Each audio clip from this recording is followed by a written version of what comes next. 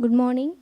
On behalf of Madurai Kamaraj University, I welcome all the eminent speakers, guests, participants, and faculty members for the fourth day of International Conference on Consortium of Universal Research Erudition 2023.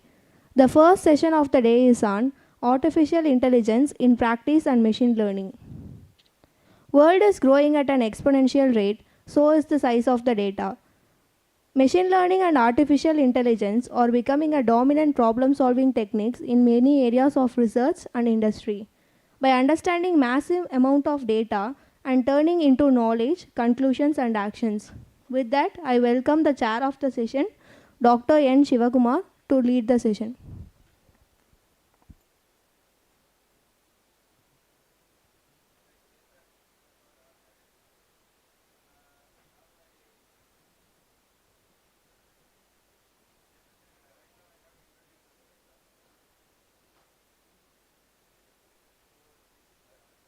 So this is the session for artificial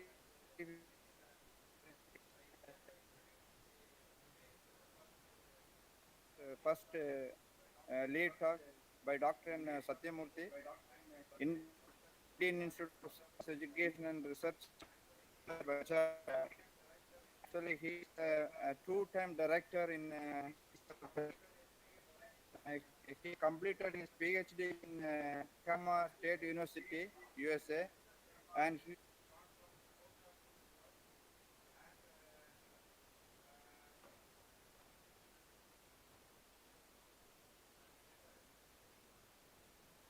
yes, sir.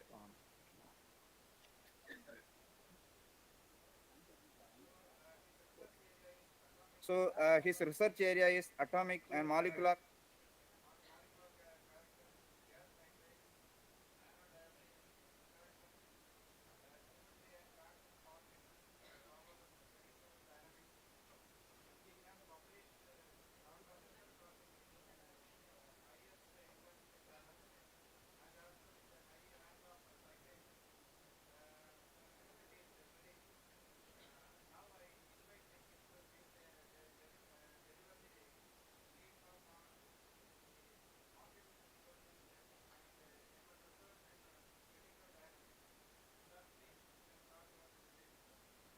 Start your presentation, sir. Thank you, Dr. Kumar. I'm glad you told me it's a late talk, keeping in mind the general audience. I have kept it at that level. Anybody who has any technical points to ask, they can send me a mail. I'll be happy to answer them. Now, I need help from your side. Somebody has to change the slides because it is being done from your side. So before we go to the next slide, I want to thank Dr. Kumar and the Vice Chancellor of Madurai Kamaraj University for giving me this opportunity to present some of our recent work. Can you go to the next slide, please? Today, everybody talks about artificial intelligence, machine learning, deep learning, etc. When you look at artificial intelligence, this word was introduced in 1956, and we still have not reached the level where we can say we are using artificial intelligence. The intelligence, by definition, you have to have thinking. So we don't have a thinking machine yet. What we have are procedures which are automated, the computer assisted, computer driven procedures. The key word I would say is automation. The next slide, I emphasize that we are talking about, when we say artificial intelligence today, in newspaper every day says, yeah, can you go to the next slide, please? When you say AI and ML, people actually refer to, Vignesh, can you, yeah. So when people say about AI, they're really talking about pattern recognition and image processing. It could be voice signal processing, voice processing, facial recognition, what have you. But it simply means it is a large scale computer algorithms where the data size is not important, speed is in real times, so we are able to manage. The newspapers carry articles every day, more or less. Next slide, please. If you hit the lower button, it will keep moving. Yeah. This is an example. Yeah, keep moving up. Yeah, you are the best judge. Show the screen. This is a recent article that came on January 26, tracing the history of artificial intelligence. I said when the word was coined for all practical purposes, and I suggested you look at Hindu January 26 if you want to get a layman's history view of the history of AI. Let us go to the next slide.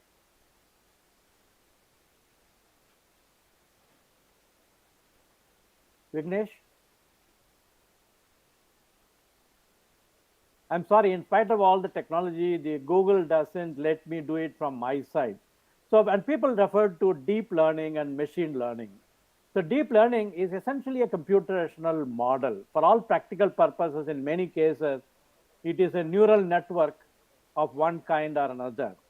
And this is what is used when you say, Alexa, can you play the song for me?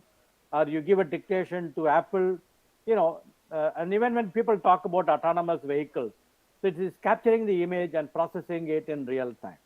Can we go to the next slide, please?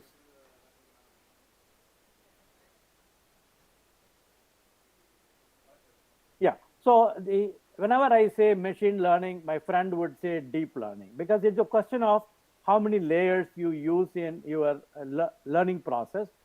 If you simply take a set of data points, map it, you can probably say machine learning. But if you want to bring out deeper features, you use several layers. For example, our own human body, our own brain picks up signals very quickly. But if you want to see the details, if I want to see the Vice Chancellor of Madurai Kamaraj University, all the details of the face, I need more and more data to map him, to recognize him, and to respond to his small changes in the features. So the more details you want, the deeper you must go. You must have several layers of processing of data. Let's go on. Next slide, please. Yeah, when I was the editor of this journal Resonance, I wanted to make sure that my readers are up to date so that they are educated on AI and ML tools. So we got one of the experts in the field, Madhavan Mukund from the Chennai Mathematical Institute. So he helped me put together this special issue. Symbolically, the cover page contains the brain and various connections that you could think of. And I requested Dr. Lourdes and Naisar Bhuneshwar to give a pedagogical article on machine learning. He is a chemical dynamics. He makes use of it for dealing with potential energy surfaces. So he and his students put together this very nice articles. So if you want to look up, read the details, I suggest that you look up Resonance. It is published by the Indian Academy of Sciences. I think it was January 2020 issue. You can see already it is 3 years old, but that is the way the field is moving. Next slide, please. If you want a textbook introduction with all the details, I strongly recommend this book for you, Soft Computing in Physical and Chemical Sciences. One of the authors, Shankar Bhattacharya, is a good friend of mine. One day he just gave me, Satya, I'm giving you this book as a gift. And I readily accepted it and I started reading the chapters, and that gave me a practical introduction to using the AI and ML tools. Particularly what we are making use of is neural network, and it gives an excellent introduction. Even if you have not known anything about neural networks, I suggest that you take up this book and start reading his chapters. Next one, please.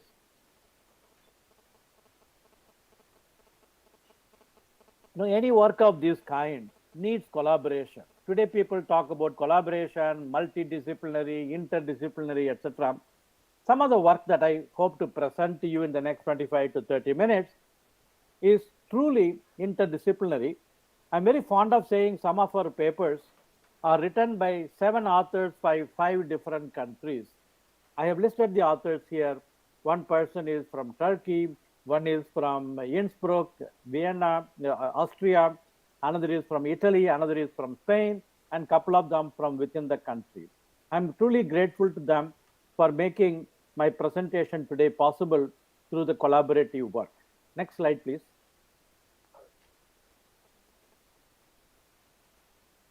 This came as a cover page for our article that we published last year. Next slide.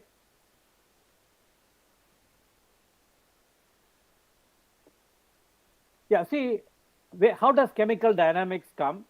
Where does it make use of the machine learning? If you want to treat a dynamical problem, you treat atoms as particles, so that when the particles move, you solve classical Newton's equations of motion. You can solve it directly as Newton's equations, or you can solve it as a Hamilton's equation. One is a second order differential equation, the other is a first order differential equation. Either way, when you want to solve a chemical dynamical problem, you must make use of the forces between particles. Forces are negative gradient of the potential, which means the bottom line is that you require the potential energy. This is not computed classical mechanically. You must depend upon quantum mechanics for determining the intermolecular potentials for atomic and molecular systems. Next slide.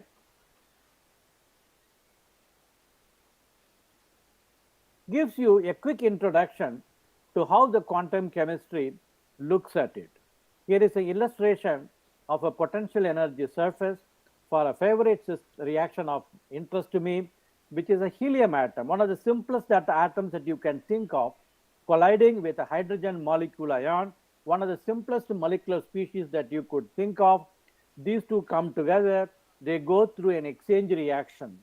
To describe this problem quantum mechanically, you can solve the quantum equation, that is the Schrodinger equation, either the time-dependent Schrodinger equation or time-independent Schrodinger equation. Once again, the crucial input is the potential energy surface.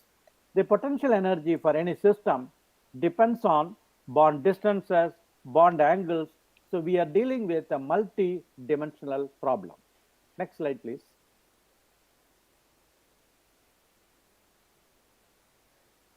This is an illustration of potential energy curve for one diatomic molecule.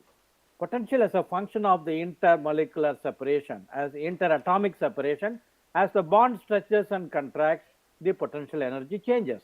And eventually, the bond breaks and the potential energy reaches an asymptotic limit. In the bottom of the well, when the molecule is sitting and vibrating, you can represent it by a harmonic oscillator. You simply have V equal to half kx square. This is a standard problem that people study from, sometimes even +2 level people study this. The harmonic oscillator is something they study at the +2 level. But if you want to represent a molecule eventually breaking, you need to do a little bit better than that. The potential was given almost 100 years ago by Morse. It's called Morse potential. You need 3 parameters. Go to the next slide, please. People make fun of us. So with the 2 parameters, you can fit an elephant. With 3, you can make it wag its tail. To get the record straight, I want to point out, with 1 parameter, you can fit a circle. That is the radius of the circle.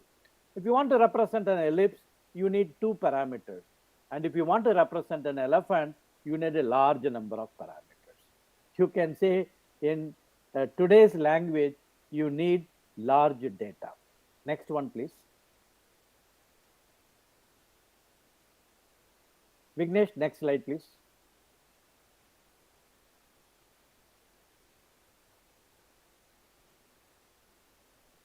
Hello. Can I have the next slide, please? Unfortunately, I am not able to handle the slides from here. I am dependent on Vignesh. No problem, sir. Wait, Professor. Yeah. See, let us go on because we are running out of time. We go to the next slide. There has been a lot of progress in this problem for the last 50 years. As a matter of fact, the problem was open even when I started off as a PhD student. I developed one of the algorithms at that time, but that is history. But what we want to look at is how AI/ML tools facilitate in solving this problem. Next slide, please.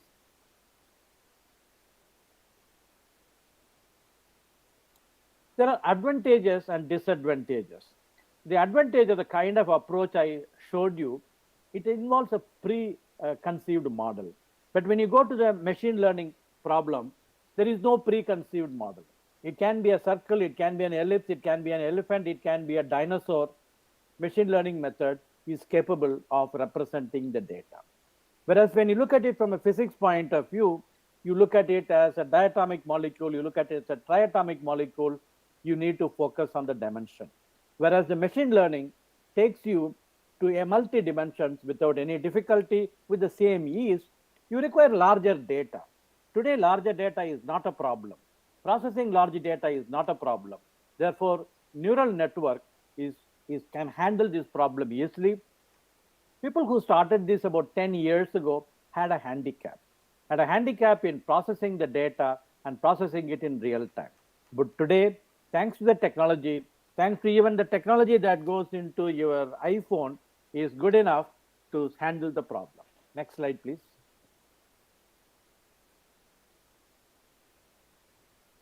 Here is an illustration of what sometimes theory can do or computational modeling can do. It can give you funny results. Here is an experimental data, neutron scattering data. You want to represent the surface of two elephants.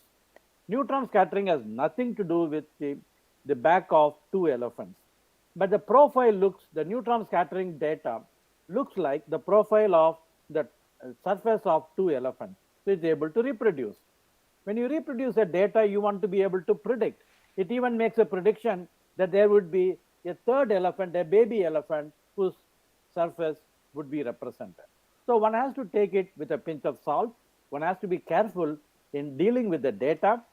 Let us see how far we can go for the system that we are interested in. Next slide, please. It's a one-dimensional problem. I told you, functionally, you can use a harmonic oscillator, you can use a Morse oscillator, but we do it using neural network. Next slide, please.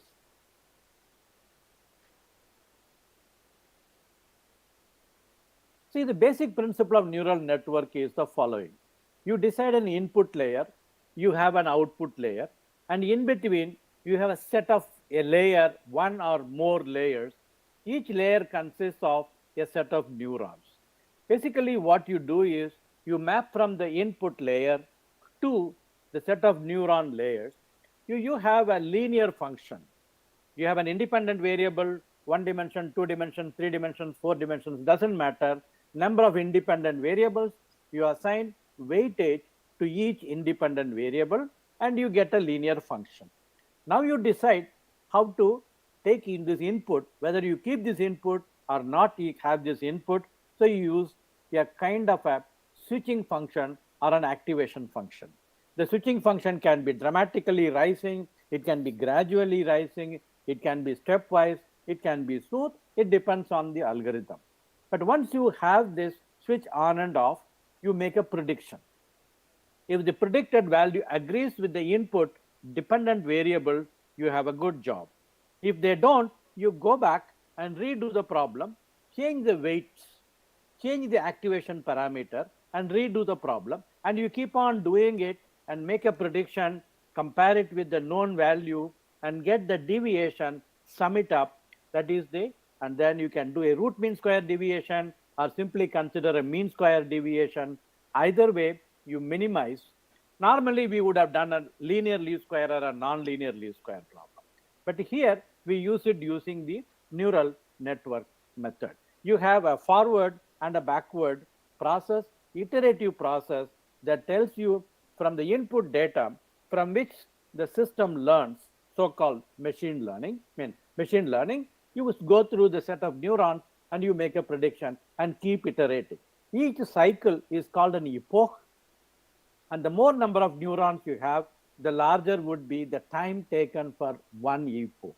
But then you need several epochs before you arrive at the conclusion. Let us go on. Next slide, please. Here is the representation. The input layer on the one side, output layer on the other side. In between, you have layers through which the learning takes place. Next slide, please. Here is the illustration how the input is added with using the weights, and the lower one, the red curve, tells you how the function is activated. You go from 0 to 1, you can go smoothly or you can go stepwise. This is the activation or a transfer function. Next slide, please.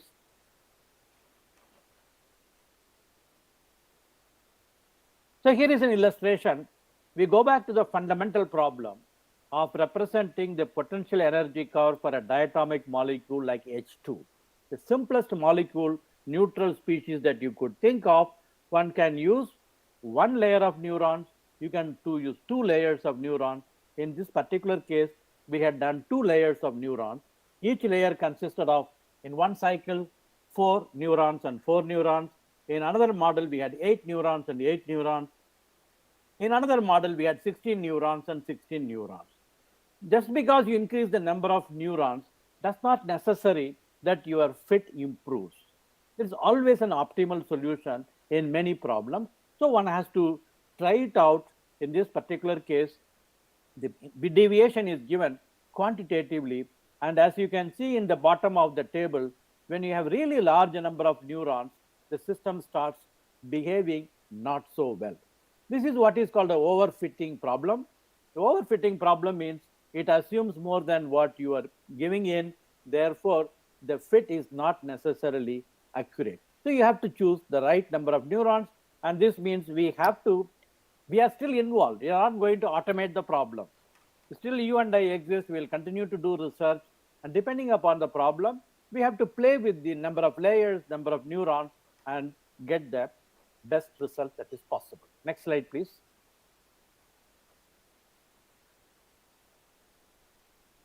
Now, here is a problem where we have 4 dimensions. I gave you an example in 1 dimension. Now we have a problem in 4 dimensions. It has to do with 2 species. Helium H+, perhaps the first molecular species ever formed in the beginning of the universe. When chemistry started, after Big Bang, there was expansion, there was cooling enough to give temperatures in which chemical reactions could take place. So the first chemical species that was formed is on the left side here on the screen, helium H+ species. The mechanism of formation of this species and its destruction is still a problem of fundamental interest, astrophysical interest. And eventually, some amount of hydrogen molecules were formed. Hydrogen molecule was not the first species. It was formed by interaction between a helium H+ and a hydrogen atom to give you the H2 molecule, eventually. And now these two interact. When they interact, you can have a chemical reaction. You can have a helium atom and the H3+. H3+ is believed to be the first triatomic species formed in the early universe. First diatomic was helium H+, and somewhere along the line H2 molecule, and somewhere along the line H3+ was formed. But that is a chemical reaction. Without undergoing any chemical reaction, these two species can collide, can undergo vibrational, rotational energy transfer. In this particular problem, we are focusing attention on the rotational energy transfer. The helium H+ can be made to rotate faster and faster, and when it rotates faster, it is going to emit. So the first spectroscopic evidence came from astronomical observations for the existence of helium H+ by the emission. So to do the modeling, you need a collision problem. You need to solve the collision problem quantum mechanically. The potential in this case depends on 4 independent variables: the center of mass separation, the polar angle around helium H+, the polar angle around H2, and the dihedral or out of plane angle. Now the problem is cast in the form of a potential as a function of 4 independent variables. So we make use of the neural network method for solving this problem. Next slide, please.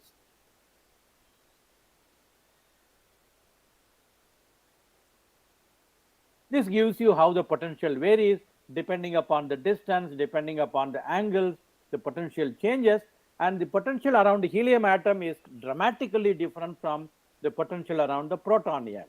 In other words, we say the system is highly anisotropic. Next slide, please.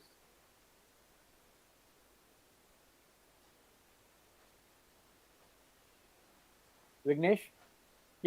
Traditionally, we would have done this problem. Yeah, next slide, that the analytic function. Traditionally, this is how we would have looked at the problem. As a physicist, Dr. Kumar, for example, he would say, oh, no problem.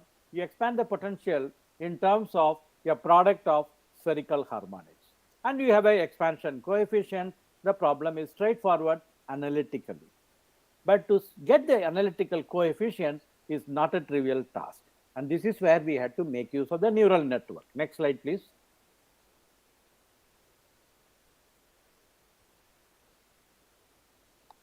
So here is the graphic representation, how we start with the 4 independent variables, potential as a function of it. In this particular case, we made use of only one layer of neurons, but we made use of 60 neurons. And we got an output. The prediction was compared with the input, an iterative process, and then we got a representation which was quantitatively as well as qualitatively correct. Next slide, please. This tells you a quantitative representation. These little dots that you see, they are all residuals. How there are positive deviations, there are negative deviations, there are small deviations, there are big deviations, but it gives you overall deviation for potential values ranging from minus 10,000 wave numbers to plus 10,000 wave numbers, and an average is 4 wave numbers. You know, if you are not comfortable with the wave numbers, because this is what the spectroscopists like to use, 8,000 wave number is 1 electron volt, which is 23 kcal per mole. Next slide, please. Here is a qualitative illustration, how the potentials are reproduced very nicely. You know, you have all smooth functions. If things were not fitted properly, you will have all kinds of bumps, kinks and spikes and so on. And you can see the one on the left side is a red surface. The one on the right blue surface, they are the input surfaces. The green one was generated as an intermediate surface for a different range of angles. And you can see not only we could reproduce the red surface, we could reproduce the blue surface, we could make a prediction, which is the green surface, which agreed very nicely with what has been proposed. So in other words, starting from computing potential energy as a function of 4 independent variables, quantum mechanically, by solving the quantum mechanical equation of motion, now we have learned to represent the potential energy surface qualitatively and quantitatively correctly. We still have to do a few checks. I will tell you in another few minutes before Dr. Nanakumar tells me that my time is out. Next slide, please.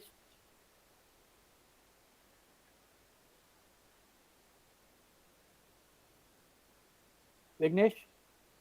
Yeah, here is a demonstration that the neural network has done a good job. Using the neural network fitted surface, we do the way the analytically, for example, Dr. Kumar would have done, expanded the potential as a product of 2 spherical harmonics. You get the coefficients. The coefficients are plotted nicely here, and they show qualitatively correct behavior. Quantitatively, they make sense, which means my neural network fit is a good fit. Next slide, please. Vignesh?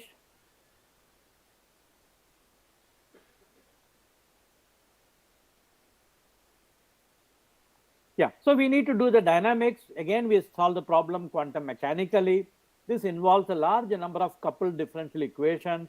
A former student of mine, a good friend of mine in Punjab University, Central University of Punjab, Dr. Kausik. Kausik is Giri is an expert in the field, and he helped me solve this problem quantum mechanically. Let us go to the next slide, please.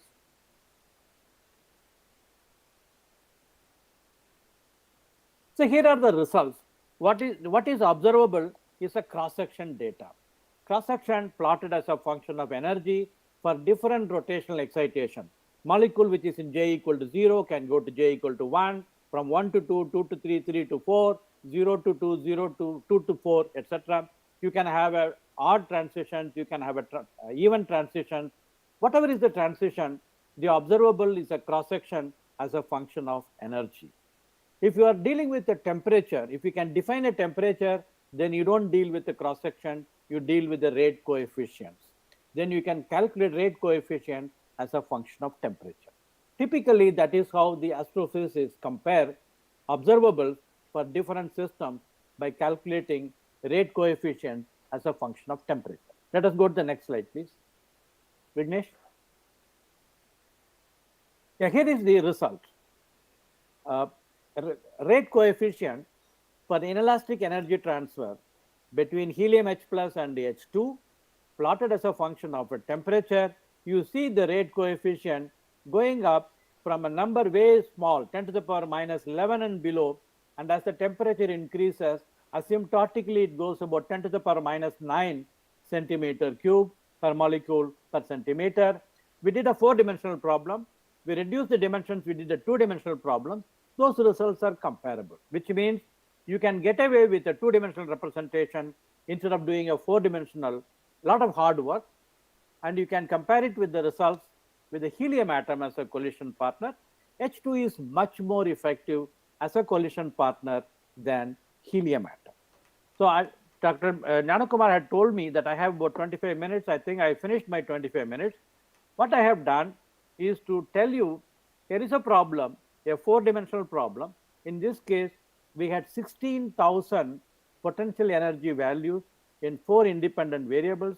We used one neuron network layer, 60 neurons, and fitted the potential energy surface and solved quantum mechanically coupled equations for the inelastic scattering problem. And we could get rate coefficients which are of interest to the astrophysicists. And this is something that can be verified experimentally. At this point in time, for this particular system, there are no experimental results available. These are predictive value, and they give you the kind of numbers that make sense. Now you can imagine, we have now carried on to larger systems. We have considered a helium H plus vibrating. Very recently, we have submitted a paper where we have a C5N minus. It's a 6-atom anionic species colliding with the H2 molecule. Once again, it is a 4-dimensional problem. We have got beautiful results, and we have submitted it. It has come back with comments. We'll be revising the manuscript and submitting it in the next few days or so. If you have, so therefore, I hope I have conveyed to you how neural networks could be used to fit a large number of potential energy data and come up with a smooth surface which can be used. Now, this is only representative. You can do it for any multi-dimensional data and get appropriate observables. Thank you very much once again for giving me this opportunity to present my results with my collaborators. My apologies for not being able to be in Madurai physically today. I look forward to another opportunity.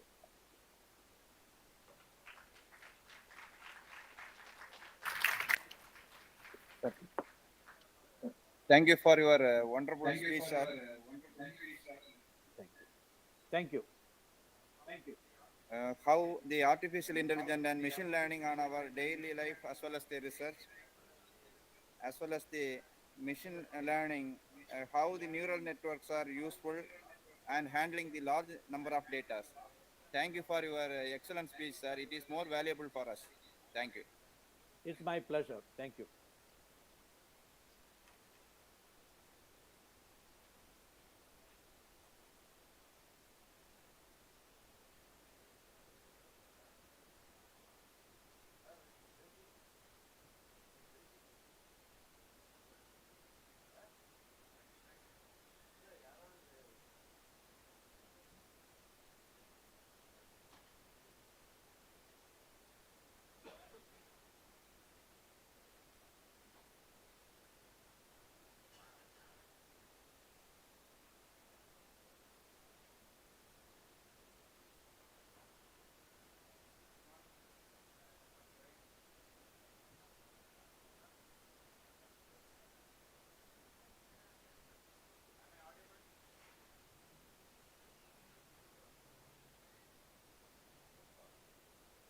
Shall I share my slides?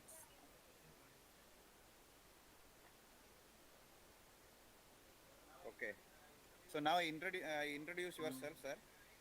All right, yeah, I'll introduce myself. Thank you. No. Okay. So good morning, sir. Uh,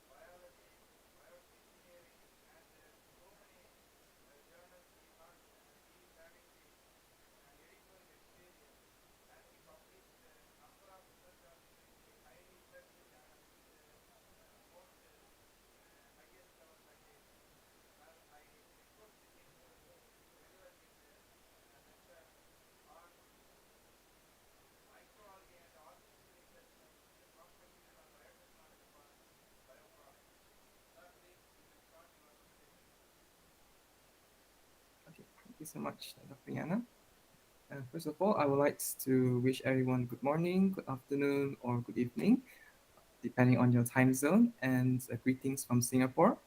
So first of all, I would like to thank especially to Dr. Perumal Varalakshmi from the School of Biotechnology, MKU, for inviting me to present my talk today. And also thank you to all the organizing committees of iCURE 2023 from Madurai Kamaraj University for your attention regarding my topic today. So Dr. Yana has already explained briefly regarding my profile, right? So I'll be talking about the microalgae with artificial intelligence and how we can apply it in terms of extracting and processing the bioproducts. But before I go into the artificial intelligence section, I will just explain briefly on the upstream and downstream processing, as well as some bioseparation to explain and let you understand how do I apply this AI system into the general system. Right? So we'll go one by one step, and I will try to complete it within the time limit, which is 25 minutes. So I will not go through my introduction again, as Dr. Yana has already mentioned, but I'm currently an assistant professor in the School of Chemistry, Chemical Engineering and Biotechnology from Nanyang Technological University, Singapore. And this is actually my area of interest, mainly for the bioprocess design, biorefinery, renewable energy, and the sustainable bioprocessing. So I myself am actually not an expert in the artificial intelligence or the computer science, right? But because the trend currently is revolving around the use of AI and automated systems inside biotechnology. So what I've been doing with my research is to incorporate these elements of AI. So hopefully the previous talk by Dr. Satya Kumar has given you a good insight on the artificial intelligence and machine learning in chemical dynamics. Therefore, I will not be going to the introduction, but more on how I have tried to apply this AI into my research.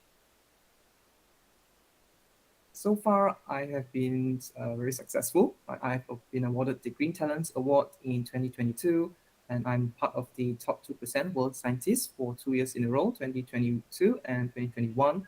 I am also the winner for the iChemie Global Award, Young Researcher Award, iChemie Malaysia Young Researcher Award, Rising Star Award by the Young Scientist Network, Academy of Sciences Malaysia 2019. I published more than 160 journal articles in biotechnology, in renewable energy, and also in the microalgae technology particularly. I have PI and co-PI funding of more than $500,000, and also several special issue currently that is ongoing. If you're interested in any of the special issue, or if you have any articles that you would like to submit, please feel free to let me know. Right, so just in case you are not sure, right, what is algae and microalgae, I work mainly on this feedstock because this algae and microalgae is actually a very potential source. Right? So microalgae is just the algae in micro size. The algae can be better known as seaweed. Right? Perhaps I'm sure you've come across seaweed that you can find in the sea. And for microalgae, it's just the seaweed in the micro scale. So we can find microalgae usually in the surface of stagnant waters.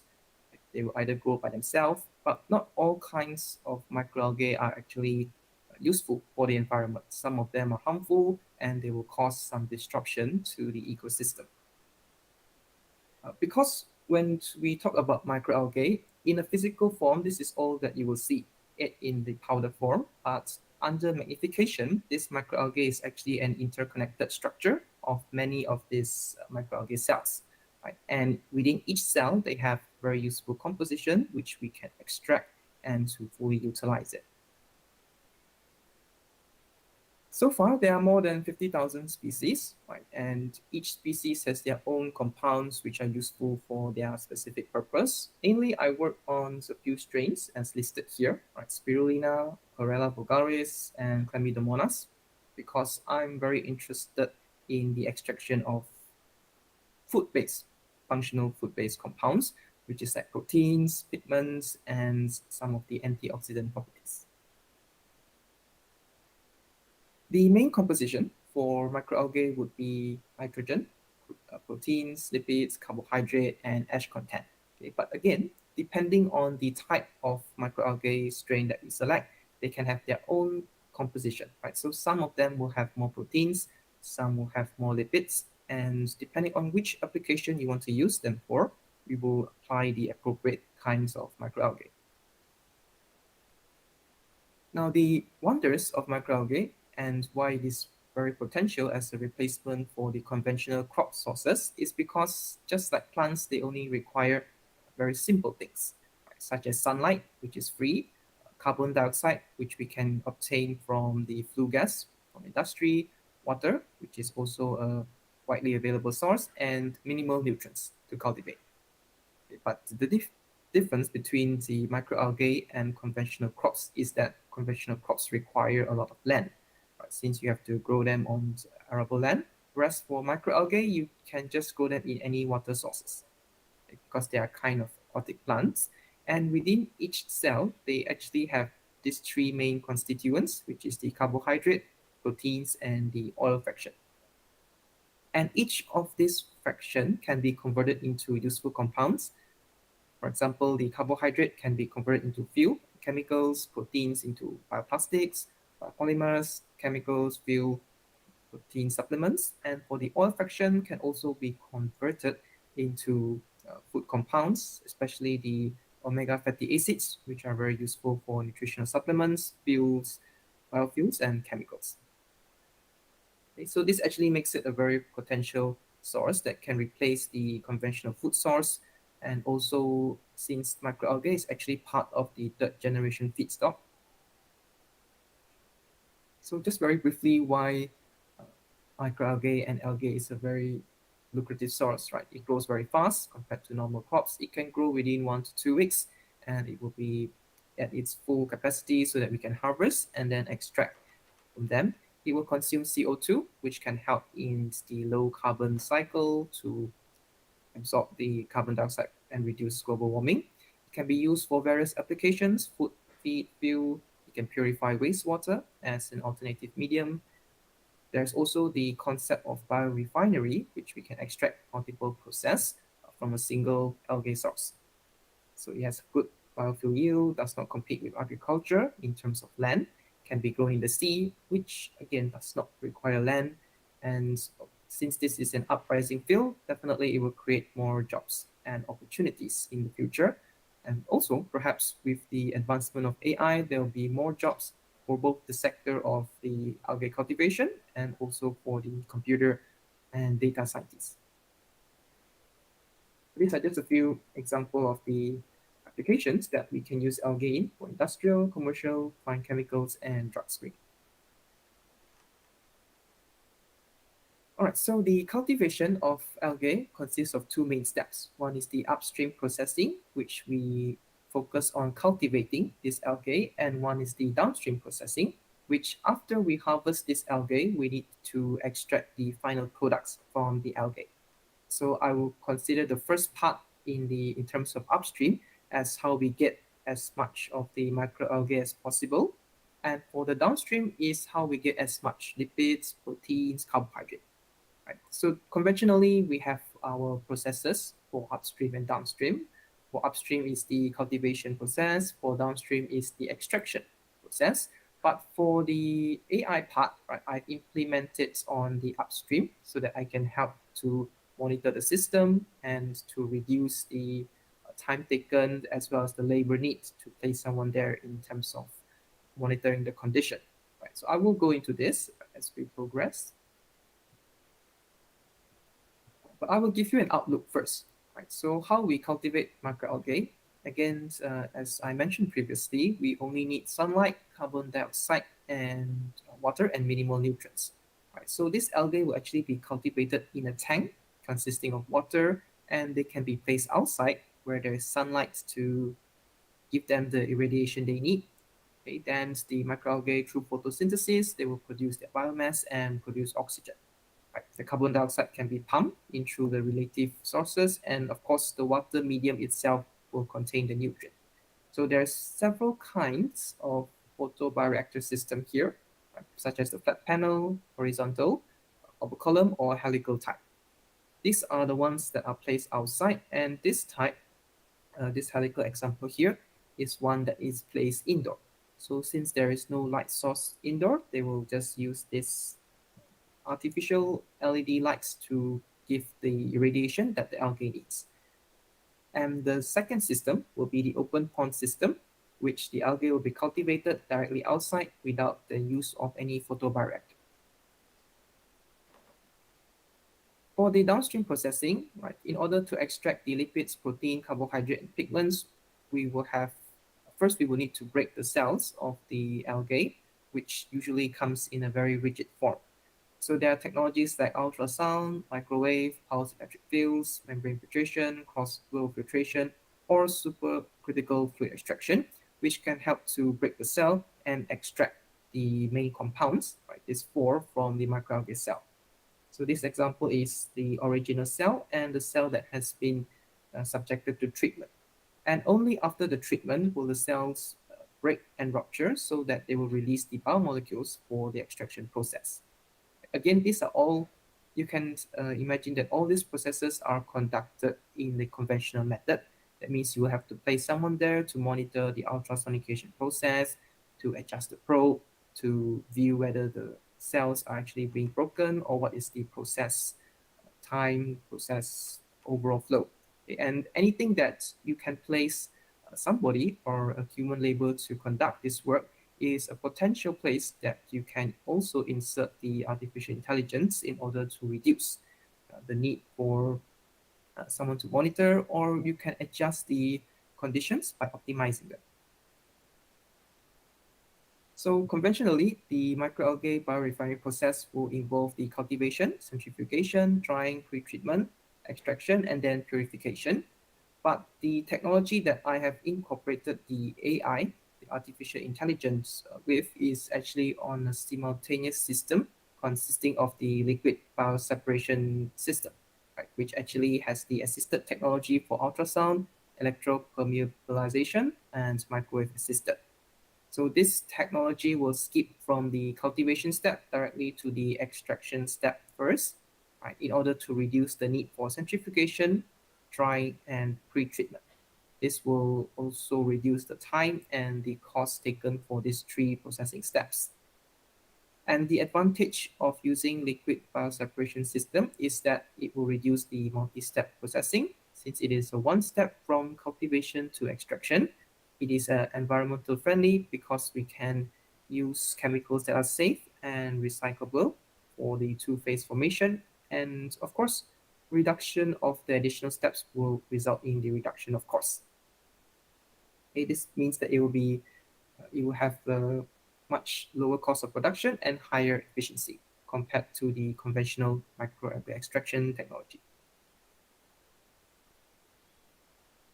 So I have created a system which I've incorporated with the Internet of Things system, but this system consists of two parts. One is for the cultivation and one is for the extraction system. So for the extraction system, I will use the liquid biphasic or triphasic system.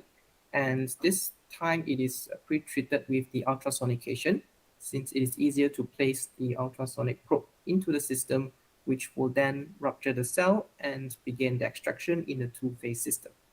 So this two-phase system will assist in the purification of the biomolecules and the extraction of specific compounds that we want. So these are just the factors. But before I go into the actual part which I've implemented this artificial intelligence, I would just like to make a brief statement on what exactly is the subsets within the artificial intelligence. So this is actually the short definition for artificial intelligence, where machine learning is a subset within the part of artificial intelligence. Right. Artificial intelligence is the main circle here, then machine learning is a part of artificial intelligence, and deep learning is another subset within machine learning itself. So deep learning is the smallest part, but all of these two, machine learning and deep learning are within the field of artificial intelligence. So artificial intelligence is, in short, right, if you create a system that can be run by machines instead of something that is initially run by human intelligence. So for example, if you have someone carrying a load of water every day, so instead of asking this person to do it, you can create a system that will carry the load of water for you. So in machine learning is to create the algorithm for the system to learn. For example, if the human carries the water, he will know how much of water he needs to carry, right? But the machine may not know that. So in machine learning, you can teach the machine how much of water you needed to carry. Okay, so once the machine understands that it should not pour the water until it overflows, then slowly it will learn the amount of water that you need. And finally, the deep learning is when we use the artificial neural network, also explained in the previous talk, right, which is how we can reach the accurate conclusion. Okay, so deep learning is just the improvement of machine learning to improve the accuracy to make sure that there will be no mistakes during the transport. All right, so I have done two types of system. Okay, currently applying the artificial intelligence in my students' work and also in my laboratory. One of them is the classification of microalgae, and just after this section, I will tell you about the implementation for the IoT system. This, to me, is considered part of artificial intelligence with machine learning, while the next section will be on Internet of Things, which is based on the connectivity.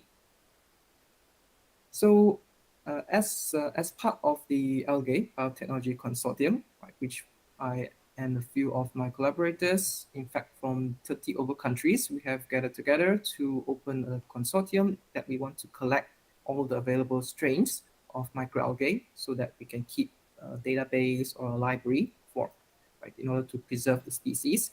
But of course, there's a lot of different kinds of algae, and it will take us time to evaluate what is the specific strain. Right? So for example, if I show you this algae today, and I ask you to find what is the species of this algae. Right? So you will need to search online, you will need to compare the pictures, you need to understand this shape and this size, which kind of algae it corresponds to. So what we're doing is we're creating this artificial intelligence system, which you can directly take a picture of the algae that you have, right? Let's say you do not know, let's say you isolated an algae from a nearby pond, right? So you don't know what is the species, but by inserting that picture into a digital app that we will create, this app will tell you at a relevant accuracy Okay, again, depending on how well we train the system, it can tell you almost up to 99% accuracy what is the type of string for this algae. Okay, so that is the general application of what we're looking into by inserting the pictures and giving the result of the strain name. So far we are testing with 4 species first, which is the chlorella species, Chlamydomonas, Spirulina, and Haemotococcus. Right. So from these 4, you can see that I think chlorella and Chlamydomonas, they have quite similar shape, whereas for Spirulina, it's definitely different because it is in terms of long tubes, and Haemotococcus could be likened to chlorella, but sometimes it can grow in the red color. Okay, so this would be the distinct feature between the species. So how we do this is first we will collect all these images of the 4 species.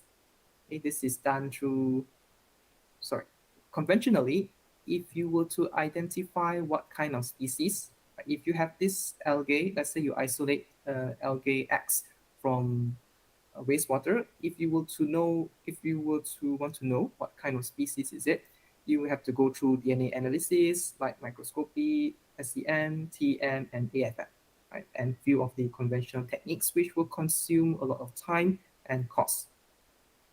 Okay, so the system that we incorporate the machine learning with is that we will place the species, right, a fixed species that we know, which is, let's say, chlorella species. We will get a lot of pictures, different pictures, right, of the algae through digital microscopy. This is for us to get the images, as you can see here. And we will place these images in a cloud system. So the good thing about using machine learning is you don't have to exactly learn everything from scratch, right? There are actually a lot of systems available online which already have their model built. You just need to know what kind of applications you want to use it for, and you can apply the appropriate kind of softwares. But most of it will come with payment or subscription if you want the higher end of the functions. Okay, for my case, I'm using the Microsoft Azure. I'm not sure if you have heard of this, but this Azure is a part of the machine learning, and it's a system that we can teach it what we want to do, and it will generate the data that we want, okay, through understanding and learning of the data that we provide to it. I think they have a free version here. If you're very interested, you can just search on this, and you can also see what kind of services they provide for the free version first. And if it's very useful, then yeah, you can subscribe to the advanced function. So again, what it does for us is the image pre-processing, segmentation, and the feature extraction and selection. Okay? So in brief, let's say I have these 4 species. So I will take almost 500 to 1,000 different pictures of chlorella, okay, 500 to 1,000 images of each of these species, chlorella, Chlamydomonas, Spirulina, and Haemotococcus, and I will place them into the Azure database. So what this Azure database will do is it will classify the images using the machine learning or deep learning algorithms. Again, these algorithms are already predetermined inside the software. Therefore, you don't have to worry about the coding. Right? And of course, if you are a computer scientist, then yeah, they may be familiar to you. But as I'm an engineer, so I would just directly apply the concept that this machine learning has already for me. What it does is it will categorize the 500 to 1,000 images of chlorella as chlorella species, and same for Chlamydomonas, Spirulina, and Haemotococcus.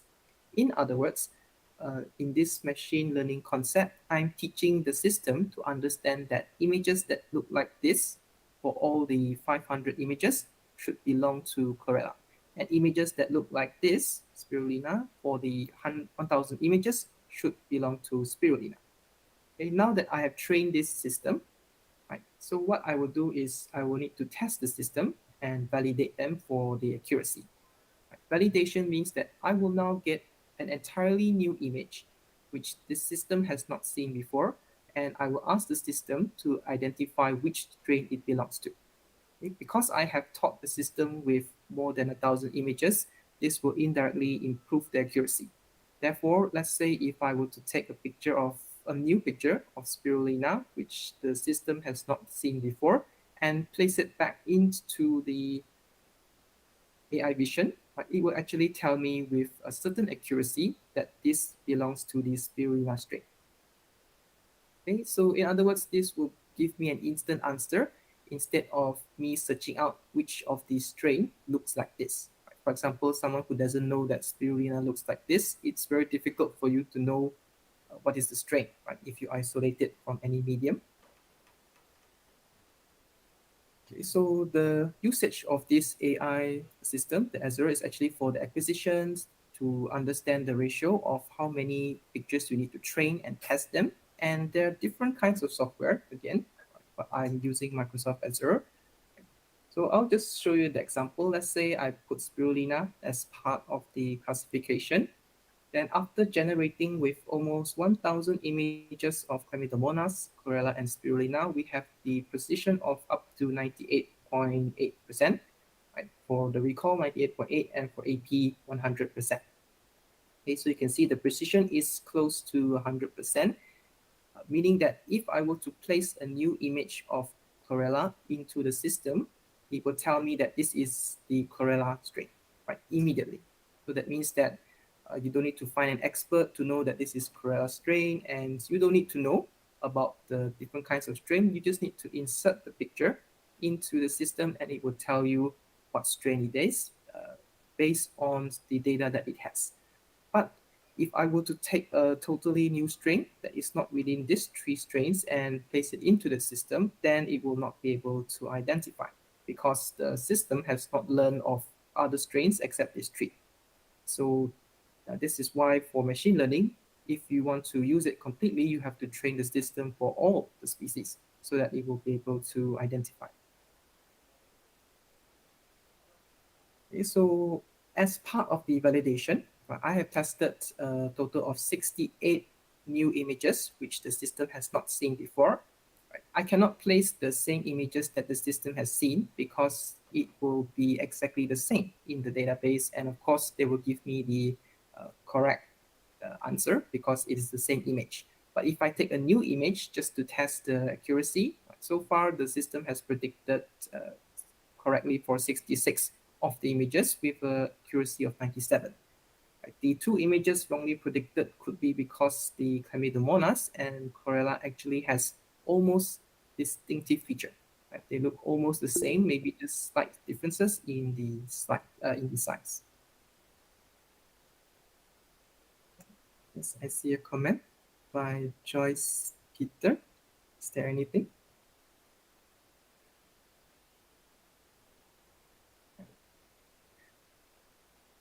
All right, thanks a lot. And sorry. So I will just move more briefly through this. Right. So this is just the training and validation accuracy, which will be improved as we improve the number of data that we scan. Thanks, Peters.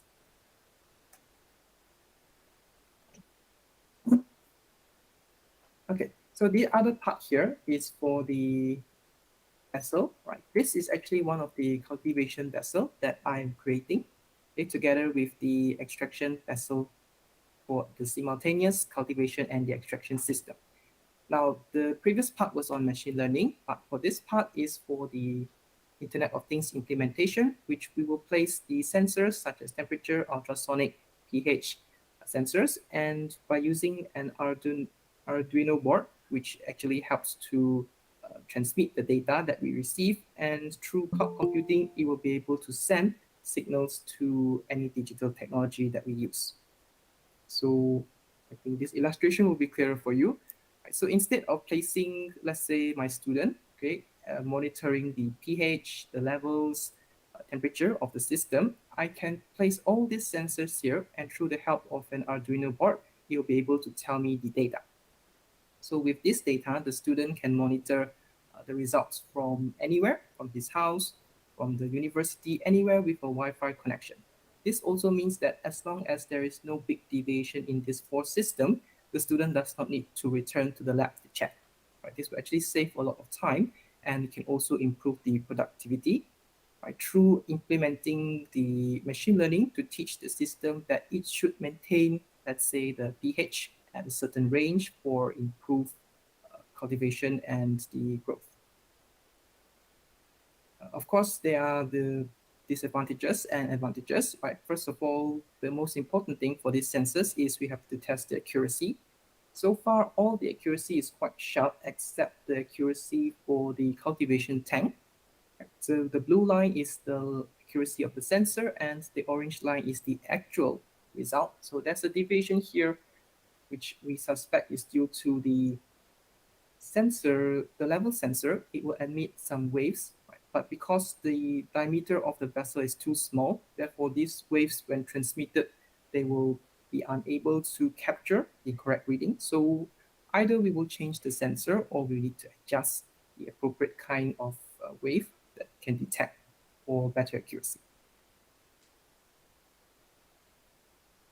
So the slight difference between the usage of the machine learning, which was through Microsoft Azure. For this IoT, I have implemented a new kind of app known as the Blink app. So this Blink app server, also like Microsoft Azure, already has all its function. You just need to key in the information that you require, and after that, it will show in this case, for example, temperature display, pH, liquid level, and liquid display for the extraction tank. This means you can monitor it just by the use of Wi-Fi and an Arduino board. Okay, I think there are other types also which can help to absorb the data that you need and transmit the relevant data. So this super chart we get comes from the app itself, which will also show us what is the current water level, temperature level, water level again, and the pH level. Okay, so this will enable us to have full-time monitoring at every moment, right, according to the precision you want. It can be minutes, it can send you result every minute, every hour, every day, right, depending on how much data you want to collect. And this will also be very safe for you to monitor the progress of the system, right, all through IoT. Lastly, I would just like to mention that definitely the usage of artificial intelligence is part of the way forward, right, for us to proceed in order to reduce the need for labor, improve the overall cost processing, and any system that has automation will definitely improve the overall cost effectiveness. So I hope that I've given you some insights, not on the concept of AI, but how we can implement it in our current systems. Right? Once again, I will also like to thank that all of this research is dedicated also to the support of my group members from the Algae Technology Research Group. And if you would like to know more information, you can log on to my website or to have further discussions. Most of my research are in line with the public goods, especially for the SDG goals. Right, thank you so much for your attention, and sorry for going slightly faster nearing the end of my time. Right, thank you.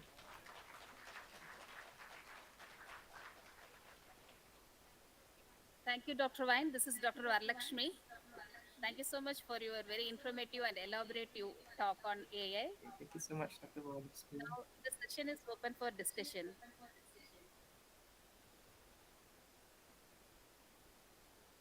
Good morning, Dr. Vine. I'm Dr. Adityan. Morning, Dr. Adityan. Yeah. Thanks for a very informative talk on a very useful subject. Thank you so much. Yeah. So you showed one example of a deep learning network, which looked like something for handwritten character recognition. I saw the letter 2.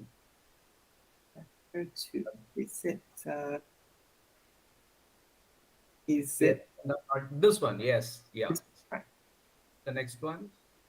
Sorry, next. Not this. Not this. No, it was the earlier one. The earlier one. All right. Sorry. Microalgae imaging, I guess. There was a deep learning network that was shown. Oh, deep learning. This yes, one. Number 16. No, next. No. Yeah, number 17. This one. Right, Here at the bottom, on the right side, the network actually is meant for recognizing handwritten characters. I see letter 2 being Oh, okay. recognized as one of the digits. All Okay. right. Yeah, thanks, Dr. Adityan. So my question was whether you used exactly the same architecture of the network for your purpose.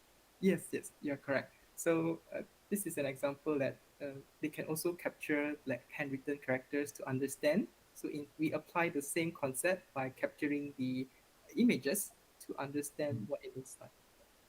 Okay, so same number of layers, etc. Yeah, Convolutional layer, Maxwell layer. Okay, right. thank Thank you. Second point is your training data set and test data set, are they openly available for other research teams you. outside of your institute? Yes, we actually plan to create an app after we have generated all the data, which is free for download, and anyone can download and use the app to determine what kind of algae it is. That is our Okay, goal. okay. Thank you. Thank you very much. Thank you so much, Dr. Adityan. Dr. Vine, Yes. did you use AI for macroalgae like seaweeds and microalgae from brown? Thank you so much for the question. So far, we are focusing on the microalgae first, which is also part of our expertise. But definitely, once we have the system and all the facility, we can proceed on to different kinds of sources. But I think because for microalgae, it is more difficult to identify the type of strain. So we are proceeding with the challenging one first. And yeah, definitely we can try for microalgae as well. Thanks, Dr. Varanakshmi. If there are no questions, I thank Dr. Vine for the nice talk. Thank Thank you you so so much. much. Thank you, everyone.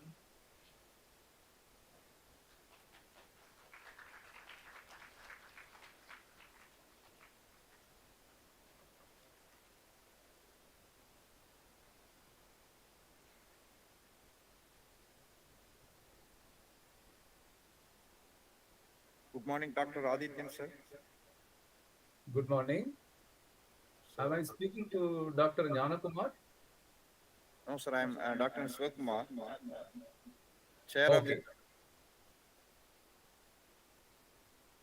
So now I introduce yourself, sir. Yes, sir. Please go ahead. So, the speaker of this session is Dr. Adityan Kobalaswamy. He received his BA Honors degree in Electronics and Communication from the Coimbatore Institute of Technology.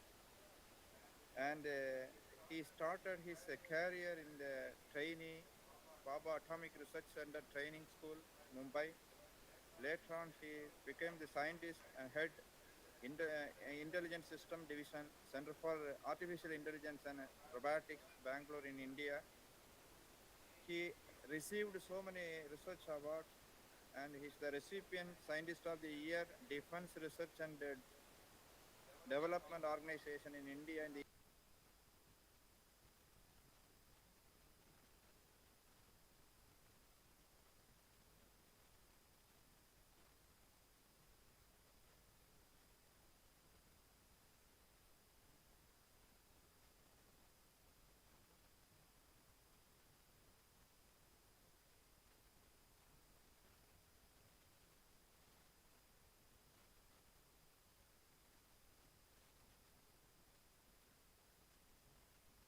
Sir, please, you can start your valuable lecture, sir. Thanks, Dr. Kumar. Can I go to my presentation sharing mode? Yes, sir. Yeah. I'm sharing my entire screen.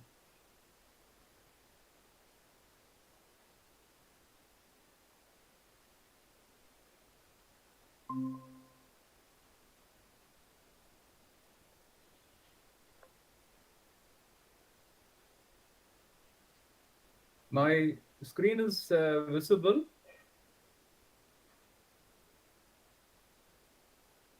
Dr. Kumar, Yes, are visible. you able to see my full screen? First Yes, sir. slide. Yes, yes. Okay. Uh, so I'll start my talk. Firstly, I thank you, Chairperson, and also your co-chair, if you have a co-chair with you, uh, for the introduction. And also thanks to the organizers, particularly the coordinator, Dr. Jnana Kumar, for the invitation to speak in this forum. And good morning to everyone present, offline and online. As you can see, the title of my talk is What Can AI Yet Learn from the Human Brain? Actually, more precisely, it should be what can artificial neural networks yet learn from the human brain? So let us begin with a perspective on artificial intelligence and neural networks.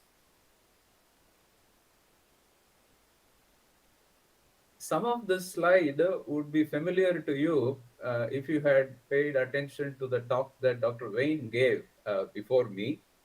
But still, I'll go through this slide just to share my perspective of what is artificial intelligence and neural networks. First, two definitions. Definition one: the AI is simulation of human intelligence, much like simulation of many complex physical phenomena such as weather or chemical dynamics, as was mentioned by Dr. Satyamurthy, or population dynamics. The definition two is a little bit of a working definition. It goes like this: AI is intelligence embodied in a machine that can interpret input data, apply knowledge to achieve set goals, learn and extract knowledge from data, and perform better over time. In this third point, learn and extract knowledge from data, that is what makes part of AI as machine learning.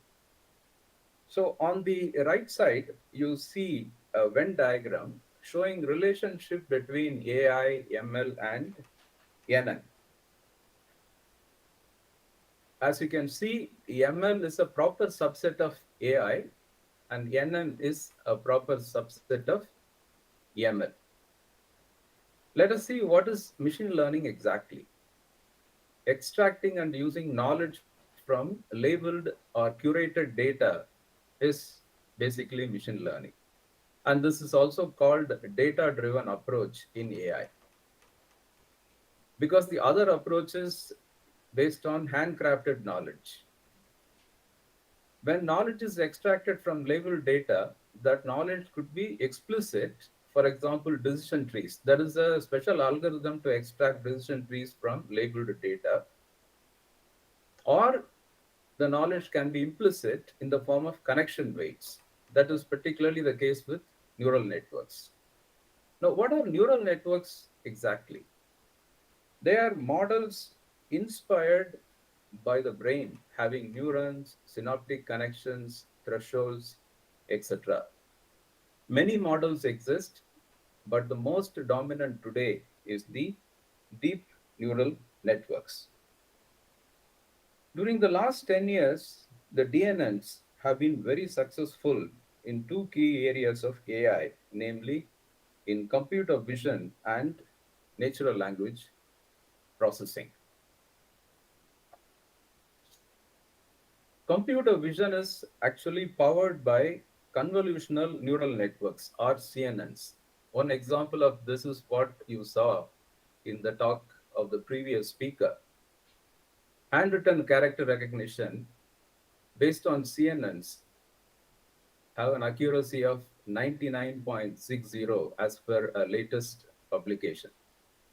This is actually significantly better than human performance on the same data set. This is one example of the performance capability of CNN. A more interesting complex technology is you only look once, YOLO technology for video processing. And this does real-time object recognition with accuracy of 95 to 99%. It is the most important enabler for self-driving cars. We also have what are called generative adversarial networks, GANs, being part of the CNN technology. GANs are very useful in generation and translation of images from one domain to another. For example, if an image was taken at night time, image of a place, using GAN technology, you can in fact transform that nighttime image into one taken at daytime. So GANs are generally useful for generating very difficult adversarial kind of test data to test and validate CNN technology. The next important success story is in the area of natural language processing. The recurrent neural networks power the natural language processing technology. RNNs perform machine translation that rivals those of statistical machine translation and other methods. The output is particularly better in terms of fluency and adequacy.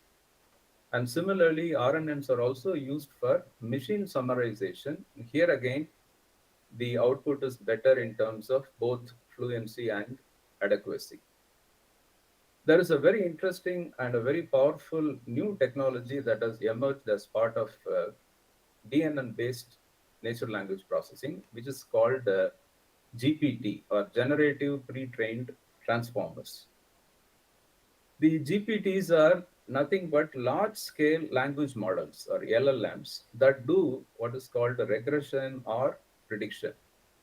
So exactly what can GPTs do? Supposing in a language, a sequence of words actually are given to the GPT can tell you what is the probability of that sequence of words. It can also tell you what is the next most likely word to succeed that initial sequence of words. And this actually will be very useful in improving the quality of many NLP processes like mission translation and mission summarization. One derivative of this GPT is what is called Chat GPT. Many of you must have heard about it. It's making a lot of waves and noise. It is basically a query response system built on top of GPT. And so you can, in fact, interact with it, and it gives you almost a human like response. So the success of DNNs has been remarkable. Are they really free from issues? Not exactly. Let us see some of these issues that need attention. On the data side, DNNs require plenty of data for training and also for testing. Low data resource domains face challenges. For example, a tribal language in a remote part of our country, which has very limited training data, cannot be in fact processed using the DNN approach as of now. Also, rogue and adversarial input frequently produce erroneous output. So such input should be isolated or filtered out. We have no means of doing this yet. On the model side, DNN is actually a black box. Knowledge extracted from data is highly distributed in the form of connection weights. Therefore, it cannot explain the logic of arriving at the output. Training the DNNs with many layers faces the vanishing gradient problem. This problem means that in a large multi-layered DNN, the layers close to the output layer, they learn properly and they learn very fast. But the layers close to the input layer, in fact, learn very slow or sometimes not at all. This is a serious problem. There are some ways to circumvent it, but there is no foolproof, holistic solution to solve this problem yet. The DNNs solve a specific class of problems. They lack the possibility of a multimodal approach for simulating higher order intelligence. On this topic of issues, it is important also to compare DNNs with the symbolic approach, or sometimes what is called the good old fashioned artificial intelligence. On the right side, you see a table. On the right side of the table, you have the points of the connectionist or neural network approach. On the left side, the points or aspects of the symbolic approach. Serial number 1, the neural network side, very clearly repeats the point that the NN approach is a black box. So it has low explainability, almost nil explainability, and low transparency. Whereas in the symbolic side, where knowledge actually is represented in explicit form using decision trees, for example, or by other means, the explainability is high, transparency is high. But neural networks are essentially parallel systems. So in principle, the neurons can compute simultaneously, while in the case of symbolic approach, the computation is mostly sequential. One big advantage of neural network approaches, they are relatively robust. They have better noise and error tolerance, whereas symbolic approach has been seen to be fragile.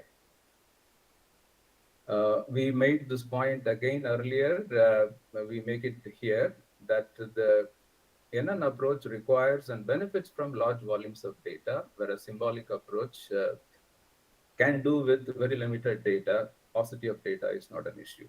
Finally, the NN approach, it is difficult to make use of prior knowledge, whereas prior knowledge can be made use of in the case of symbolic approach. Now, how do we address these issues?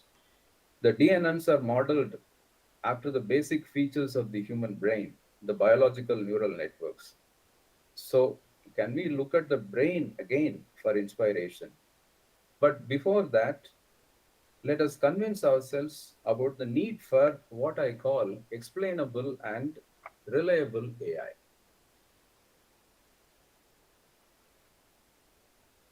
Now, why explainable AI is required? Trust and verifiability are needed for wide usage of AI applications. The need is perhaps low in simple face recognition for authentication or language translation for human consumption, but it is very high in medical diagnosis and autonomous driving. Explanations are also legislative requirements today. For example, fairness demands an explanation as to why, say, a loan application was rejected. Also, the right to explanation is a requirement as per General Data Protection Regulation of European Union and many other similar laws. There are some systems where human is expected to be in the loop, and such systems explanation is required for the human to approve the decision or disapprove the decision. And explanations can also help weed out spurious classifications. It's a very important requirement. And they can lead to new insights. An interesting but old example is related to proving that the two base angles of an isosceles triangle ABC are equal. And this is well known from our school days geometry. The traditional proof starts with the construction of a perpendicular bisector of the apex angle A. But the AI of that time was clever. It suggested looking at triangles ABC and its mirror image ACB as congruent to create an alternate proof. Indeed, a very clever, in fact, insightful new proof for that age-old isosceles triangle theorem. So like that, there are many other examples of how AI systems are able to come up with new insights not known to human experts. Then we go to why reliable AI. Now, safety critical and mission critical AI applications need reliability, and no one can dispute this. So reliable basically means to be free of errors and behaving as expected, especially for new and unseen inputs. You see, explanation is useful, but not enough for reliability. Explaining correctly why an accident happened would hardly help the victims, you know. And a reliable AI also, in fact, has to be fair. It should not be biased. Now it must be clear as to why we need explainable and reliable AI. Next, we will see what are the gaps between biological neural networks and deep neural networks. First, I would like to start with a disclaimer. I and my co-presenter are computer scientists, not biologists or chemists.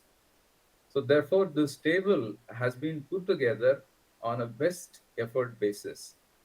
It could be in need of minor improvements. Nevertheless, its current form should suffice for our broader purpose. So we start with serial number 1. In biological neural networks, the frequency of firing of a neuron is proportional to the strength of the input stimulus. Whereas in DNNs, the sigmoid activation function ignores this particular aspect. The ReLU activation function, rectified linear unit activation function, takes this aspect into account. And then as a result, in fact, in some cases, it gives better performance also, particularly for image processing, image recognition. Serial number 2, in biological neural networks, neural thresholds may be adaptive, responding to environmental fluids, chemicals, or activities going on in the environment. Whereas in DNNs, thresholds are fixed once the training is over. The third point, in biological neural networks, synaptic weights may be modulated within a limited range through control from other modules in the brain or by other means. Again, in DNNs, the synaptic weights are fixed once the training is over. Distributed representation throughout all levels is the norm in biological neural networks, whereas single output neurons often stand for recognition of specific classes or labels in DNNs. Point number 5, perception and action have a clear separation of the object space into foreground and background. Background is generally also called the context in the case of biological neural networks. This separation of object space into foreground and background is not ensured in DNNs. YOLO versions attempt this, but not others. Point number 6, semantics, or other words, meaning and explainability are built into the fabric at an early stage of learning in biological neural networks. We are all familiar with this. Whereas semantics and explainability are left to the last layer after hundreds of intermediate layers in large DNNs. Finally, biological neural networks incorporate multimodal architecture with a clear demarcation of modules that interact for producing higher intelligent capabilities. Whereas in DNNs, the models and architectures are specific to vision, speech, game playing, etc. So this slide very clearly brings out the differences between the biological neural networks, which are behind the performance of the human brain, and the artificial DNNs, the deep neural networks.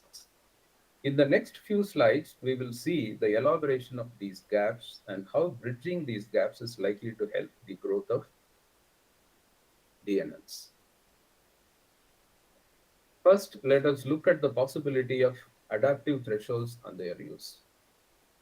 Adaptive thresholds help in picking up weak input signals with low initial thresholds. As the signal gets amplified internally, rising thresholds can shut out noise and other competing signals. Such adaptation could improve sensitivity, and the collective activity strength could play a role via chemical concentrations in brain fluid to realize this capability. Moving on to modulation of connection weights. During pattern recall time, the modulation of connections could be done based on background data.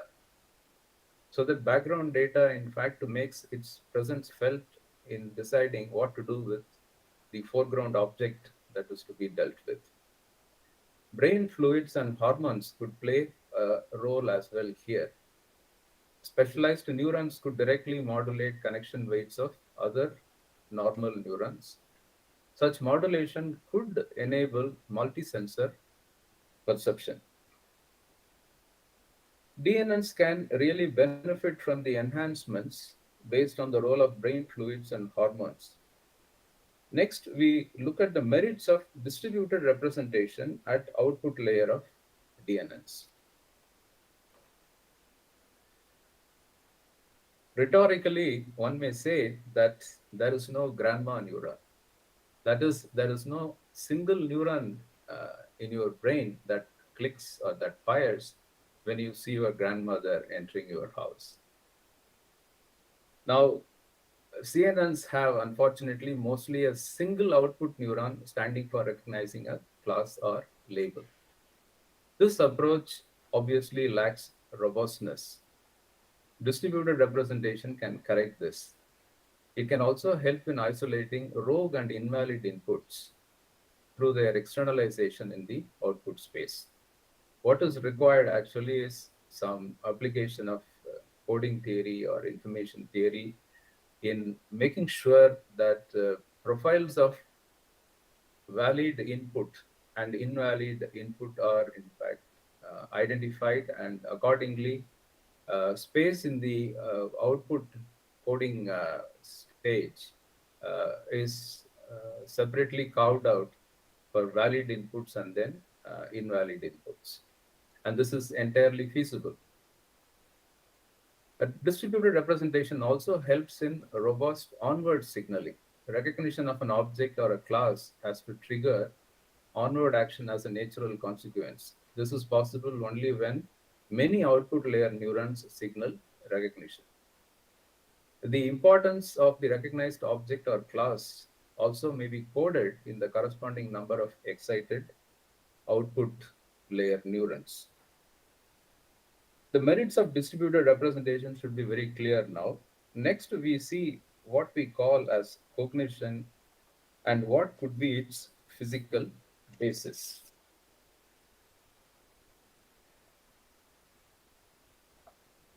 Physical basis of cognition could be sustained activity over a brief but finite window of time. This is possible if the recognized object or class maps to a stable point or a fixed point or an equilibrium point, as stable points may be called alternatively, in the local brain space. And stable points are the basis of the Hopfield model of human associative memory. This automatically leads to what I call spontaneous computation or autonomous computation, because cognition has to initiate its own onward action, just like recognition. Cognition or recognition has to carry the neural computation forward autonomously. Sustained activity is an enabler for such forward computation. It may be noted that distributed representation is a prerequisite for cognition and autonomous computation, as explained here. DNNs complying with this approach for cognition would be at least biologically feasible. In this slide, you see last two lines attributed to W. Goethe. They are the first and last line of a 6-line poem in Goethe's book titled Faust. I'll recite or recall the full 6-line poem for you. It is very relevant here. The poem goes as follows. The web of thought, I would have you know, is like a weaver's masterpiece. The restless shuttles never cease. The yarn invisibly runs to and fro. A single treadle governs many a thread, and at a stroke 1,000 strands are wed. There is no better metaphor to brain activity than this poem of Goethe, you will agree. In the next and penultimate slide, we will see some architectural aspects. First, the semantic layer in the architecture. Current DNNs ignore semantics, at least in explicit sense. Ascribing meaning or interpretation is left to the human reader. We need to take a leaf out of the human learning process, where a basic semantic layer is created in the early years, basically associating objects of the world with their names and their pictures. Such an early layer of semantics can be the foundation for explainable DNNs. The next important architectural feature is multimodal processing. DNNs, basically CNNs and RNNs, are unimodal devices. As we saw earlier, CNNs process imagery, including videos. RNNs process sequential data, focusing on language and speech. But advantages of integrated processing are missed out as a result. Multimodal architectures have to be incorporated, covering for other types of sensory data as well. Background or context can be also factored in as a byproduct. We have seen in the last few slides why the gaps between biological neural networks and DNNs need to be bridged and what will be the benefits for the future of AI. With Sir, this, I come to the. sir, you have 5 minutes more. Thanks, Dr. Kumar. I'm just concluding. With this, I come to the end of my talk. The next slide has a list of some references for follow-up. Thanks to you all for your patient listening. Maybe there is some time for a few questions. Thank you. Thank you, sir. Now the time to discuss the presentation.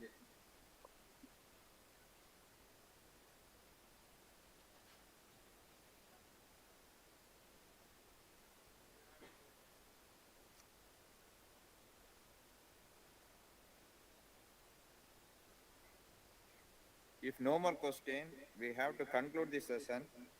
Sir, your speech is more wonderful and it is more useful for us.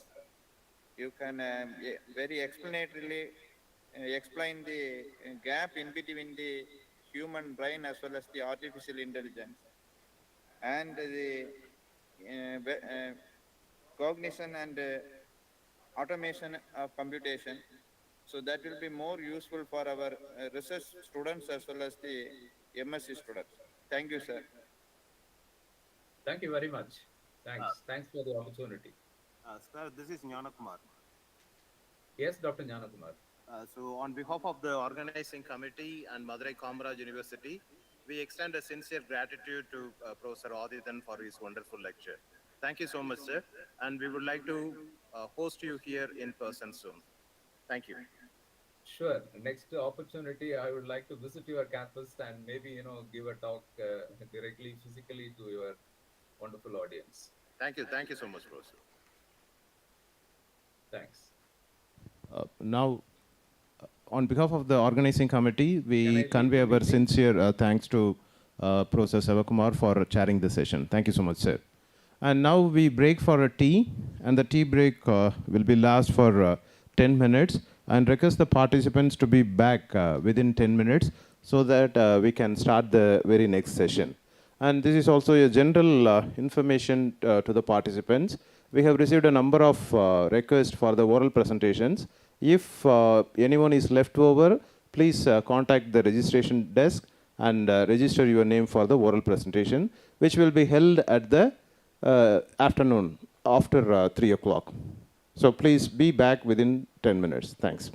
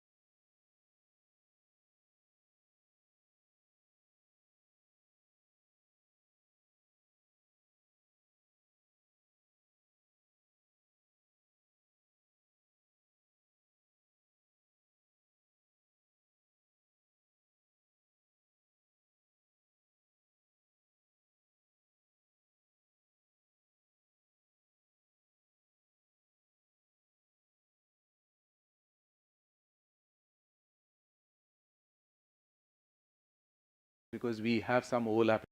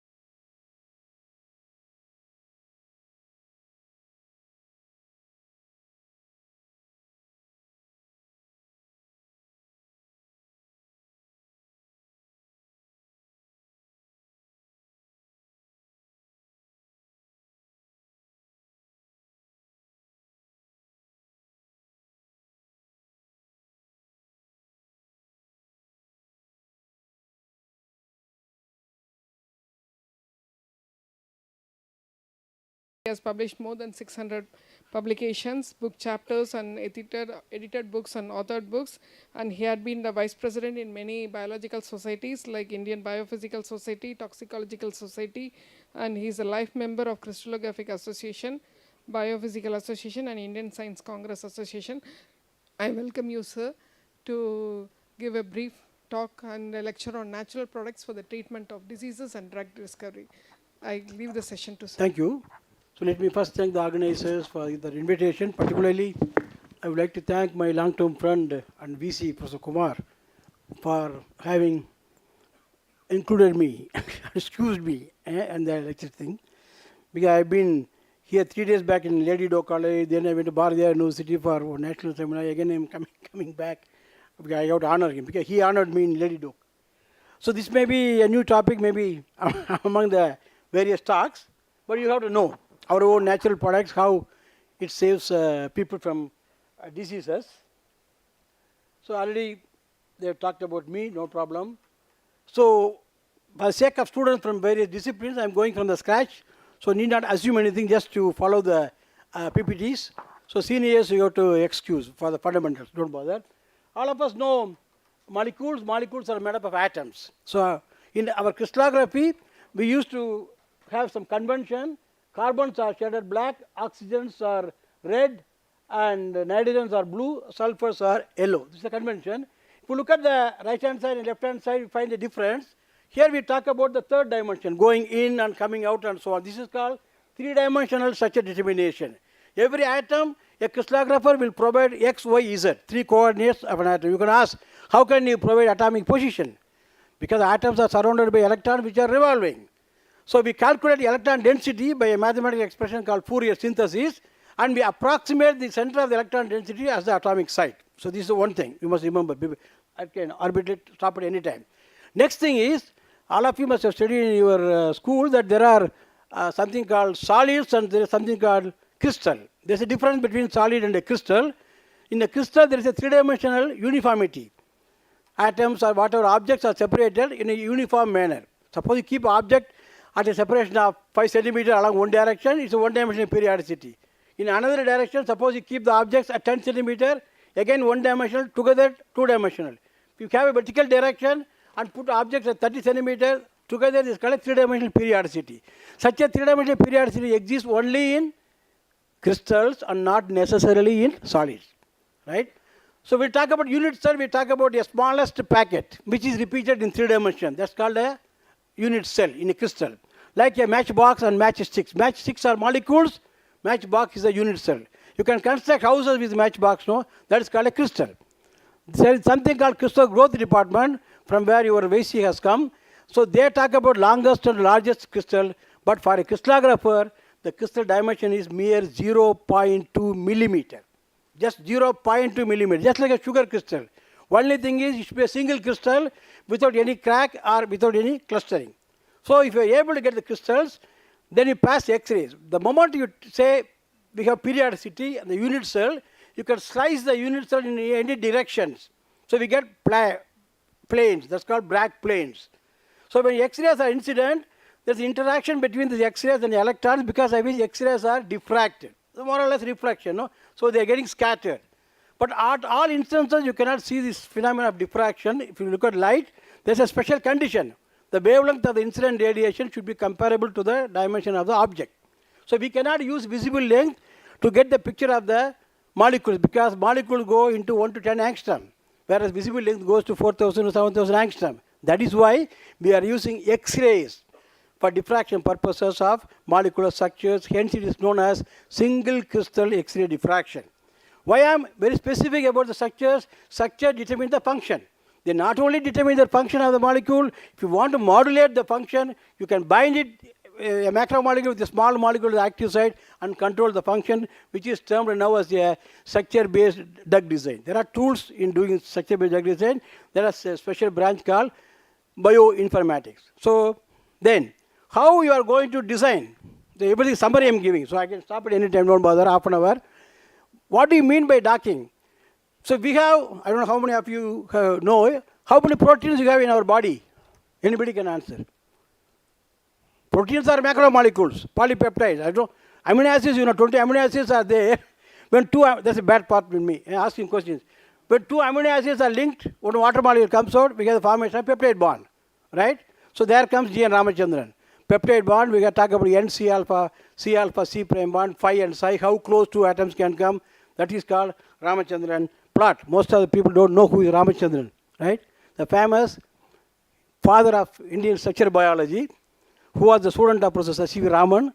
He narrowly missed the Nobel Prize, and he was the first one who gave the triple helical structure of the collagen. Unfortunately, no, you don't know, last year, October 8th, was his 100th birthday. So we celebrated, unfortunately, nation didn't celebrate it at a greater level. So he's such a noble person. Okay, so that's the story. So what you do is, again, you are yet to tell me the answer. Maybe I think you are thinking, how many proteins are in our body? Proteins are polypeptides. Don't know. If you ask them serial number, Sinatra serial will tell no. Second serial, third serial, fourth serial, that's such a 25,000. Not one or two. We have at least 25,000 proteins in our body. But unfortunately, only for 10% of that we have a three-dimensional structure. So only to those proteins, when you do overexpression, underexpression, and cause diseases, we can control the disease with drugs. Remaining 90% of the proteins are in our own body. Due to overexpression, underexpression, they cause diseases, but no cure. Because we don't know the structure. We don't know how to design. So this is the trend. That is why Human Genome Project came. Can you get the structures of protein encoded by human genes? Again, there's a problem. Because most of the things are membrane proteins. Very difficult to crystallize. A farmer, my colleague here, Krishnasamy, wasted years together. He wanted to work on membrane protein only. So that is again a sad story. But in Japan, they do it. So these are some troubles. If you look at the database called Protein Data Bank, there are about 1,85,000 structures. If you determine small molecule database called Cambridge Structural Database, 11 lakh structures. But we never bother who gave the methods to solve the structure. Because packages are there, press the button, get the structure. Why the hell I have to know about the contributors? That is our Indian mentality. So I'm going to tell you what are all the contributors who received Nobel Prizes in connection with this. This X-ray crystallography is a unique field which got more than 40 Nobel Prizes. And 2014 was celebrated as the International Year of Crystallography by UNESCO. Because in 1914, when physicist Max von Laue proved that crystals diffract X-rays. So crystal plays a big role. If a chemist gives you a compound, you just dissolve it in a sparingly soluble solvent and make a saturated solution and cover it with parafilm. Within 3 days, we get beautiful crystals of dimension 0.2. Then we get a device called diffractometer, collect data, Bragg intensity of approximately 5,000 reflection. Then there's a mathematical package is there, shellac something, we get the structure. Same thing is true for protein molecules also, which contain thousands of atoms. But the crystallization is a difficult problem because it is a multi-parametric problem. So, right, this is the difference between the number of atoms is the difference between small molecule crystallography and macromolecular crystallography. Between these two subjects, a common phenomena. What comes from experiment is only Bragg intensities. Of course, Bragg, you must know, the father and son, they gave simple law.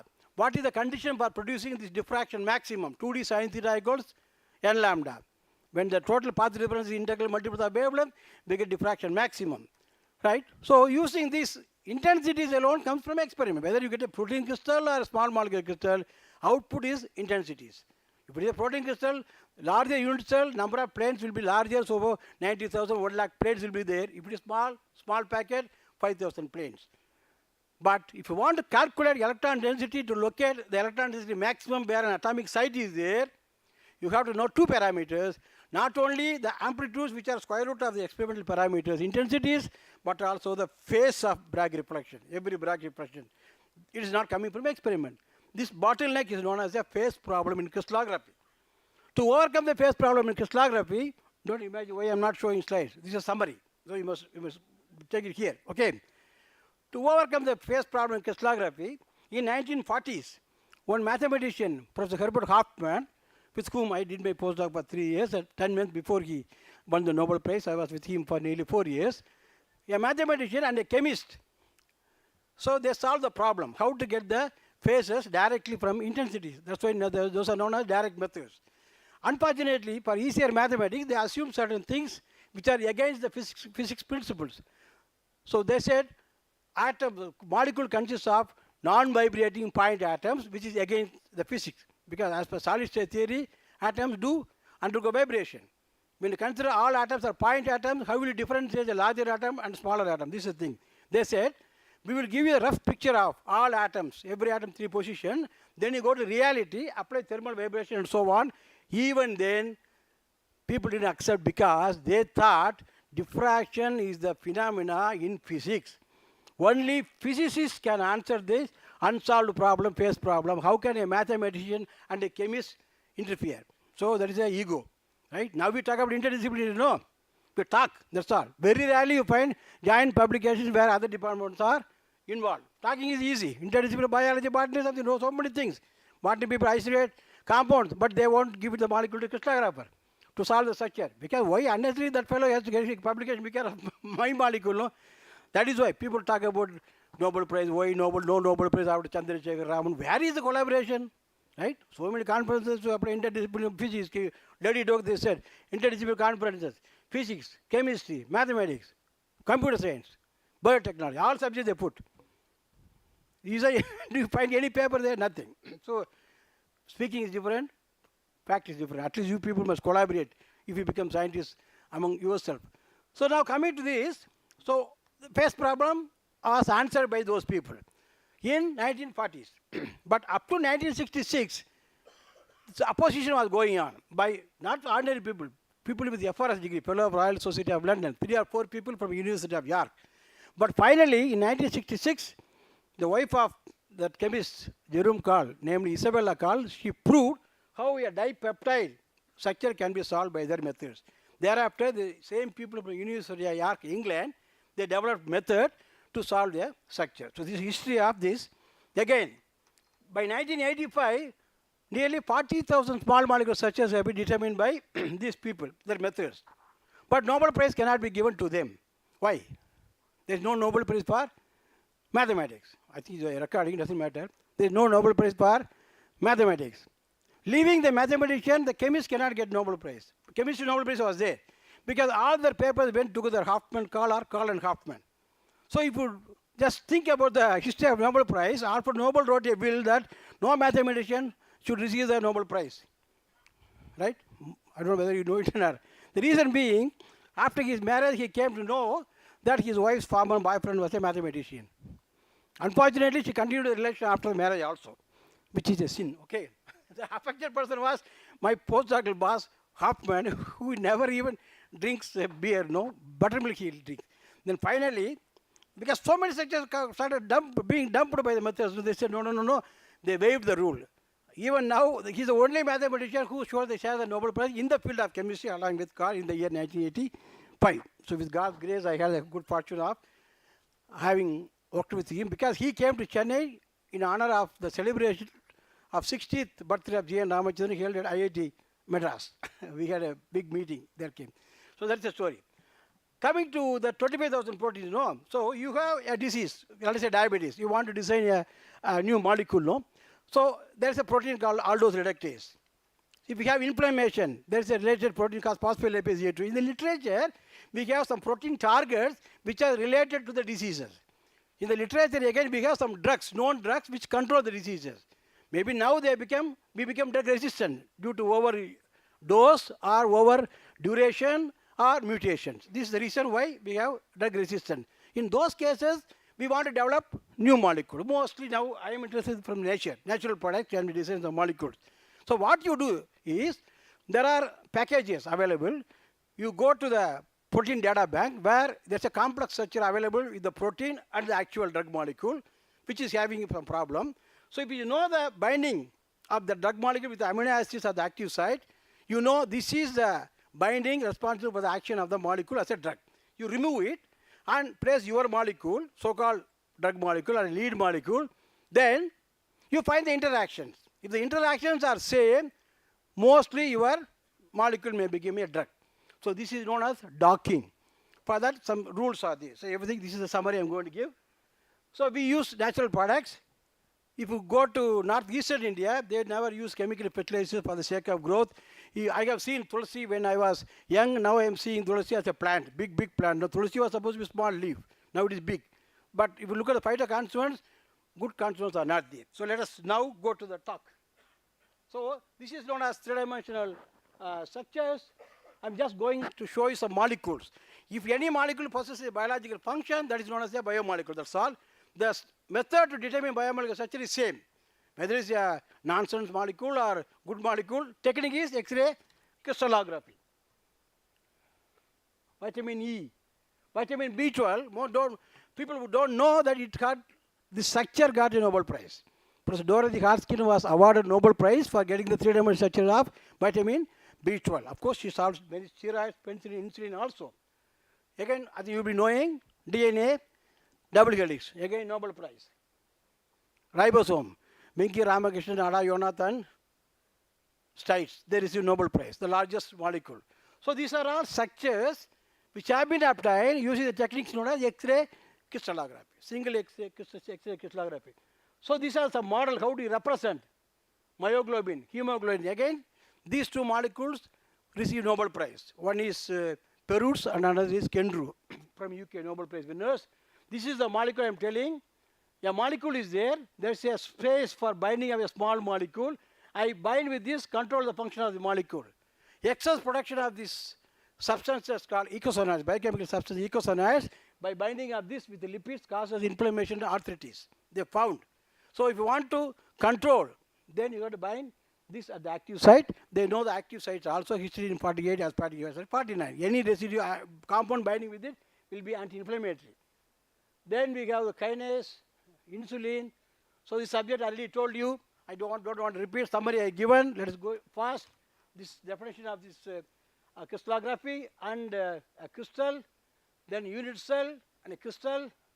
This is the larvae. A crystal produces diffraction. Then the instrument to collect the intensity data, it costs about 1.5 crores. This is a simple Bragg's law. So we have the right-hand side intensities.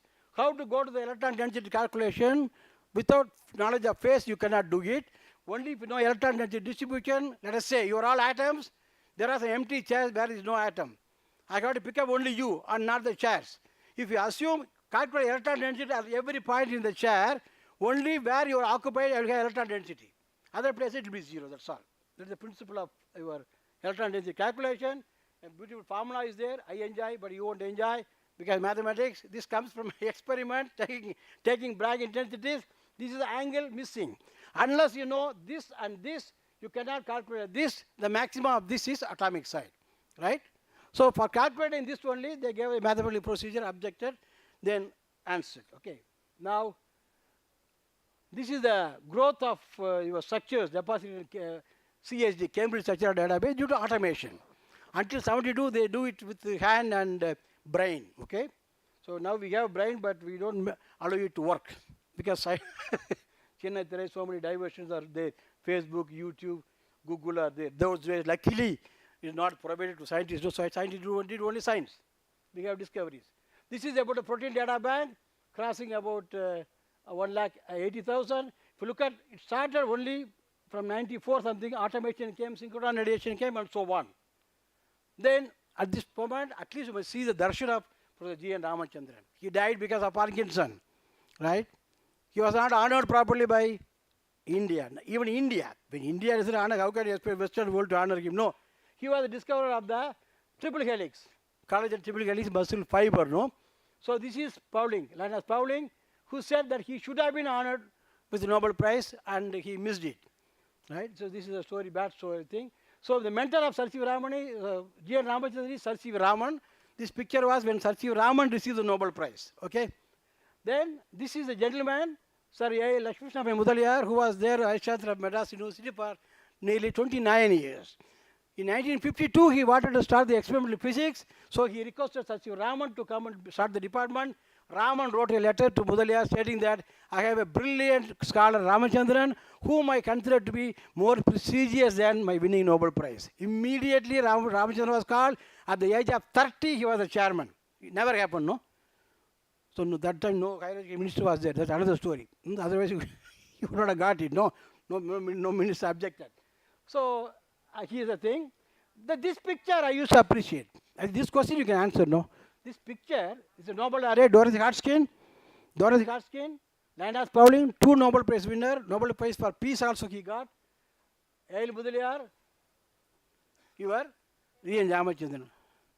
The Madurai Kamaraj would சொல்லுவீங்களா கெத்துன்னு சொல்லுவீங்க இல்லையா கெத்து அந்த கெத்து எப்படி இருக்கு பாருங்க அட்டங்கால் போட்டுருக்காரு பாருங்க நம்ம பிசி வந்து ஃபோன் பண்ணாருன்னா ஏஞ்சிட்டு ஆன்சர் பண்ணுவோம் ஆசிஃப் இந்த வீடியோ காலில் sir yes sir yes sir yes சார்னு அவர் எப்படி உட்காந்துருக்காரு பாருங்க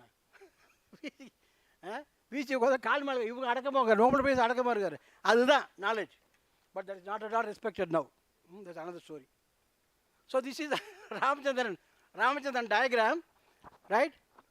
When he proposed the collagen triple helix, it was strongly objected because Ramachandran said there are 2 hydrogen bonds.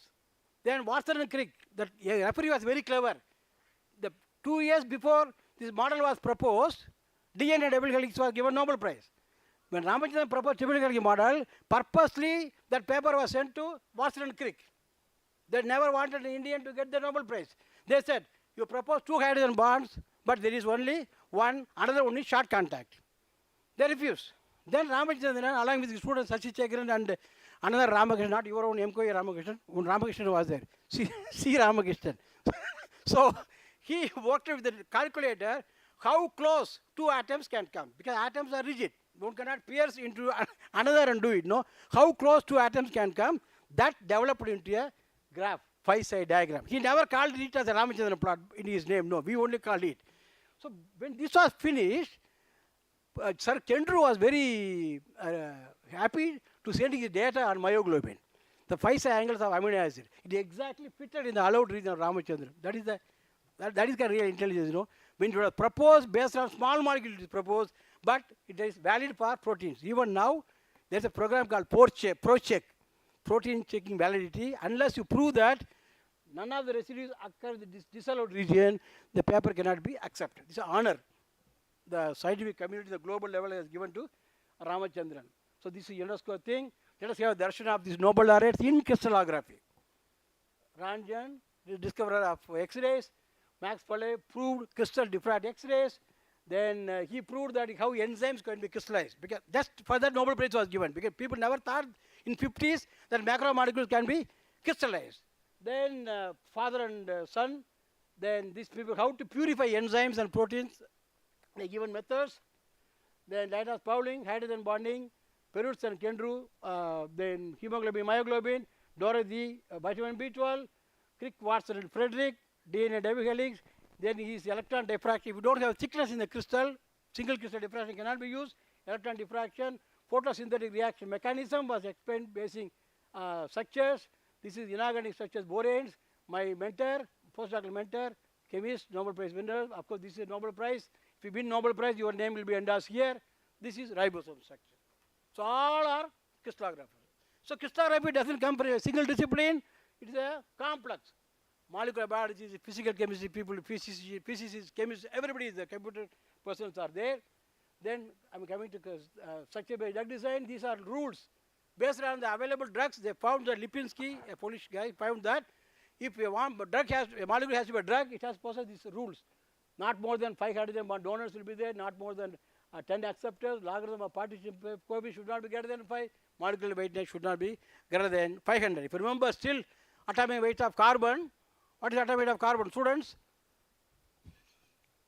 Atomic weight of carbon, 12, very good. If you divide 500 by 12, roughly 40. So total number of atoms in a drug molecule, whatever you take, it won't be more than 40. Okay, that is the first rule, that is filter. Then we talk about absorption, distribution, metabolism, excretion, toxicity. This is another property. Using these filters, drugs can be designed from thousands of molecules. A drug target should be having a place in the macromolecule for binding. Then we can design. Then how to identify a drug binding packet, programs are there, right? No problem. Then these are so many drug targets available, 100 to 1,000. So many tablets are there, right? 2 methods are there, combinatorial chemistry and rational drug design. This is costly, but even then, by having 10,000, finally one will go to market that will fetch you billions of dollars. Again, drug design is not from a single discipline, multiple discipline. Bioinformatics plays a major role. So this is molecular docking. I already told you, yeah, protein target is there, small molecule is there, it binds at the active site, controls the function. So if it controls, it's called a drug molecule. So until then, it's called a lead molecule. So we use a commercial package.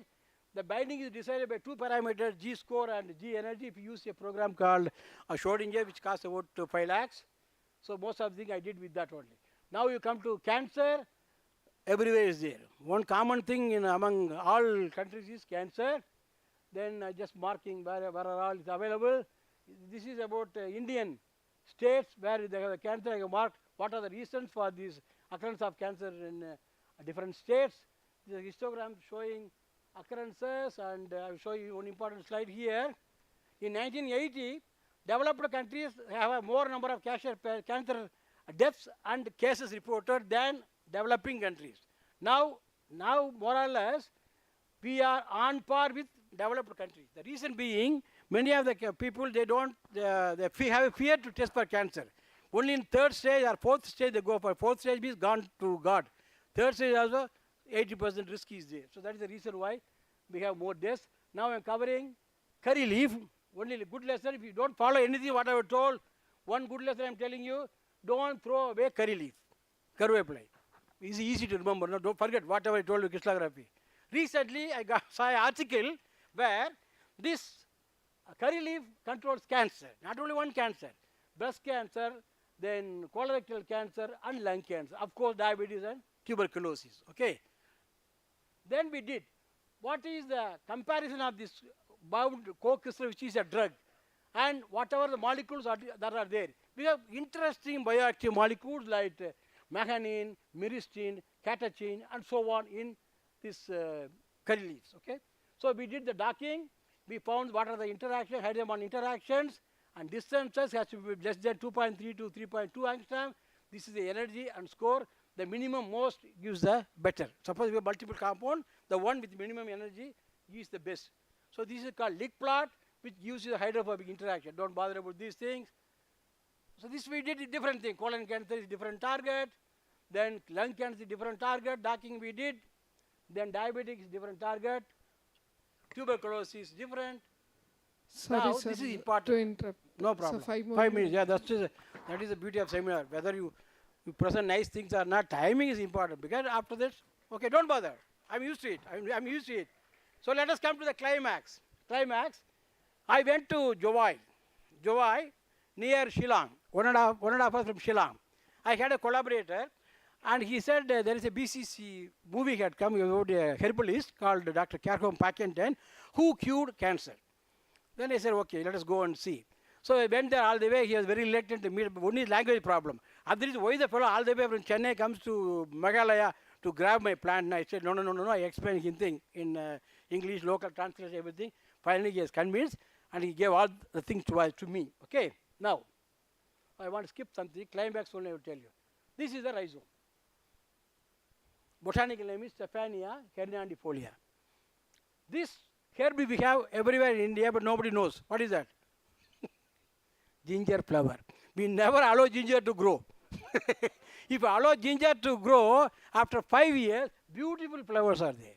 Each weighs 250 grams. If you crush it, white fluid comes. If you put it in the burns like a tincture, he uses only these two to cure cancer. He made a decoction and does it. Okay. Now let us see. So this experiment we did, we found the actual molecule from that phytoconstituents. To our surprise, it was there for about 58%. It never happens. 4%, 5% like that. 58% molecule was there. Then my wife was doing her PhD under my former research scholar. It went to the thesis. She solved the structure by X-ray crystallography. We compared the binding. Luckily, I had one person working with the Shimatsu group part-time. So all experiments I did it freely with him, and he's my young collaborator. We published some products of Northeast thing. This is the molecular structure. If you look here, OCH3, OCH3, OCH3, 4 OCH3s are there. Just imagine that's all. Don't bother with the molecule.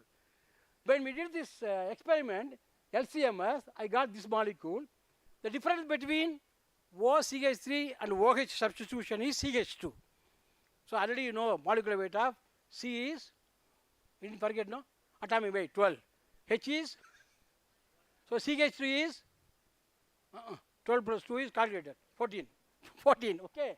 So this is 355. 355 minus 14, calculator. Wait, I will wait. 355 minus 14. You expect?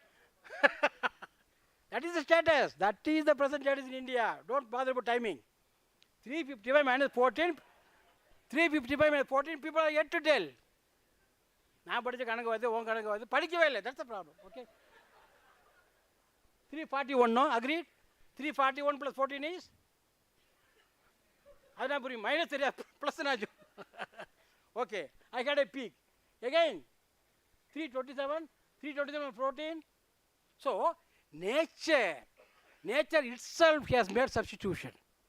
4 OH3, one is substituted 1 OH, another is substituted to 2 OH. Then we thought, bioinformatics tools, can you substitute 3, 4 and so on. So we did cell line experiment in JSS College of Ooty, because I am a physics professor, I don't know. Animal testing, everything for cancer, no. We got very good result. 1 OH, so many things. We did a double MS also, confirm the structure, don't bother. Because people are ready to question me, not to follow me. So, so I don't mind, because answer everything we have. It went to his thesis also, Mohan's thesis. So 4 OH, confirmed. And we did the application, breast cancer, lung cancer, colorectal, everything is fine. So due to lack of time, I'm not going there. Then we talked about results, docking, everything same. Then to see whether the binding is stable or not, we got to do molecular dynamic simulation. That's also perfect. We did, then colorectal cancer, everything. So this is the IC50, if it is less than 30, that's fine. 4 OH substitution.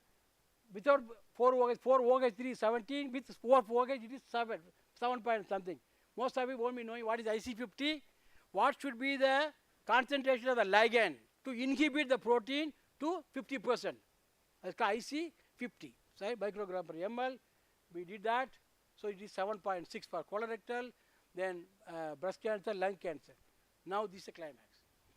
The baby, 6-month-old baby, she spent more than 2 lakhs in a hospital, starting with letter A and ending with O.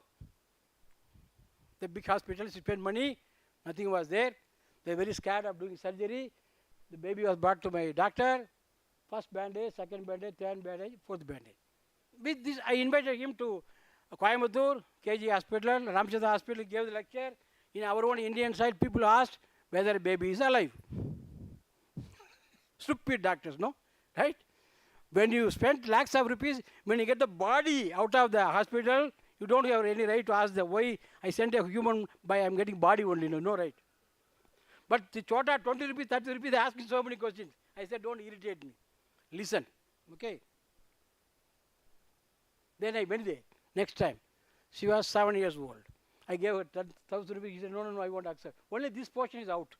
The cancer has eaten, and this, and this. Now she is a beautiful girl. So I encourage you to work on our own natural products. Many things are there. Since I'm in a maritime lab, I'm using seaweeds, sea grasses, brown seaweeds. Thousands of species are there in Mandapam area, Gulf of Mannar, but not so many publications. Peptide bioactives are there, not so many publications. No. So nature has given an avenue. I kindly request you to make use of our own avenues and do the healthcare research. Thank you.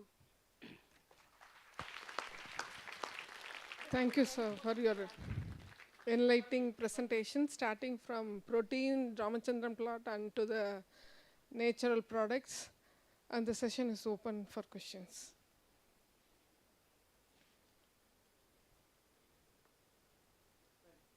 So actually, it was a nice presentation because from the biology perspective, we have been seeing the geometry. No. I want to highlight a few things. No, we have been looking into the Ramachandran plot in a different perspective.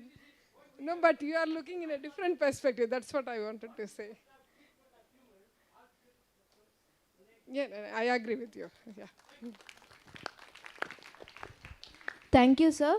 I invite Dr. Murugesan, Chairperson of School of Chemistry, Madurai Kamaraj University, to honor the lecturer, Dr. D. Velmurugan.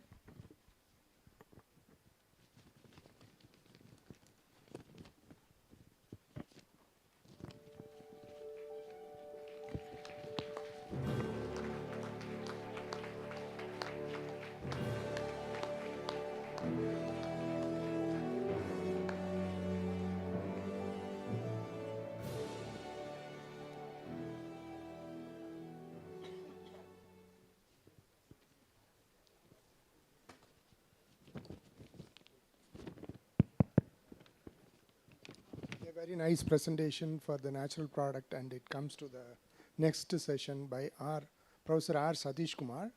He is from Bharatiyar University and he is the alumni of our biology as well as MKU.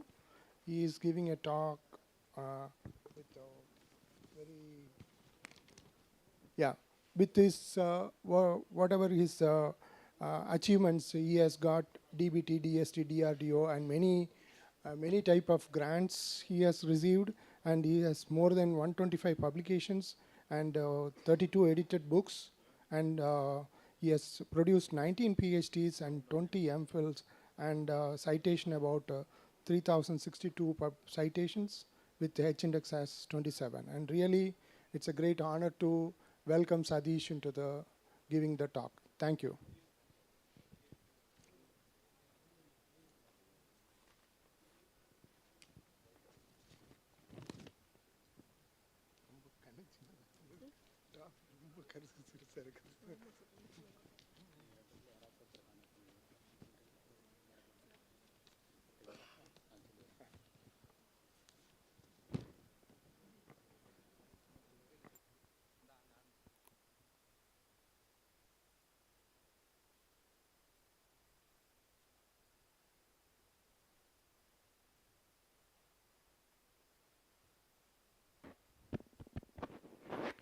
Very good afternoon. I hope I am audible in the back. Okay, so as the chairperson mentioned, it's a homecoming for me. 1998, I completed my PhD here from Department of Plant Sciences, and I should thank Honorable Vice Chancellor for this opportunity, and of course all the committee members and the chairpersons of biotechnology and biological sciences, and many other faculty who are here, both from MKU as well as from outside.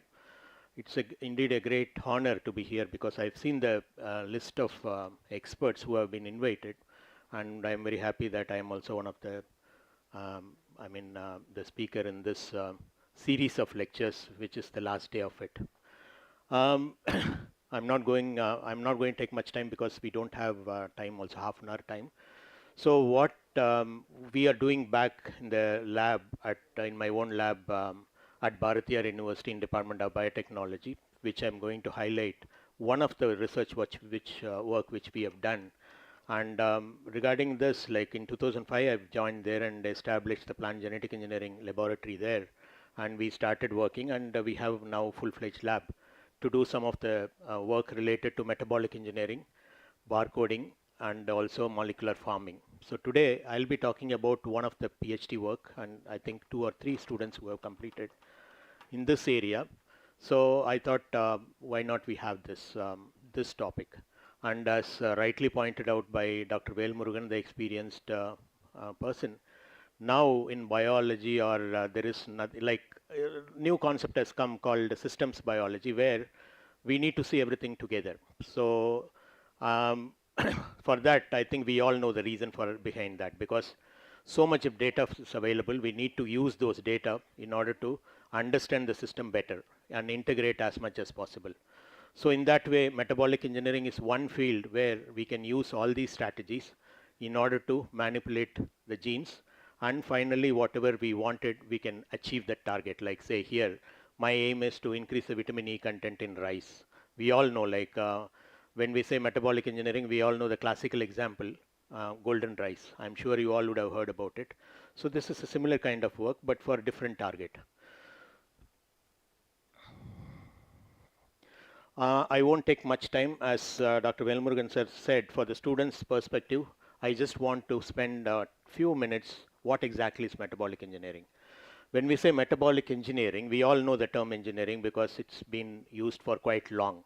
But now we are using this term in biology also, where we wanted to manipulate many of these things.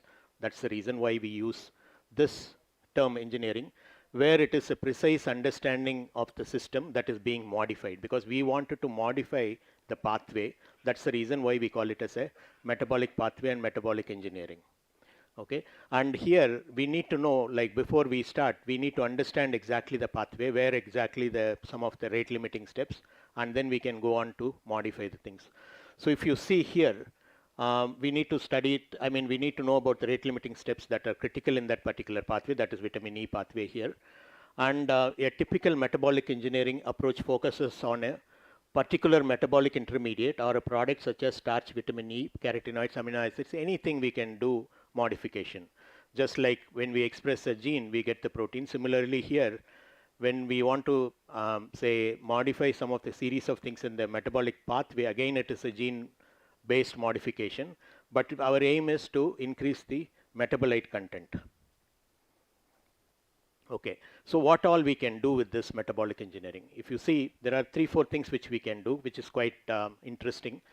For example, the production of more of a specific desired compound, which is already there, as Sir said, the medicinal plant, already some of the very specific compounds are there, just like in the cancer cure, which he has mentioned.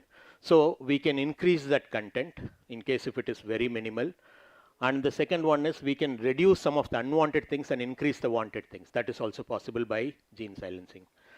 And finally, very, very like say futuristic approach where even if it is not at all in that particular plant, the particular compound, we can altogether introduce a pathway, which is otherwise called as synthetic biology, and get the desired compound of interest. So that is also possible now, especially in the plant.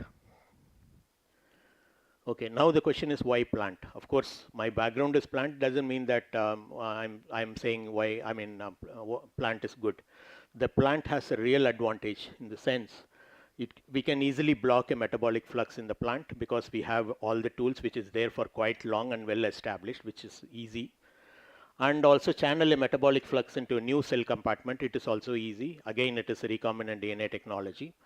And induce a metabolic flux which can lead to unexpected. So when we can also push some of the metabolic, in the upstream pathway, whatever is there, we can push those metabolites so that finally we can get increased content. But again, we need to keep in mind there might be unexpected results also because plant may not like that, whatever we are forcing the plant to do. And as I told you, the synthetic biology approach where you can introduce a new metabolic pathway, which is the most successful, and it is going to be the future, where you can design your own pathway and introduce in the plant. For example, recently there was a report from India, from CSIR lab in CMAP, where in yeast they've introduced the whole pathway of sandalwood oil, where yeast is producing sandalwood oil. Of course, they've proved it. Now the aim is to increase the content.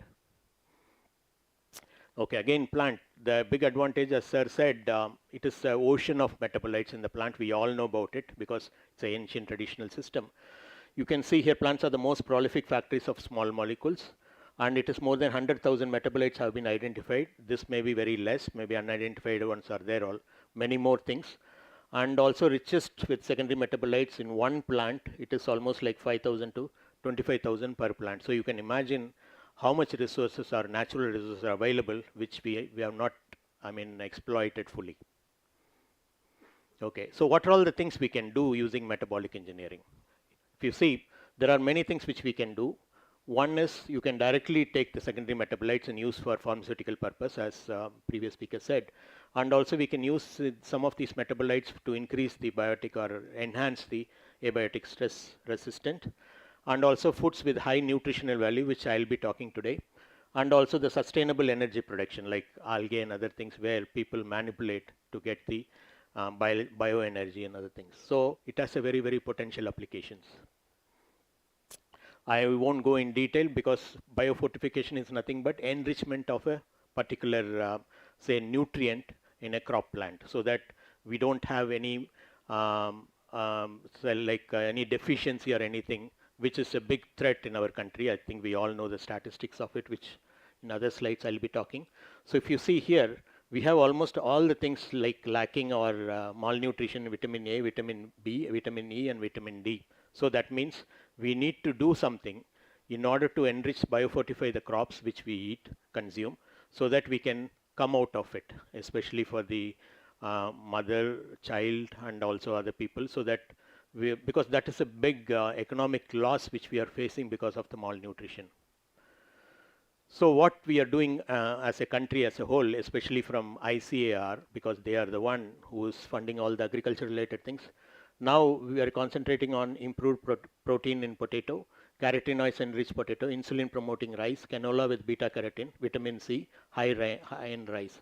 So all this are going on different places, but again the limitation is there, regulatory approval and other things.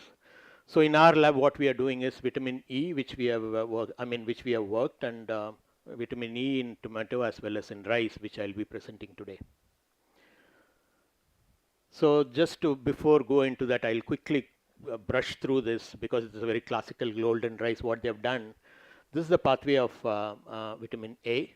So you can see here many different genes they have used in order to increase the content. And finally, if you see, this is what they got. And the name itself, the why golden name has come is because of the color.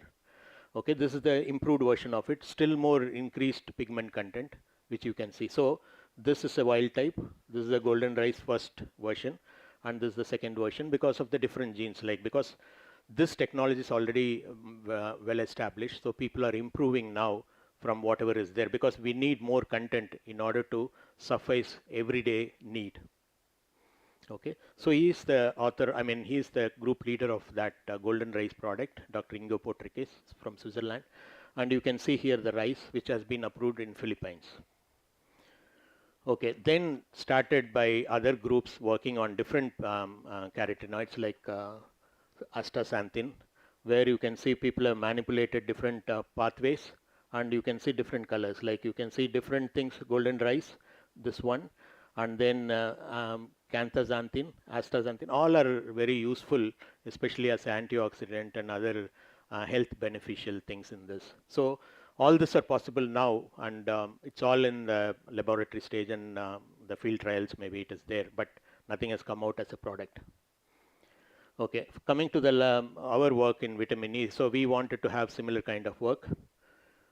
So every day we need this much of intake for different people like male, female, offspring and all that. So you can see it's in mg, but whatever we intake, it may not be sufficient every day, whatever food which we are eating. So we need to do something for this. Okay, so there are different forms in this, but whatever the biologically active form or whichever the biological system can absorb easily is the alpha tocopherol, which you can see here. So even if there is other forms of tocopherol, we need to convert finally to the alpha tocopherol so that it can be efficiently used by the system. Okay, so these are some of the natural content. So that means natural it is there. But if you see here, many of these things are there. Rice is nowhere in the list. That means it's very less in that. So our aim is, this is the pathway of vitamin E, whether we can manipulate these two genes because we have selected based on the in silico work. And these are the two genes which helps to increase the vitamin content, which we have done. And there are other work in the plant, like in Arabidopsis, people use different genes in order to increase the content. So we had used that as a background information and started our work. So we have done two things. One is transgenic approach because there are limitations coming to the field. So we also done non-transgenic approach using the cell culture system, where you can supplement some of things to increase the content. So regarding the transgenic approach, the regular agrobacterium mediated genetic transformation, where we have used two different genes which I mentioned. So this is the routine process in tomato, which we have used as a crop plant because it's a DRDO project. They wanted in tomato to be done. And finally, we have tested the plant. And in the double transgenic, we got like, say 12.7 microgram per gram. So you can see still we need it in milligram. So that means it's okay, but still it has to be improved. So in the single transgenic, it is 7.74 microgram per gram. And in the double transgenic, it is 12.7. So it is a little bit better than the single transgenic. So we have, put both the genes in single line. Okay, coming to the suspension culture system, as it has its own advantage, no biosafety threat or any other thing. So we thought, why not we try this? And it's a very conventional system. So we selected some of the precursors of vitamin E and also some of the elicitors, general elicitors, which we can use in the cell culture. So these are the precursors here. which are involved in the vitamin E pathway, and these are the elicitors which we have used. So we have also taken the cost into account because it should not be too expensive in case if you are going for commercial production. So we have done the cell culture system like normal flask laboratory scale method. We have used different combinations in both. I won't go in detail, but finally I'll tell what is the results which we got. Like say in precursors we got around 24 microgram per gram, and in the elicitors we got around 17.7. You can also see the cost. So because finally now whatever we do in the lab, we need to extrapolate to the field condition and see whether it is viable. So in that way, precursors are better than the elicitors, the cost wise, so that in case if you're going for bioreactor system, it is very much possible the technology is available now in the lab. Okay, so these are some of the publications which has come out of that. Now, this has been the DBT project. Based on the tomato outcome, we have proposed the DBT, this work in rice, because rice is a staple food. So whatever we do, if we do in the rice, then I think the malnutrition, other things, country like ours, it will be quite useful. So in that way, we proposed this and we got immediately because it's a rice, very important crop. So we wanted to use the same genes and do it in the rice and see whether we can do that. Okay, so these are all some of the rice related tissue culture, because rice is difficult to do in tissue culture. So we established some of things. And these are the systems we developed in order to do the transformation. So here also we got individual single transgenic lines, 9 lines in TC and HPT 6 lines, and also in the double transgenics 5 lines. So we got all these lines tested, and you can see all the molecular analysis confirmed. And then finally we wanted to see, like gene expression also, we have seen the gene which we were inserting it, so that we know exactly it is due to that or not. Southern blot and all that, T0, T1. And finally, if you see, we have used the leaf and seed, but for the testing we have used leaf because seed was taking long time and we could not go to that stage. So in the leaf, what we have got in T0, you can see 5.3 microgram per gram. And in another line 4.1, and the TH are the one, like these are the double transgenic 4.1, and like in T0 it is 5.3 in the double transgenic, and in the T1 it is 4.1. So there is some kind of a small variation, but it is almost same like tomato, but it is not better. But better if it is in rice, because of it is in rice. So it is good because we got almost same kind of levels of vitamin E in rice also in this work. So this was the DBT funded project where we have proved that in rice the vitamin E can be enhanced, so that later in case if it comes to a commercial kind of thing, then it can be easily distributed to the public distribution system, which is quite good all over the country, so that the small nutrition deficiency and other things can be overcome. So this was published in a very high impact journal because being in rice, so it was readily accepted, which is almost like 13.26 impact factor journal. So conclusion, this is the first report using 2 genes from Arabidopsis, which we have expressed to enhance the vitamin E in rice. Provides a meaningful reference towards improvement of multiple traits in similarly you can do for any trait or metabolites. As sir said, many of the important metabolites we can increase the content. With the vitamin E targeted to the grains, because we have just constitutively expressed in all over the plant, instead of that if you can target to the endosperm rice seeds, I think that is going to help all the more, because finally rice seeds are the one which we are going to consume. So that is our goal, which is ongoing in the lab. So I should acknowledge here for tomato transformation DRDO project, which we have a DRDO BU center at Bharatiya University, and also DBT for the rice project. And also the student has got ICMR fellowship after the JRF. So I should acknowledge here all the funding agency. And finally, without the students, it is not possible. So Dr. Harish was my first student who has initiated this in tomato.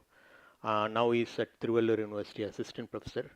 And Dr. Satish was the one who completed in rice this work, whatever I have showed, both Harish and Dr. Satish. So 2 PhDs which I have presented here. thanks to my students, because without them, I wouldn't have reached this stage. Thank you very much. Thank you, Sadish, for a nice presentation. It was open for a discussion, and with few questions, it will be nice to have a interaction.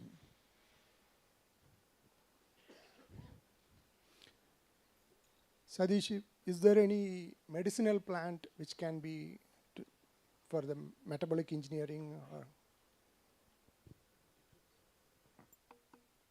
Yeah, right now we are working on salvia. We are doing some of the very, very rare metabolite, which is almost like lakhs per gram. So we are doing that. We are focusing on medicinal plants right now. One of the PhD students just completed, where we have increased the content. Now we have to take it forward that. Yes, it is. Why I was asking that, many of the plants which is very hard to get it from other places of the India or abroad, many of local varieties are available. The same genus or species will be very less in content, but can we do metabolic engineering on the same plant which is available in locally? The big advantage now is whatever I showed is a conventional stable transgenics like agrobacterium, so that it can go from one generation to another. But now the technology has come.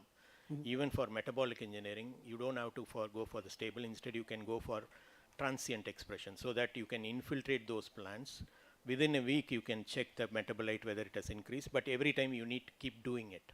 Okay. It has both advantage and disadvantage, especially biosafety aspect. We are not leaving anything as an environmental pollutant or something like through pollen and other things. So in that way, it is good, but we need to infiltrate every batch.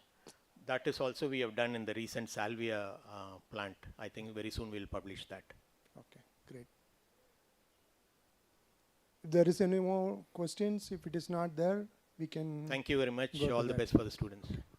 With this, I request Dr. Suresh Govindan, School of Biological Science, to honor the guest, R. Satish Kumar.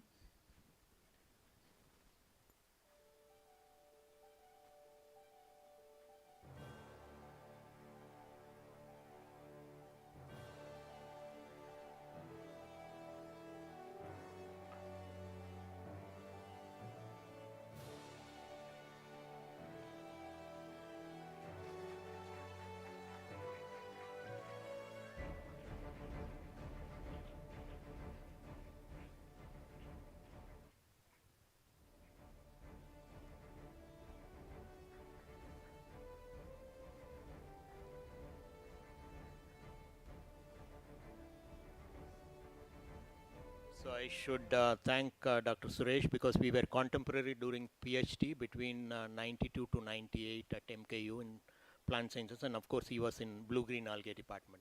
Thank you very much.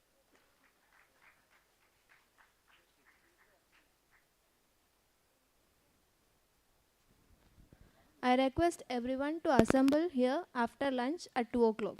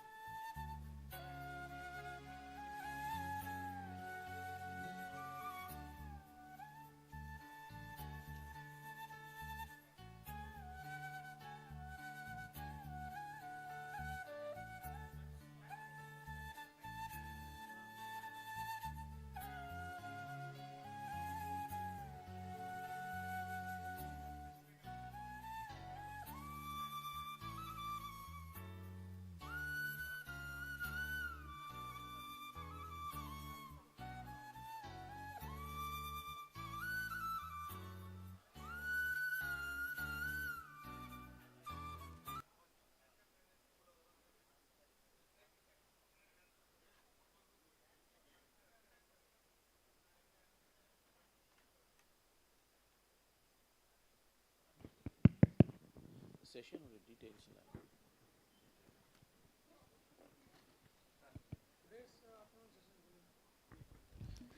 Good afternoon.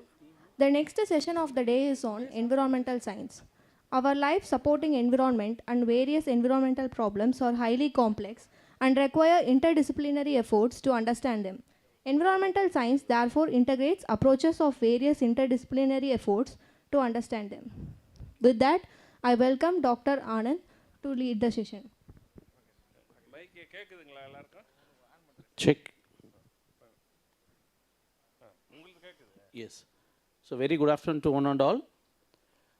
I thank the organizers to giving me this opportunity to chair the session, or today's afternoon session. Yeah, we'll start the session with a lead lecture by Dr. G. Parthasarathi.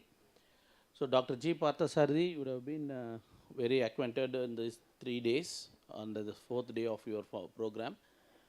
We would like to have a formal introduction about Dr. G. Parthasarathi. So Dr. G. Parthasarathi is an alumni of Annamalai University, as a first rank holder in his undergraduation, and followed by his post-graduation. He obtained a PhD physics from IISc Bangalore, and he made a lot of contributions in the field of condensed matter physics materials since 1990, and then in earth and earth and planetary materials of science, CSIR NG RI. He has served from 1993 to 2018. After superannuation, he joined as adjunct professor in many of the leading universities, and we are very proud. He is one of the adjunct professor in Madurai Kamaraj University and Crescent University, and also in Mangalore University, various leading universities of India. And he is also one of the prestigious member of INSA scientists, and he has published. Yesterday we had an informal discussion with him, and I was really astonished. I could see a lot of publications in his Google Scholar. He has done a very good work in geophysical sciences. Further, with all these credentials, he also had a lot of collaborations with international universities like Cornell University, USA during 89 and 90. He was the faculty of Material Research Center in IISc Bangalore, and he has also made outstanding contribution in the terrestrial analogs of Martian and lunar surface materials. Like this, we can keep on reading his biodata. So out of the time, I would like to highlight some of the honors he has received. Fellow of INSA and Royal Society of Chemistry UK, a founder fellow of Telangana Academy Sciences, some of the very prestigious I am laurels. truly honored with your presence. Thank you. So these are some of the few list what I read. It goes on to a page. So with this few introduction, brief introduction, I call upon Dr. G. Parthasarathi sir to deliver his lead lecture. Welcome you, sir. Okay, thank you, Professor Anand. I am truly honored with the presence of Professor Shankar Nadesan. Thank you for your presence and waiting. People are waiting for my lecture. I am really glad to see. First of all, I must express my grateful thanks to the Vice Chancellor, Professor J. Kumar, who invited me almost 3 months back to attend iCURE. And probably I was the first one to submit the abstract to the iCURE program, though they introduced my abstract at the very late stage by Dr. Jnanakumar. So I thank all of you. And let me talk, how much time I have? 30 minutes? 30 minutes plus 5 minutes. 25 plus. You are the boss, so I will listen to you. Thank you. So I will complete my talk in 25 minutes. Basically, see, I work on minerals and natural resources. That's why Professor Anand is made a chairman. He's thoughtful of the organizer to make him. And I work on several minerals. Now, last 2 years, I'm the president of Indian Academy of Social Sciences, Allahabad. So after doing pure physics, material science, mineral science, then social science. So now, with the present central government, whatever science you do, it must be related to society. That is why the science funding has been decreased enormously for last 5-6 years, because they were interested only in science should be useful to society, then only they will fund it. With this, I start. I did a Googling of Erudition. It's a rarely used name, but I found in Tamil is Pulamai, and it's basically people who learn through readings, lecturing, discussion, all erudition. And it's a fantastic meeting and multidisciplinary. And if you read Tirukkural, you learn everything. I'm one of the fan of Tiruvallur, devotee of Tiruvallur. That's why I took a picture there. And coming to minerals, our great Mahatma Gandhi, he became Mahatma only in Madurai. Before that, he was only Gandhi. He didn't become in South Africa. He became only in Madurai. And he says, earth provides enough to satisfy everyone's needs, but not everybody's greed. This is very much applicable for mineral sciences. So the demand of mineral resources continues because we keep on increasing the population quite good, and we are really running out of mineral resources. Nonetheless, there are challenges for different countries. So the first, if you go with the history, World War I and World War II, once upon a time, even sodium chloride was critical mineral, because many countries, they don't have sodium chloride. But India, we are rich. We have oceans, Bay of Bengal, everything, we get sodium chloride. But as a function of time, you see, in World War I and World War II, antimony, chromium, graphite, iodine, manganese, these are all the tungsten, vanadium was purely critical mineral. Critical mineral is a mineral which is essential for any countries as a function of time for economic growth. It's a dynamic process, like the program of this Congress, keeps dynamic process, keeps changing. Same way, as a function of time, the minerals also changes. So in 1970s, they included mineral policy. 1980s, they put international mineral inventory. Now the latest is around what is important for improving the country's economics. So this is the table I put. The energy is saffron, green is health, and buildings. These are all the different elements used. By another 2058, the prediction is the periodic table, all the elements will be used as minerals, and we have all applications because populations increases and development will be there. The entire globe will be mapped with each and every inch of the globe will be mapped for mineral resources. Coming to this, we have the critical minerals. You see our lifestyle increases. Everybody is having, for battery, we have lithium. And for solar panels, you need indium, gallium, selenium. Of course, you are listened wind turbine energy. You need rare earth. And so my talk will be 3 aspects I will consider. First, I would talk a little bit on lithium because already lithium has been discussed enough. Then the rare earth, naturally occurring minerals, how to get rare earth from materials. The third part, I would talk about the environmental aspects, how the science can be used, the material from nature can be used for people. These 3 parts. And this is energy, important for energy. These are all the critical minerals. And you can see that for battery, cobalt, nickel, and lithium, they're all naturally available. So start with lithium. enough. There are 3-4 talks were on lithium over there. And Professor Mandaram's talk was excellent on lithium. So lithium like this, and lithium, there's a special issue. It was discovered long back, this 2020, there's a beautiful review came, and 1817, then they found lithium, but the gentleman was looking for different mineral, but he accidentally found. This is spodumene and lepidoid. These two minerals, if you discover in any country, the country economy goes up. And this you have seen, and this is the formula for the minerals. Spodumene is lithium aluminum silicate. Lepidolite is potassium, lithium aluminum, this hydrofluoride. So till 21, there is a total essential components 124 minerals have been found on lithium.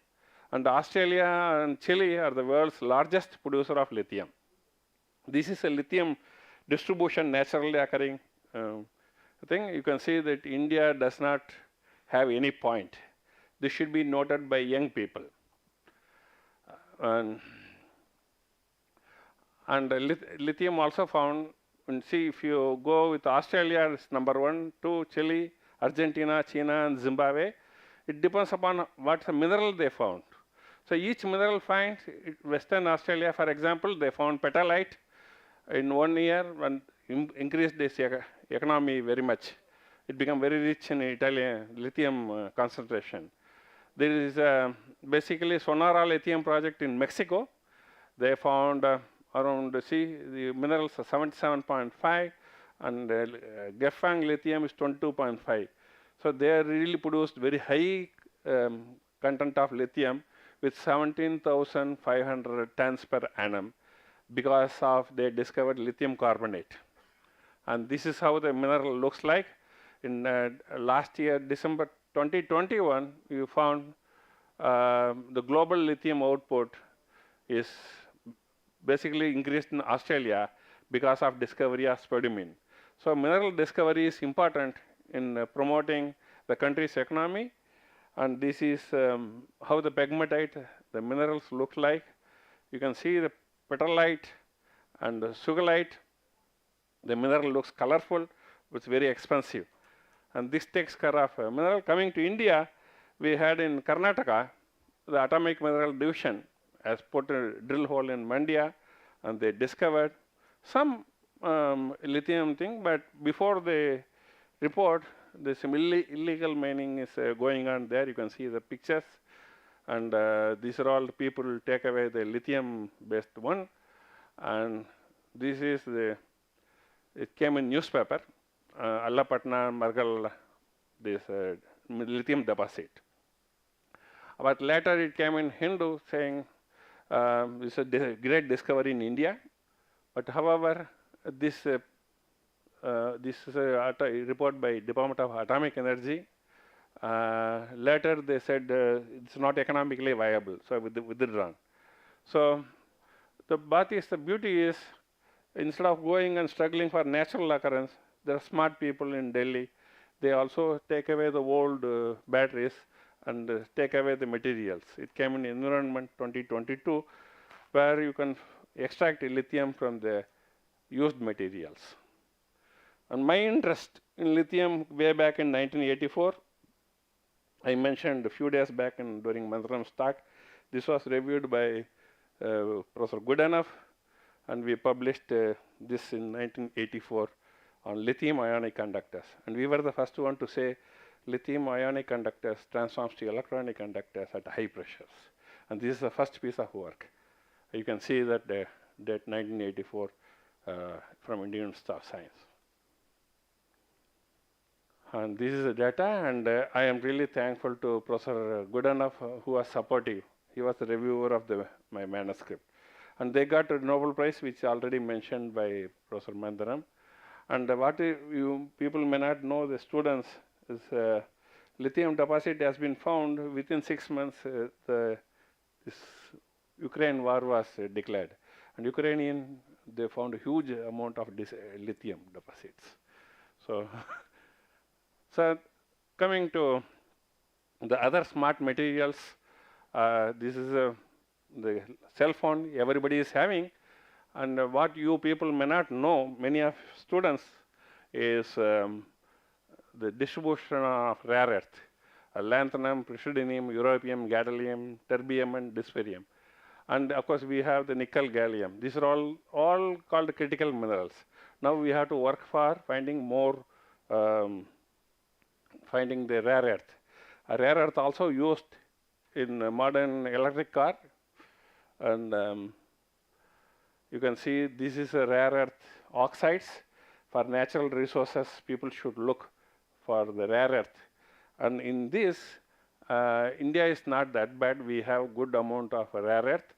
Rare earth is lower, rare earth element is 94 to 99%, and bastanite and 58 to 60%, and monazite we have, and we have granite and pegmatite. Also, some of the clays which absorbs the rare earth, and the hydrothermal veins. And these are all the rock types. In this conference, probably I am the only one who talk about the earth sciences, rock type and minerals. Though the interest common is energy and materials, but natural minerals, I am really privileged to have this uniqueness. So these are all the type basalt, and our country has around 500,000 square kilometer of Deccan basalt. And that also has rare earth, higher rare earth. Granite, we have plenty, including Madurai. We have plenty of granite bodies, but people will use it for building, but not for mineral resources. And shale, sandstone, carbonate, this is the distribution of rare earth. And these are the minerals, and you can see the total amount of rare earth. This is a distribution. Here, India is better placed, particularly Tamil Nadu, because most of the rare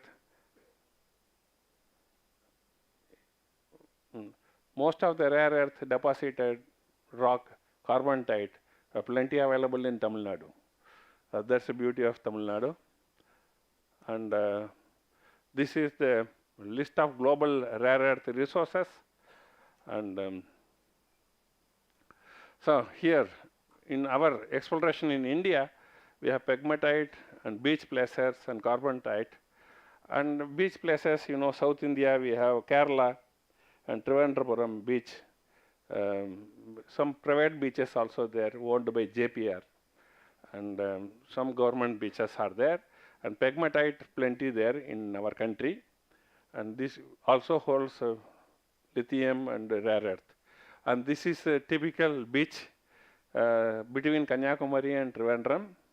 You can see people take away the beach sand, which is very rich in the rare earth and titanium. Coming to titanium, titanium oxide, lithium, ilmenite, which has a helium-3 possibility there. That helium-3 is useful for fusion. You can produce a green energy plenty. So that is the one reason people go to moon to collect titanium minerals. And this is the map. You can see the entire southern block is the beach has a rare earth concentration. And these are all the locations in our country where and the review, you can see my review published in 2019, but Deccan Trap and the rare earth, it was published in PINSA. And we also discovered one new type of carbonite which is hosting rare earth in Salem-Athur shear zone. It was published long back in 2001. And this is how it goes. The Hokanekal region, plenty of rare earth is there. And this is Salem-Athur shear zone, rare earth is there plenty. And Savatur is a rare earth body. And this is another rare earth body. So you can see plenty of rare earth carbonite bodies are there, which are all sources for a good amount of rare earth. And this is a carbonite body throughout our country. You can see Tamil Nadu is much richer than the other parts of the country. And this is typically one of the carbonite body in Rajasthan. And you can see monazite, allanite, spin, all are important mineral. Dharmapuri district, Pakanadu alkaline complex. Oops. And this is a beautiful waterfalls in Hoganekal. People who have seen movie Roja, they can see these waterfalls, the very famous waterfalls. But it also has a carbonatite. The beauty of the carbonatite in Hoganekal is the oldest one, around 2.4 million years. And so much thing. And if you see the younger, this is as function of age and increasing carbonatite activity through space and time. You can see the completely Tamil Nadu here. And so this is how the rare earth looks like. Here's my friend from Banaras sitting there. You can see these are all the rare earth rich carbonatite bodies. For scale, he's there. We always use human being for scale, so that you know how big the deposit is. And this is for, you can use the pen here for smaller things. So sometimes rare earth also get absorbed in clays. This is a beautiful kyanite where you can find the absorption and then it can also be released. So rare earths can be taken. That is why China is placing a number 1 in the rare earth, because they found a new technique. This is by Chinese. And we also found in Meghalaya clays kyanite. Though my student Bhaskar Saikia is from Dibrugarh, I always support university people because they know how to use the instrument properly. So I collaborated with him, and you can see the simple work on kyanite, Fourier transform infrared spectra, cited 713 times since 2010. You can imagine. Oops. Oh. Sorry, there's something. Left,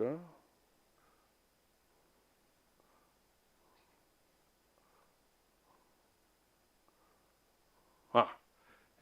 Sorry. No, this is even in 2023, this year, 9 times.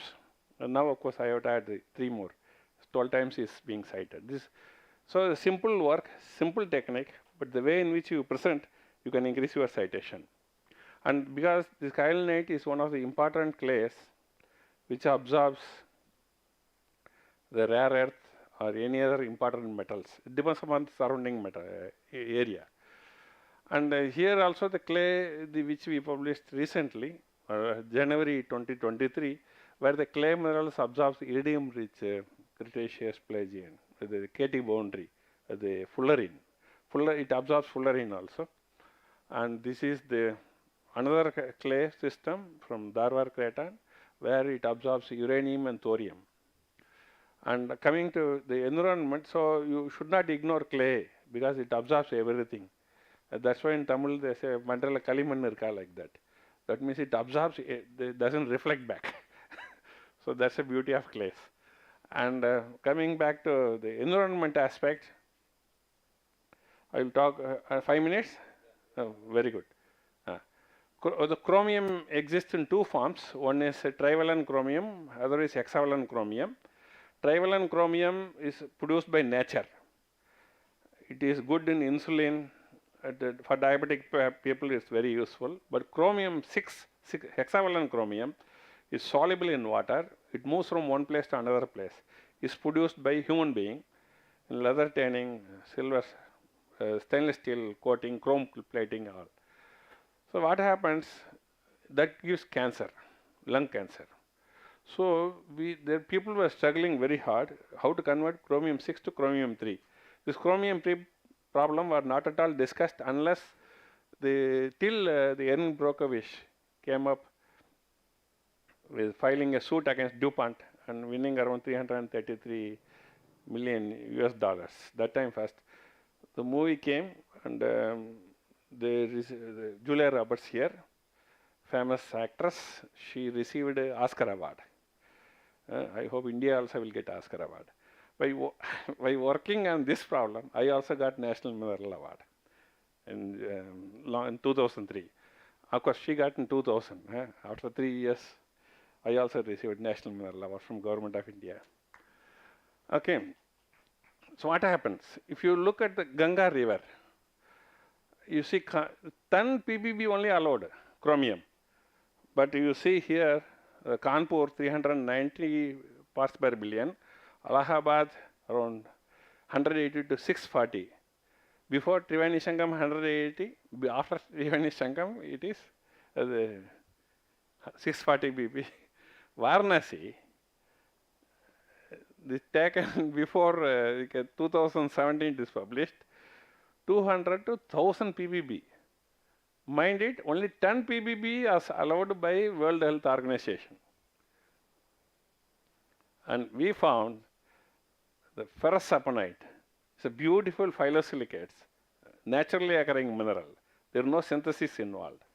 By treating this chromium 6 with the ferrous saponite becomes ferric saponite and chromium 6 becomes chromium 3.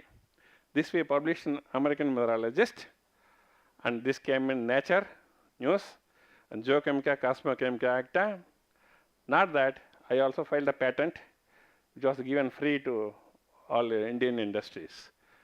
And this is a US patent. Students, how many of you have seen patent?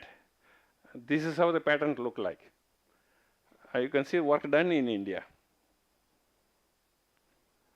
And this also again came in Nature India. This is from Thoothukudi.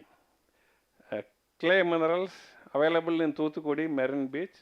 We used for acylation and arylation of alcohols, which is used in pharmaceutical company, in even making painkillers. And then again another clay minerals we found in jarosite. It works as a Martian analog. It occurs only in 3 places in the world, and that's why we published in Journal of Geophysical Research. But in that there is a beautiful mineral schwepmanite. This is how the X-ray looks like, and this is used in absorbing arsenic. The arsenic problem is very rich in Bengal, and this clay is capable of absorbing the arsenic. And coming to zeolite, this is cavansite mineral, and this came in the newspaper. We found as a rare gem from Pune. Of course, after the newspaper came, the entire rock type is vanished because people mined it. Because there is a belief, if you wear the ring, you will get positive energy. And vanadium is very rich. Some superstitious thing is there. And people who commit suicide, if you take a little bit of lithium or cavansite, the positive energy you get. They stop committing suicide. There's a thing, psychological thing. And you can also use the antimony for this kind of disease. This is called leishmaniasis. And if you put little bit of antimony, so you can cure that. And this is plenty in our Asia, I'm telling you. It's not man-made. It comes because of around 12 million cases are reported till last year. Okay, it's in 2021 it was published, okay, 2 years back. And if you combine with this antimony, so it will be treated. So antimony also should be included in the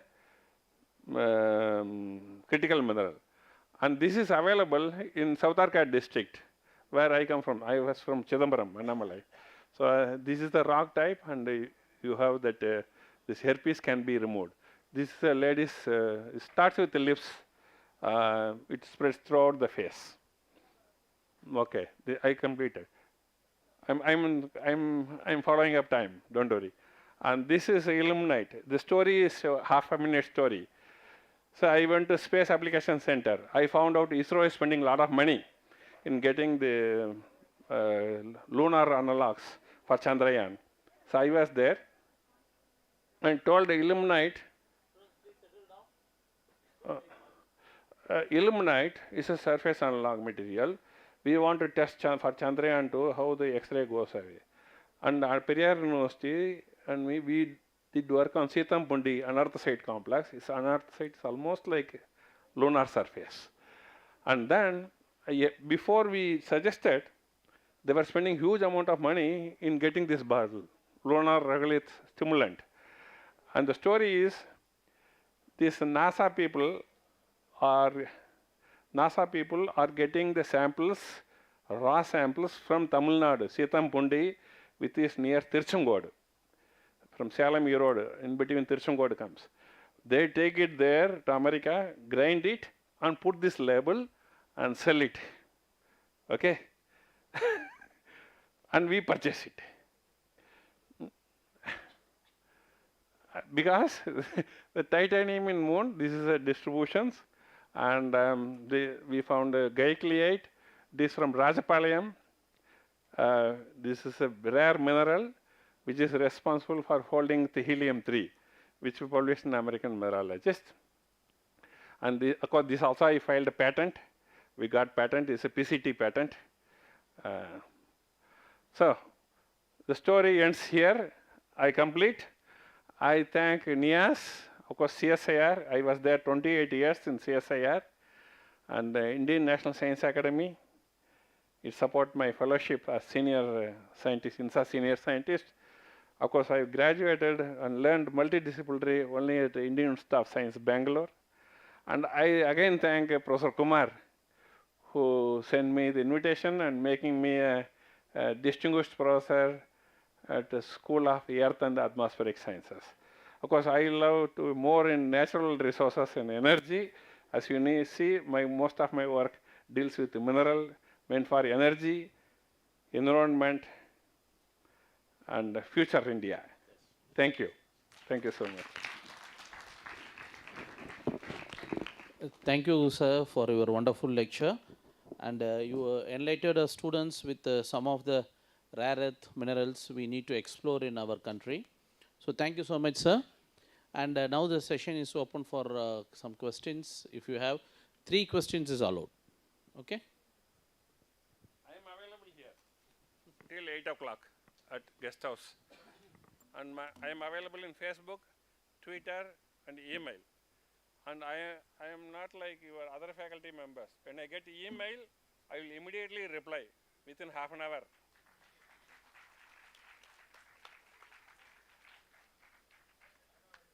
Yes, sir. Thank you. Thank you so much. Bye. I request Dr. Anand to honor the guest, Parthasarathi, Dr. Parthasarathi.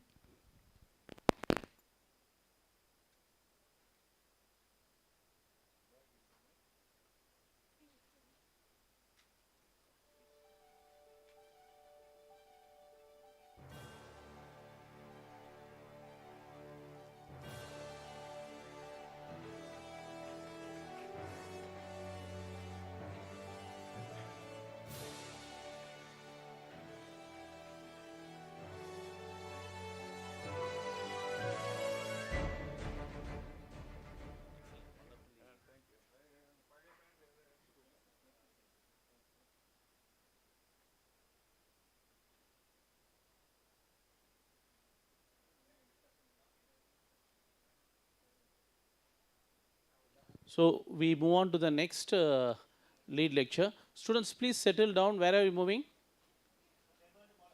Okay. Please move without making any noise. Okay, so the next session will be a lecture by one of our well-known dynamic faculty, and who is the organizer of this iCURE conference. I welcome Dr. N. Shankar, professor from Biotechnology School of Biotechnology, to deliver his lecture. He needs no introduction because he is more familiar to all of us. And welcome you, sir. Yes.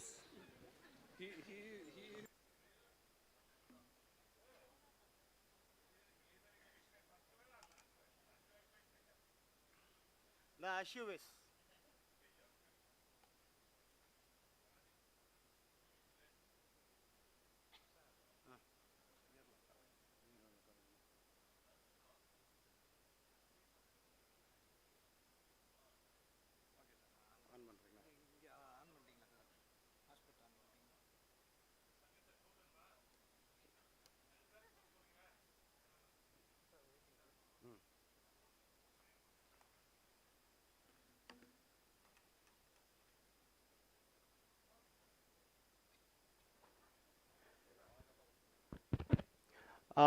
thank you, Dr. Anand, for your nice introduction.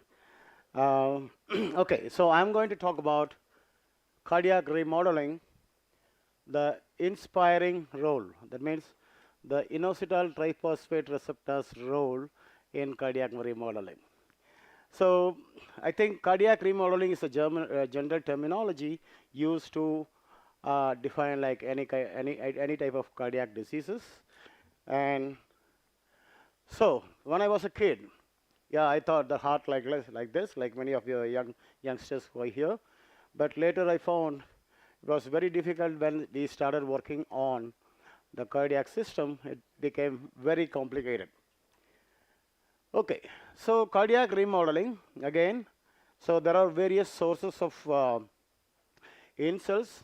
When these insults were both intrinsic and extrinsic signaling or insults, when the heart encounters like the mutations in the sarcomeric genes or the structural unit of the contraction and relaxation, and ionizing radiation, then obesity, okay, don't look at me, then eating fast food, and air pollution, and most of the drugs what we are using for many of the diseases. So all these things, again, even the monoclonal antibodies, which is used for treating the breast cancers, again, induces cardiac hypertrophy. So when the heart is a very plastic organ, and when these insults are imposed on this heart, it develops into a stage called hypertrophy. That means enlargement of the individual cells. And one of the beauty of the cardiac cells is that, so all other cells, again, they'll increase in number, hyperplasia, whereas in the heart, whatever the cells you had immediately after your birth, even now, you'll have the same number of cells, only the size of the cells will increase. So when these insults are continuous, then eventually they lead to the heart failure phenotype. So during these changes, there will be biochemical changes and also molecular changes.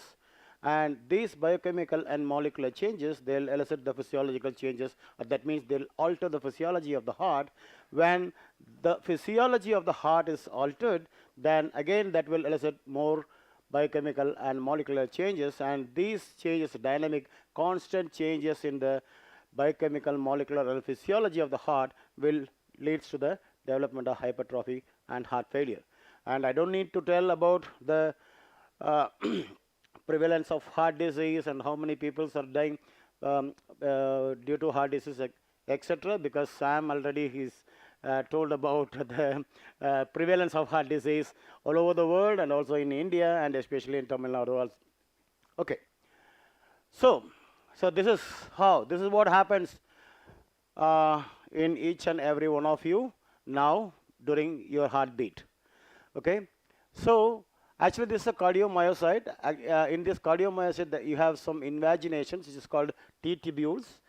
And when a small amount of electricity is produced in the sinoatrial node, actually that which depolarizes the membrane of the cardiomyocytes, the small amount of calcium which is there in the cytoplasm or outside the cell, they will enter into the cell through the T-type and L-type calcium channels. So these small amount of calcium will go and bind to the ryanodine receptor, and this ryanodine receptor, now it will change the conformation, and all the calcium which is stored in the sarcoendoplasmic reticulum will be released. And this calcium will elicit or will help for the contraction of your heart muscles. And also it is having a lot of function in the mitochondria. So once the contraction is over, again the calcium will be taken back to the calcium store, that the sarcoendoplasmic reticulum, through the calcium this ATPase, calcium ATPase. Okay, so you can see the action potential in black, followed by the calcium release, and then contraction and relaxation. So this is what happened. So now during this process, there is a 10-fold increase in calcium in the cytoplasm of the cardiomyocytes. Now this 10-fold increase in calcium will not do anything to the cardiomyocytes. Whereas apart from this, there are some other calcium channels which plays an important role in the heart. So we are interested in the inositol triphosphate receptors.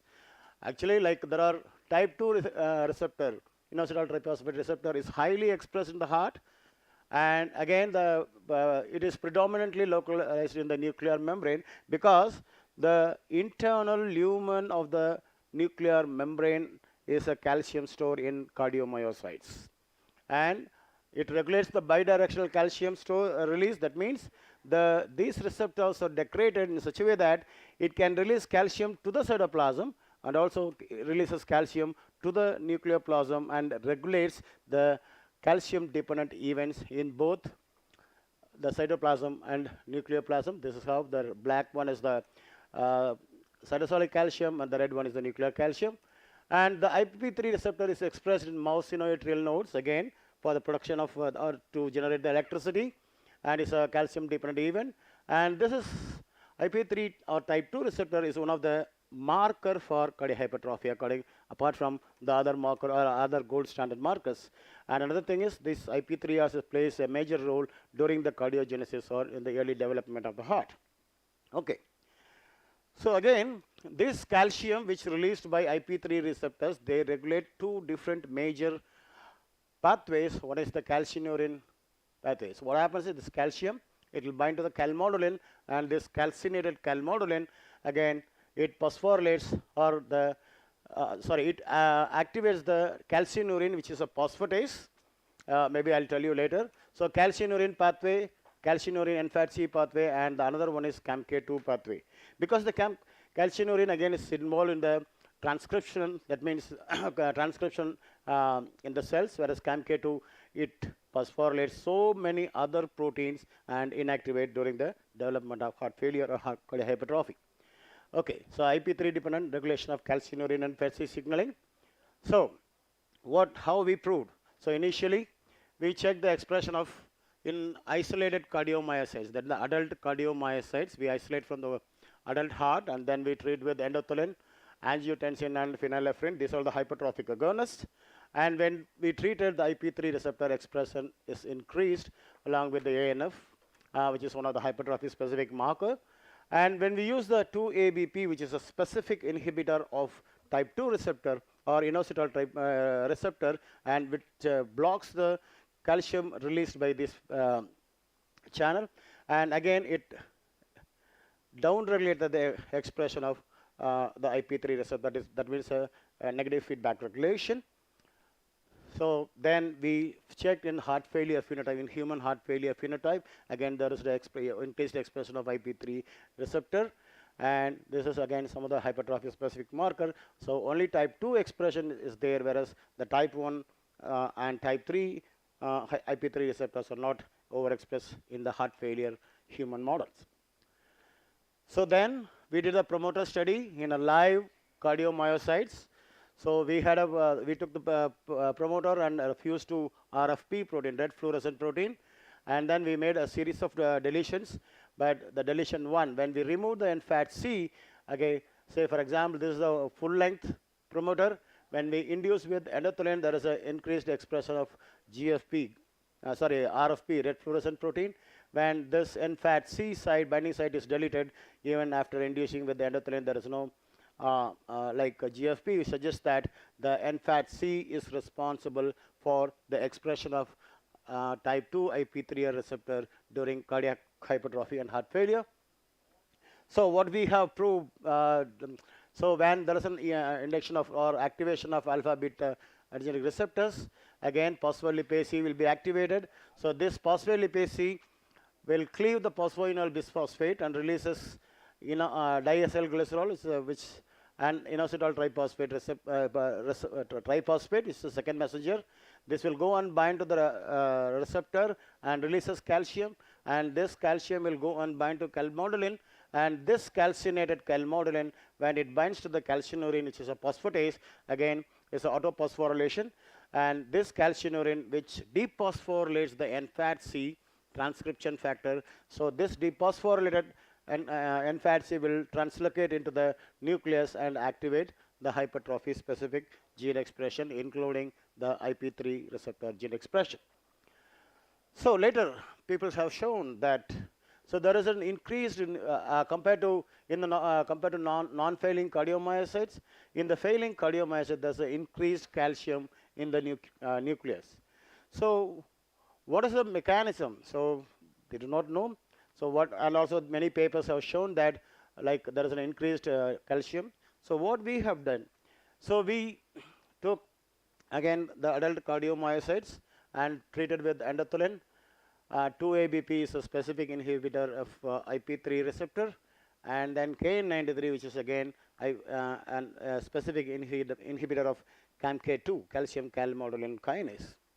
So endothelin actually it activated, and when we treat with 2-ABP, it inhibited the expression, the phosphorylation of IP3 receptor, and KN93 it again inhibited the phosphorylation of IP3 receptor.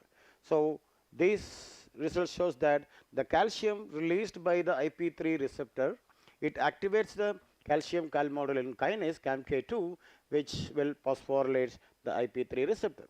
Okay.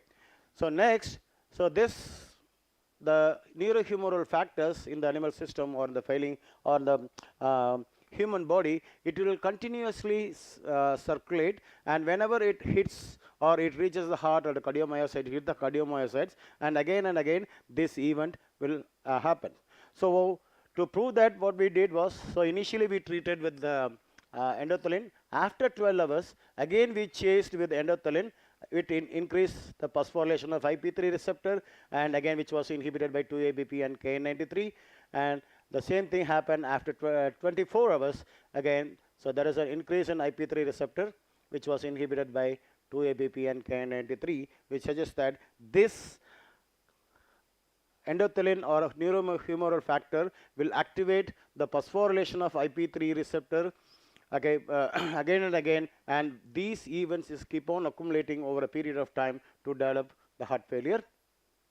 So then again using the adenovirus, we have shown that only the delta C, because the CAMK2 delta isoform is predominantly expressed in the heart, and among these there are two isoforms, one is delta B and delta C. So the delta B expressed only in the nucleoplasm, and delta C isoform will express only in the cytoplasm, and we could see only the delta C isoform will phosphorylate the IP3 receptor compared to delta B, and also the dominant negative. Then we isolated nuclei from the hearts, transgenic animal hearts, and we found that this CAMK2 like IP3 receptor phosphorylation using phosphor-specific antibody, we could see phosphorylation only in CAMK2 delta C transgenic animal models. Okay. Again, so this is on the whole cardiomyocytes. So IP3 receptor phosphorylation in the nucleus region, whereas and okay. So then we measured in the calcium, in both the nuclear and cerebrospinal calcium in cardiomyocytes treated with endothelins, and we found that there is an increased nuclear calcium even, and also the basal level also went up when we treated with calcium, which suggests that the calcium is released more than the control cells.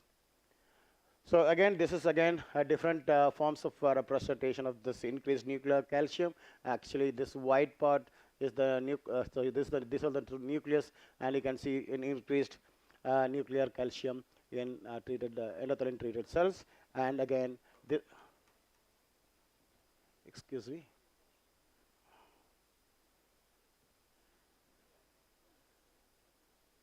Yeah, and again this was inhibited by the mibafradil and nifedipine. These are the L-type and T-type calcium channels. So next, again we isolated, we did the experiment from wild-type delta knockout mouse and also delta B and delta C transgenic animal hearts. We could see the IP3 phosphorylation only in delta C transgenic mouse, which suggests that the cytoplasmic isoform of CAMK2 is phosphorylating the IP3 receptor, whereas not by the nuclear isoform. And again, you can see the hypertrophy specific gene expression in these animal models. So then we did, we used 3 different models. One is the calcineurin transgenic animals, because this, as I told you, the calcineurin pathway is directly acting on the nucleus that in the transcription. So here there is no phosphorylation, whereas there is a IP3 receptor expression. And this is aortic banding model in guinea pigs. Here there is an increased rate of IP3 receptor phosphorylation and also increased in IP3 receptor, and also the phosphorylation increased in human heart failure. So then what we did was we took the animal which is 3 weeks old, all these transgenic animals. There is no change in the morphometric analysis, that means the heart function or heart rate. So again in these animals we could see the IP3 receptor phosphorylation, but everything, actually these transgenic animals, they look similar to the wild type animals at 3 weeks of age, but there is an increased hypertrophy specific gene expression. So from these studies, what we have concluded is, like again similar to the previous one. So this is the normal method. So when IP3 is released, it will bind to the IP3 receptor, and again calcium, calmodulin. This calcinated calmodulin will go and bind to the inactive CAMK2 delta C, which is a cytoplasmic form, and then it will activate the CAMK2 delta C. Similarly, the calcium will release into the nucleus, and again calcinated calmodulin, it will bind to the, it will activate the CAMK2 delta B, which is a nuclear isoform, and this active, it will activate the basal gene expression. When we induce with hypertrophic agonist in an in vitro system, or like if there is an hypertrophy development due to any reason, so what happens is, like the activated CAMK2 delta C, by a negative feedback mechanism, it phosphorylates the IP3 receptors which are facing towards the cytoplasm, and it inactivates the calcium release. So now there is a surge in the internal lumen of the nuclear membrane. So this leads to increased calcium into the nucleoplasm, which again overactivate or hyperactivate the CAMK2 delta B, which will lead to the hypertrophic gene expression. And of course, like initially, if you see, like people have shown that there is a increased nuclear calcium, and we have shown the possible mechanism by which the calcium level which increases in the nucleoplasm. Okay, so now it is the increased nuclear calcium. It is activating the hypertrophy specific genes. That means the fetal gene expression. So again, during the development, so there are different isoforms of the genes will be expressed, and later it will express only in the after differentiation. It will be the gene expression will be there only in the specific tissues. So we thought that, like similar to the activation of fetal gene expression, the increased or IP3 receptor mediated nuclear calcium will also like activate the alternative splicing which is happening during the early development. So again, actually we did, so initially we checked the alternative splicing of some of the genes. So here I'm showing only a couple of them. So we have checked almost 9 genes, and so 3 animals from neonatal animal hearts, and males and females, because nowadays people are saying that this is an adult disease and you should not leave the females in the experiments, because most of the experiments so far done only in male animals, using male animals. So we don't want to like leave, or just to avoid the gender difference in the cardiac system or hypertrophy. So we use the female animals as well in our experiments. And so there is a clear change in the alternative splicing of this is a titin gene, and this is a limb binding protein gene. Again, you can see a clear difference, and this is GAPDH. So this is our hypothesis, and we did some of the experiments. Of course, I have not included, because now we have developed so many different 2 different animal models. So this is again Ang2 infused animal model, both male and female. So that you can see the increase in size of the heart. Only recently we did. Again, there's a body weight heart weight ratio. There's a significant increase in the heart size, and again you can see the IP3 receptor expression in these animal models, which shows that. So there is an increased IP3 receptors is one of the hypertrophy specific model, and then we have used the high fat induced animal model as well, and also we have infused 2-ABP and KN93 to evaluate whether to our system, because we are showing that the calcium released by the IP3 receptor, it will activate CAMK2, and this CAMK2 will phosphorylate the IP3 receptor, and then all these things are happening. So we want to evaluate in both on the animal models. Just recently we completed the experiment, and we are doing our experiments.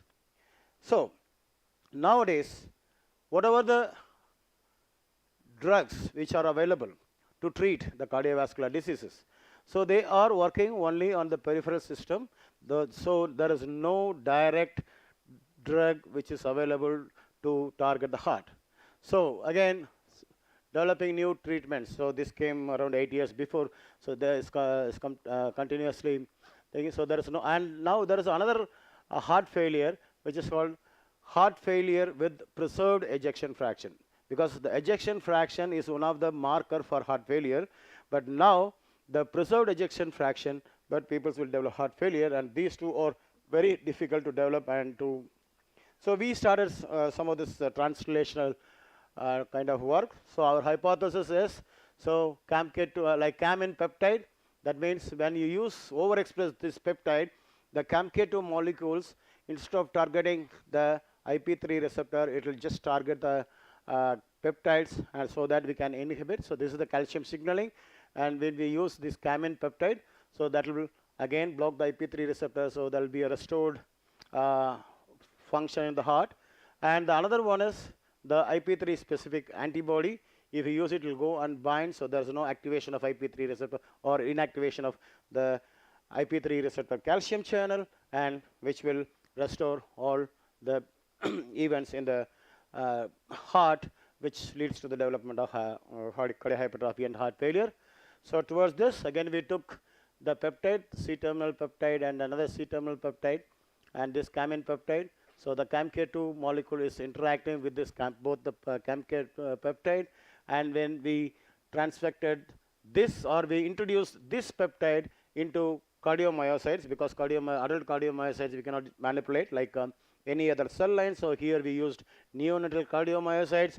So this, so when after treating with endothelin in control, there is an increased cell area, which is suggesting that the cellular hypertrophy. When we use the CAMin and phosphoCAMin and peptides, it inhibited the cell surface area, that means the cellular hypertrophy. Similarly, it downregulated the IP3 receptor type 2 and also ANF, so two different markers for hypertrophy, which suggests that this peptide would work. So this is our work plan. So Professor, we have 3 more minutes. Yes, sir. I'll finish it. So then the antibody, again we introduce the polyclonal antibody into the cell. This is a single cell. You can see it is just staining around the nucleus, whereas if you use the control antibody, it is staining all over the cell, and this is a group of cells. So then we introduce this antibody into the cells. Again, there is an increase in the hypertrophy, the cell surface area in the cells, and this was inhibited with this antibody. And now we are in the process of developing the single chain antibodies for our work. And so acknowledgement, thank you for Greg, Peter, and all these peoples who helped me a lot. And these are the people who provided the transgenic hearts and cells, and again funding from, and my grad students and project students for their help. And thank you very much. Thank you, Professor, for your wonderful lecture. Now the session is open for some discussion. 3 questions are allowed.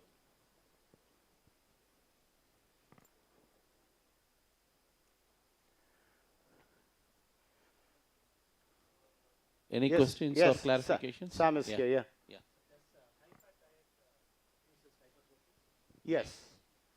So initially it induces diabetes, then which leads to diabetic cardiomyopathy. But we are not going for to the end, because as I told you, this is a continuous process. The IP3 receptor phosphorylation and then increased nuclear calcium is a continuous process. So this process will go for years together, and then it will develop cardiac hypertrophy. So we stopped early time point, and even in this time point, since, though there is no hypertrophy or well developed hypertrophy, but still this signaling is activated. So that's what we want to see. Yes, sir. No, it's not present in the plasma membrane, nuclear membrane, only in the heart. The IP3 receptor, usually is a calcium channel. It will be present only in the sarcoendoplasmic reticulum in almost all the cells. In heart cells or cardiomyocytes, apart from the sarcoplasmic reticulum, the nuclear membrane is having this IP3 receptor, and it is decorated in such a way that it releases calcium towards the cytoplasm and also towards the nucleoplasm. Okay, I think there are no more questions. Any questions from there? Okay, thank you very much, sir. Thank you, Professor Shankar, sir. So you have made us an enlightened lecture. The heart is not only for a symbol of love, it also should take care of your health. Should be very cautious enough to have your lifestyle. So thank you. Yeah, yeah. He's an organizer. He's our home. Yeah, we should definitely have.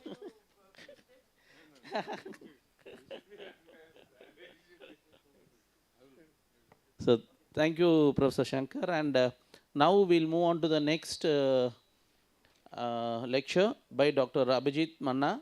And this has been a video lecture. The title, Non-Enzymatic Reduction of Chromium and its Effective Bioabsorption Using Heat in Activated Biomass. Hello everyone, this is Abhijit Manna, currently working as a research scientist at James McElway School of Engineering, Washington University, St. Louis.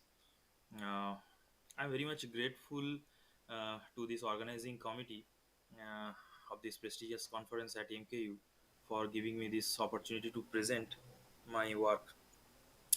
So I'm extremely sorry. Before going to start, I would say because I cannot able to present my current work and my previous work because of some still some work is going on, and some publication issues are actually there. That's why I didn't get permission to detail presentation. But what actually I have planned to give some overall idea what I am doing and what currently I am doing and what I have done. But instead of that, I will present my one work, actually what I have done as a research associate at CSIS CLRI. Let's move to my slides.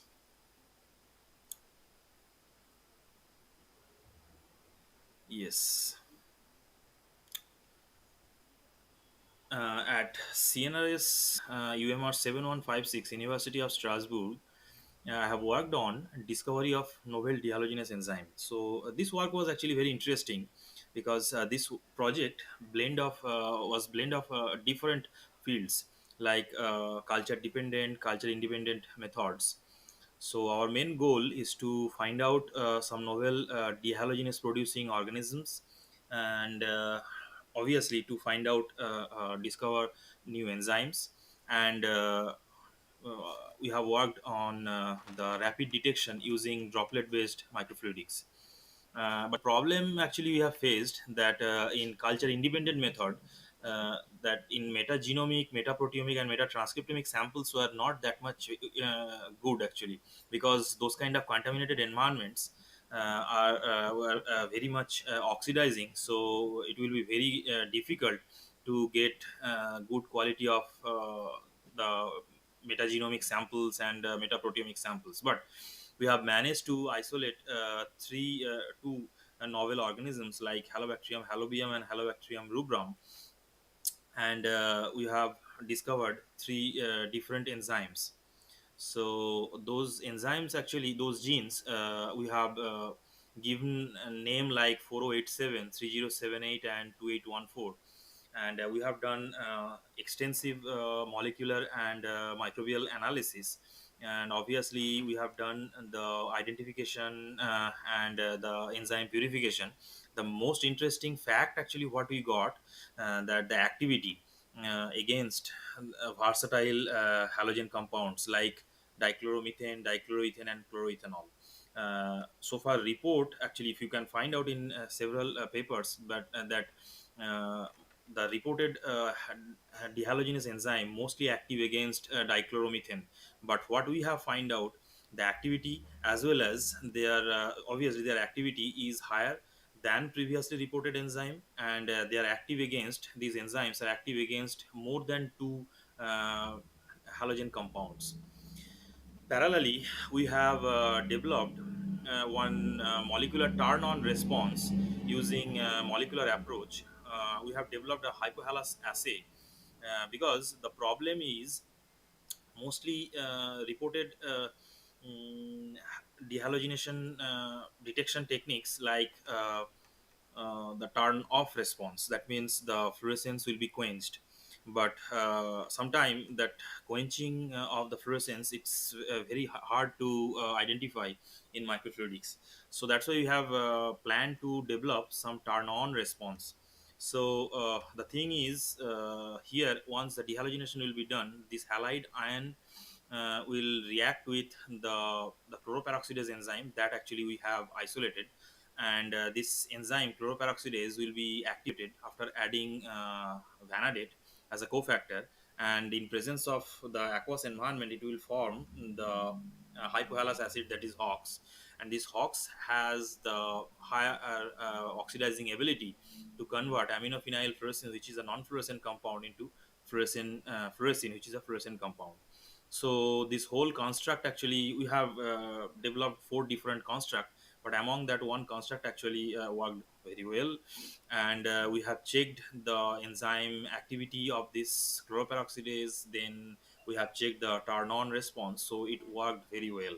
And at the end, almost we are trying to wrap up this project because it's a very big project. It's worked in three different institutes including my lab.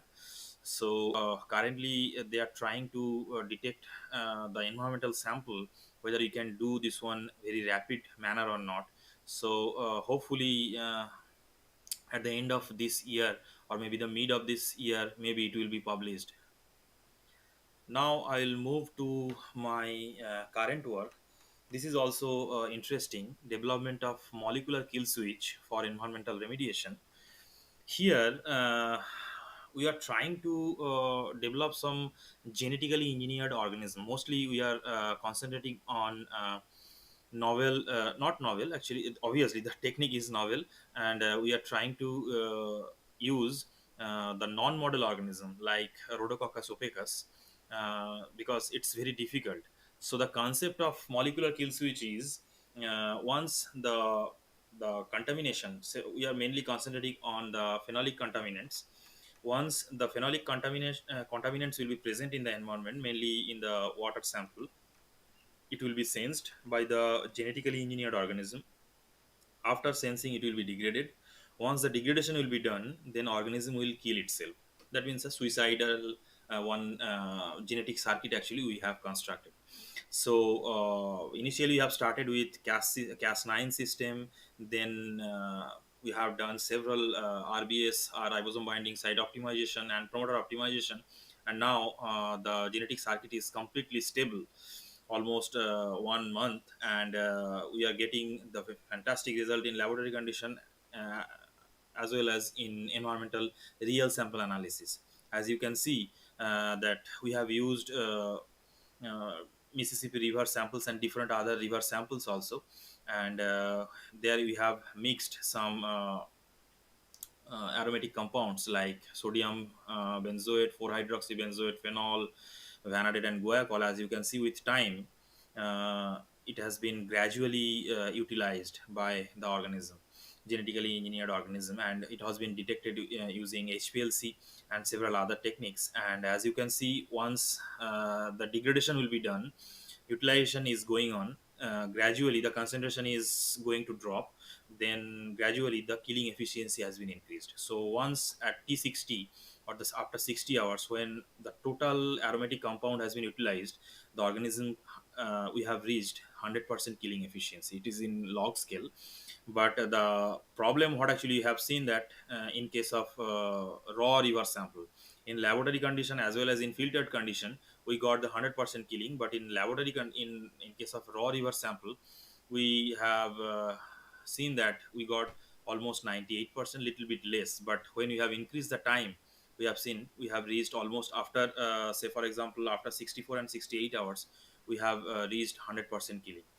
So hopefully this work will be done soon, and we are trying to publish this one.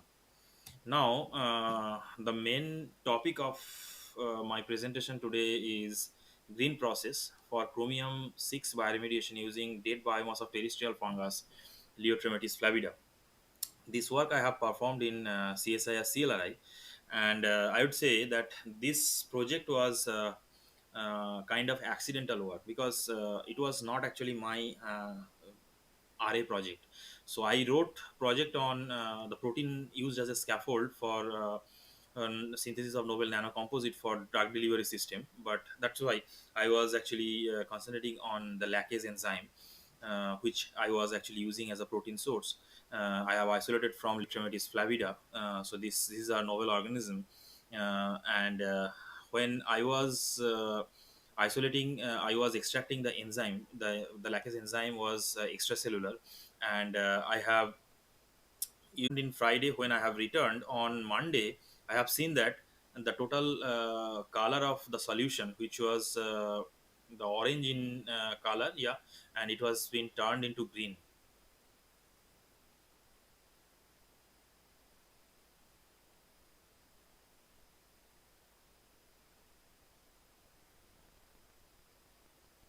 So from there itself, I got this concept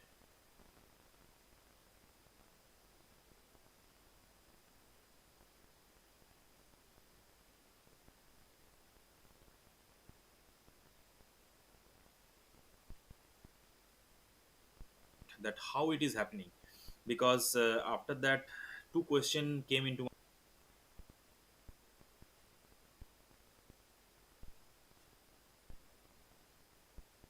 my mind, that the either the whole organisms were not killed, because after doing after extracting the extracellular part, you can simply inside the your fermenter itself you can do the sterilization, so you can kill the total organism which is biomass, and you can throw this one because it's nothing but a bio waste.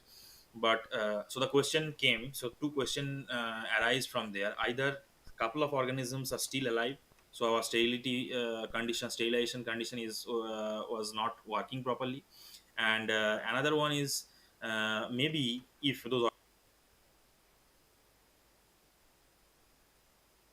organisms, couple of organisms are still alive, so maybe they have kind of the enzymal activity like chromate reductase, because there are so far one enzyme is reported, that is chromate reductase. It can able to convert the enzyme this chromium 6 to chromium 3.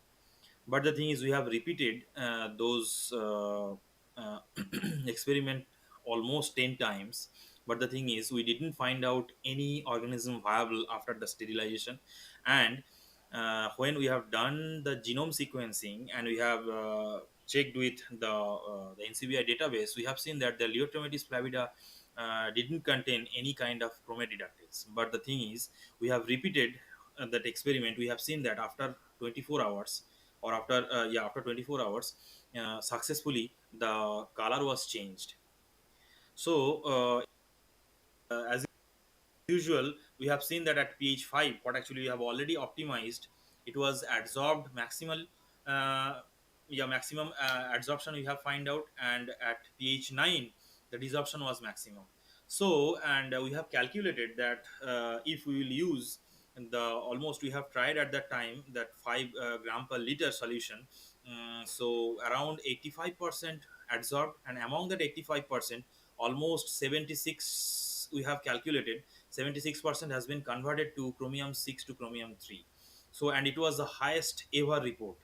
So the thing is, at the during that time, this work was I was literally frustrated because uh, my group discouraged me at that time that this is not a proper explanation, this is not happening, you are doing something wrong.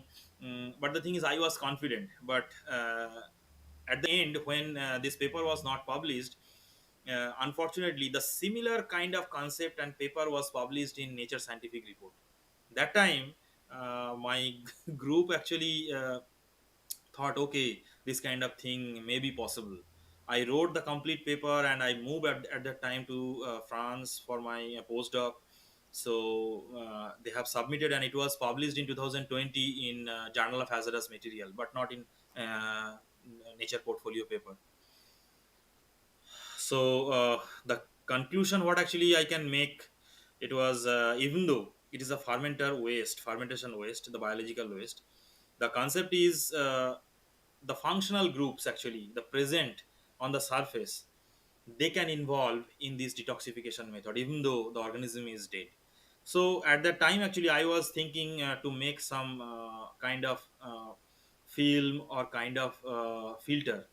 So if the filter we can use in industrial outlet, so what they can do is, once through that the polluted water sample will be transferred, so there is a chance of higher adsorption. Or if you will keep for some time in presence of that filter, so at the beginning itself we can reduce some lots the significant amount of toxic load from the environment. Thank you for the time. If you have any kind of question, I will always available. You can send me the email, obviously it is there. And I am grateful for to the organizing committee for giving me this opportunity to present at least little bit about my research experience. Thank you.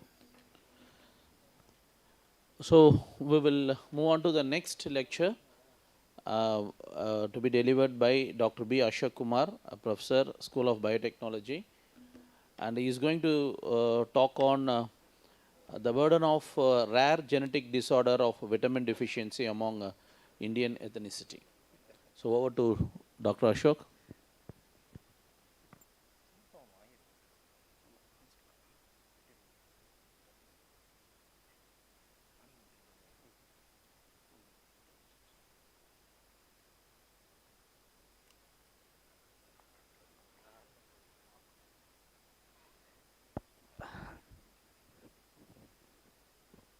Good afternoon. Thanks for the opportunity. Actually, to manage the time, I've been given this opportunity to share the kind of experiences that I have heard in the field of human genetic diseases.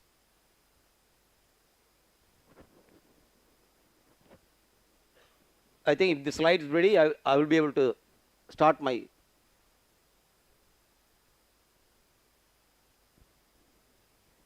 Right. So at Madurai Kamaraj University, I'm working in one of the area that deals with uncovering the burden of genetic diseases among Indian population.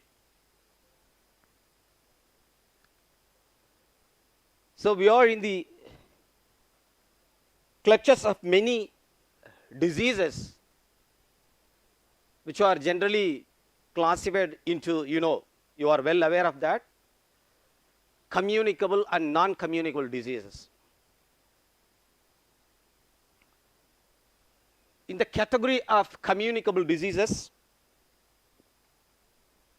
we have lifestyle diseases such as diabetes, cardiovascular, and some of the metabolic disorder coming under this category.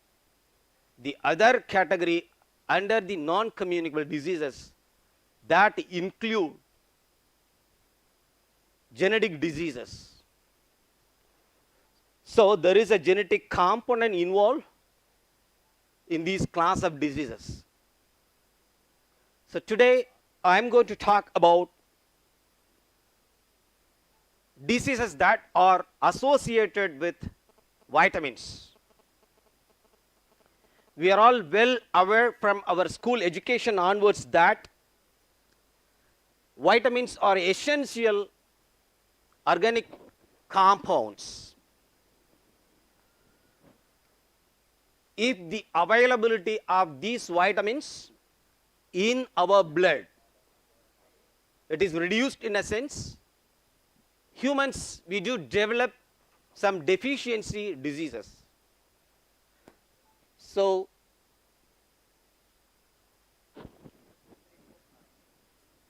really?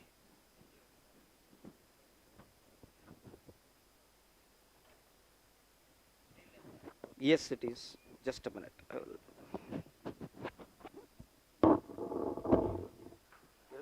Then I need to go there.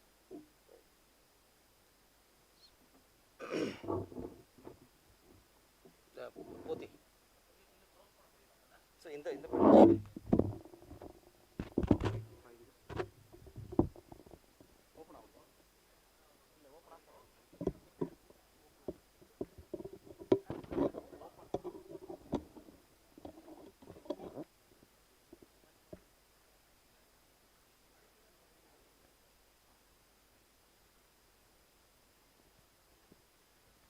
small technical issue we have, we'll see.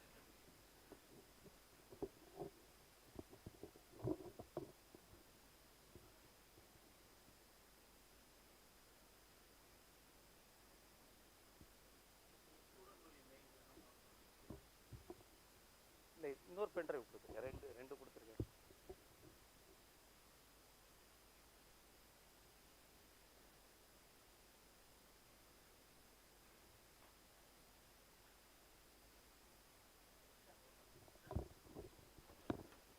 Yeah.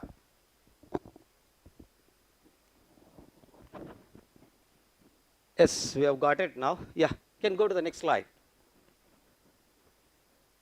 Maybe I will try. Yeah. Okay. So since from our school education, we know some information about vitamins and the deficiency of these vitamins are developing into some of the disease symptoms like beriberi, scurvy, rickets, night blindness, and there are so many deficiency diseases. But these deficiency diseases are temporary complications. So when your body gets enough quantity of vitamin, these symptoms will subside. Okay, so these vitamins are generally classified into two categories. They are fat soluble and water soluble vitamins. A, D, E, K are fat soluble vitamins. B and C are water soluble vitamins. In this slide, you can see I have given only water soluble vitamins, and many of them are coming under B complex vitamins. Pyridoxine, folic acid, biotin, pantothenic acid, riboflavin, thiamine, and niacin. These are all coming under B complex category, and ascorbic acid is nothing but vitamin C. So these are all water soluble vitamins. If you have any deficiency of these vitamins due to some defect in genes, what will be the consequences and what is going to be the disease outcomes? That is going to be today's highlight. When you look at the chemical composition of each and every vitamin, they may look different each other, but all of these vitamins, they do share one common property, is that all these vitamins are essential for any cell growth and its development. You name it, any cell, it is from bacteria to a cell from a dinosaur or an elephant, whatever it may be, the cell, for its growth and development, you have to provide these vitamins. Without these vitamins, there will not be duplication of your cells. Your cells may not be able to grow if you are devoid of these vitamins. In that way, all of these vitamins are essential for cell growth and its development. So I have given you here with a very interesting picture. You can see gods from 3 different religions. Okay. Sorry, yeah. You have Krishna representing Hindu, and Jesus, Christians, and Allah representing Muslims. When you look at their head, just behind their head, you see yellow halo. That indicates these people are having kind of supreme power. They have the ability to create life. You know, such kind of yellow halo we have seen in the nature where, for example, I have shown you here with an earthworm. Here, this portion which is named as clitellum, which is looking yellow in color. What is that yellow? When scientists dissected what is there inside, they found that the yellow substance is one of the water-soluble vitamin, which is nothing but riboflavin. Riboflavin, which is hugely accumulated in the clitellum, where most number of stem cells which are responsible for the regeneration potential of earthworm which is there. That is why when you cut a portion of your earthworm, you will be able to see regeneration. This is because of huge accumulation of this magic chemical compound, which is nothing but riboflavin. It is a water-soluble vitamin. And you can see here, it's a cancerous stem cells. Irene et al., they have reported in 2014, they are from Mexico, a research group. They have found that when they looked into cancerous stem cells, when compared with the normal cells when you compare with the autofluorescence of normal cell and cancerous cell, cancerous stem cell, they do express huge fluorescence. Then what is the reason for this huge fluorescence in the stem cells? There also they found that riboflavin is accumulated in huge concentration in these cells. So in the earthworm, which is hugely accumulated, at the same time in the human cancerous stem cells, riboflavin is hugely accumulated. So this is one of the vitamin which is playing crucial role over there in the progression of the stem cells, whatever it may be the cell, but which is hugely present in the stem cell, from which only any kind of cell can be originated. Okay, right, yeah. And right, see here a pure riboflavin has been taken and which is kept in a dark, okay, and you could normally see that your riboflavin will be fluorescing when you kept in the dark. Okay, that is the nature of your riboflavin. And here chicken which lay eggs, no, in the eggs, you know, the yellow portion where huge amount of riboflavin is there. From that chicken embryo only, you will be able to see young chickens are coming up. So a lot of cell division at that time will be happening. To promote the cell division, hugely riboflavin is accumulated over there. And when we raise any food, if that food is supplemented with riboflavin, if that chicken when they lay egg, you know, you will see very strong yellow colored yolk. So that indicates the supplemented riboflavin is hugely accumulated over there. Right. And this is a bacteria which has the ability to produce riboflavin, which will be appearing yellow in color. They have generated one mutant after exposing UV, which is not having the ability to produce riboflavin, and it appeared white in color. So the one which produces riboflavin will be appearing yellow in color, a bacterium. And here you can see the human egg, where you can see so many sperm cells which are trying to attack the egg, where you can see the yellow fibrous thing surrounding this egg is nothing but riboflavin. Even in the human egg, huge accumulation of riboflavin is there. So wherever cell division is going to be very active in a sense, that cell will definitely accumulate more quantity of riboflavin. That is the point I really want to stress upon to you guys. Right. So, can a human body synthesize these vitamins? If you ask, my answer is no. Vertebrates divide the ability to synthesize water-soluble vitamins.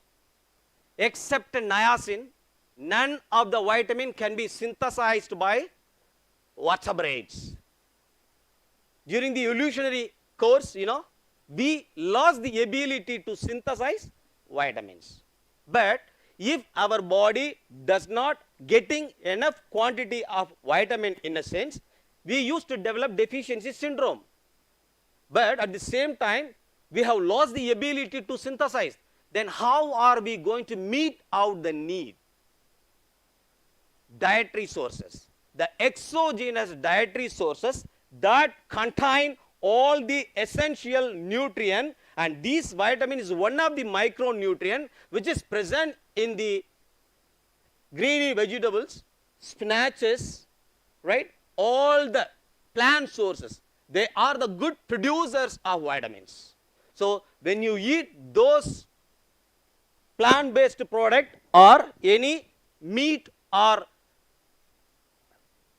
mutton or chicken, there also you do have enough quantity of riboflavin from these exogenous sources only. When you eat those sources, your body, especially your intestine, has the ability to absorb all those essential nutrients, and from your intestinal absorption, all these nutrients are going into your intestinal epithelial cells.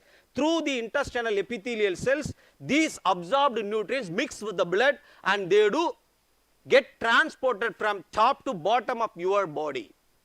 The trillion number of cells in your body are getting these vitamins through blood only. But where the primary absorption is taking place? In the intestine. So here in the intestine only, the microvilli which is present in the intestinal epithelial cells, they are highly absorptive in nature. They do take up all the essential nutrient. I am not saying it is only for vitamins. Even if you eat any carbohydrate which will be broken into simple pieces, finally you will get a simple monomer, your glucose or fructose. This will be easily taken up by the transporters that are present in the intestinal epithelial cells. Okay, these transporters are nothing but proteins. Okay, a gene which is responsible for that, the gene which produces mRNA during your transcription, and that will be later translated into a protein, and these protein, they travel on the cytoplasm and they are targeted on the membrane, and they are sitting on the membrane and they are doing transport of all these essential nutrients. If you take human, there are 12 different types of glucose transporters are there. Simply amino acid cannot be taken up by human body. You have to have an amino acid transporter that do facilitate the entry of this amino acid from the intestinal lumen into the cell. Next slide. Maybe I will move. Yeah. Right. Herewith I have shown you the intestinal lumen. Only this portion is highlighted over there, and you do see a stack of cells, and these cells are epithelial cells. They will be having microvilli, and they are highly absorptive in nature. When food passes through, the absorption will be taking here.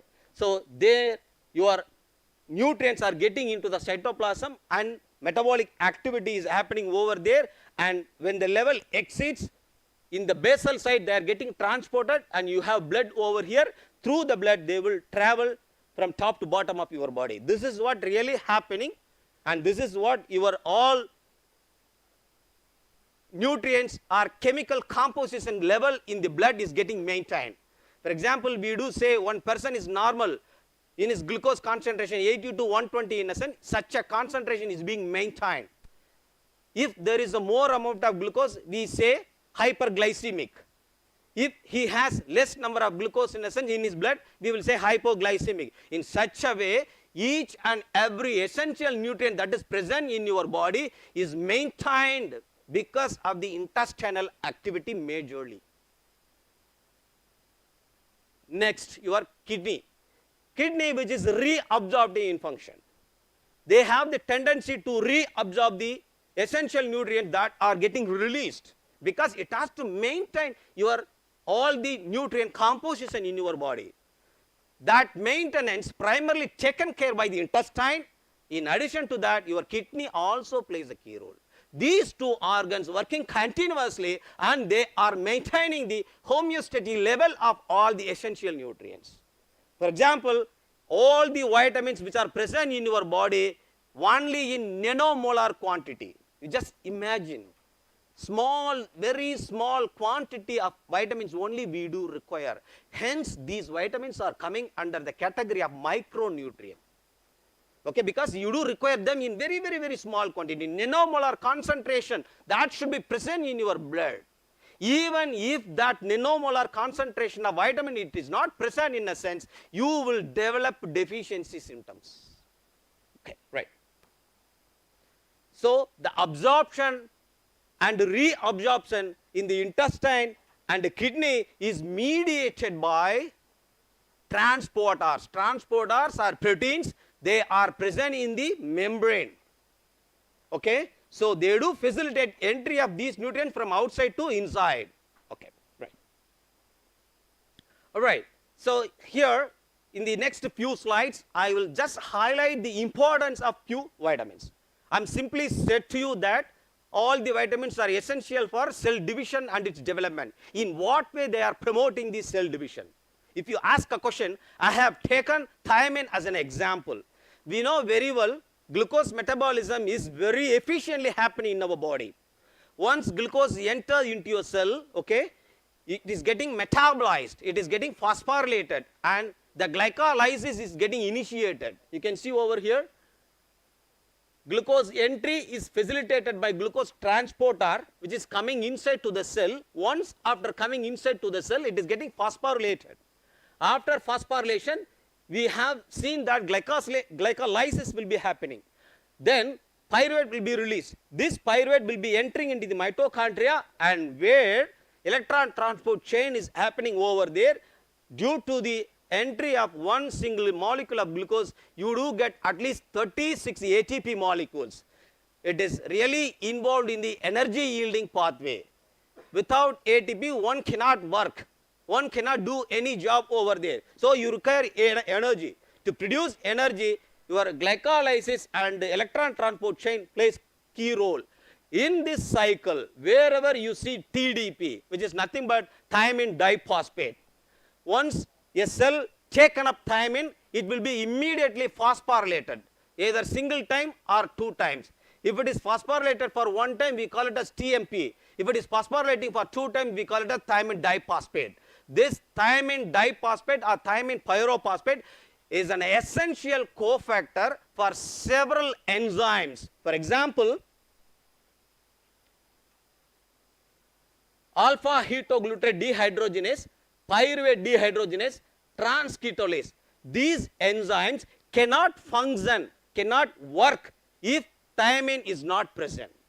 When thiamine is present, it will be phosphorylated. The phosphorylated thiamine will act as a cofactor for these enzymes, and then the cycle happens. If thiamine is not there, alpha ketoglutarate dehydrogenase cannot be working. If it doesn't work, in a sense, the cycle is not really going to be completed, and then there is no ATP is going to be produced.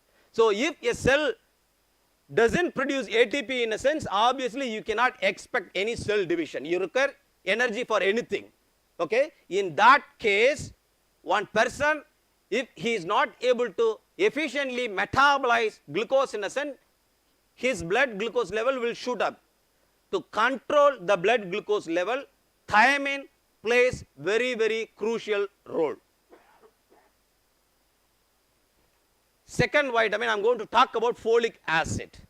Folic acid is a precursor for synthesis of 4 nitrogenous bases: adenine, guanine, thymine, cytosine. These 4 nitrogenous bases, if they are need to be synthesized, you have to have folate. In one carbon metabolism, the first methyl donor is nothing but folic acid. For example, you can see here uridine monophosphate, which is getting methylated. If it is methylated, we will get deoxythymidine monophosphate. That is nothing but your building block of your DNA. So, if thymidine need to be available there in a cell, in a sense, you have to have folic acid. So, if there is a deficiency of folic acid, there will be an error in DNAs. So, deficiency of folic acids lead to lot of genetic diseases because of more errors are introduced during DNA replication. Right. This is a global hunger index. Recently it was reported. We are standing 103 in 2018. In 2021, we are ranked at 101. So, in the same country only, Ambani and Adani, all the giants are there. But, the hunger rate in India is very, very, very, very high. There are totally 117 countries, but our rank is 101. We are in very bad shape here. Next year, in 22, we are at 107. Still, we have become very worse. And we are thinking that, the IT field is booming like anything, and everyone is getting good salary, this and that. But at the same time, the hunger rate is also going up. Right. The major reason is malnutrition. Someone may ask a question, what is the malnutrition? I am talking about this malnutrition. I am not talking about this malnutrition, where people are going to the nearby malls and take a big chunk of piece of sandwiches or burger and they are eating. No, I am not talking about this malnutrition. I am talking about this malnutrition. People will be malnourished if they are not eating a proper diet that contains all the essential nutrients. A balanced nutrient is most essential because that will be providing all the essential components that you require for your body growth and development. Right. So, in the country, yes, GDP is every year is increasing. That means food is there. Food is there with only certain people, not to everybody. Okay.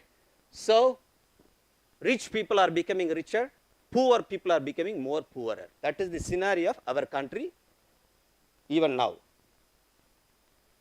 Right. I don't want to show this story. Yeah. Right. This is a kind of a simple explanation of what is mutation. So, when a mother at the time of pregnancy, if she is deficient to folic acid, more number of DNA errors will be introduced. Those errors we shortly call them as mutations. Mutations will be introduced. Okay? Right. Right. So, herewith I will show one of the genetic disease which is related to thiamine.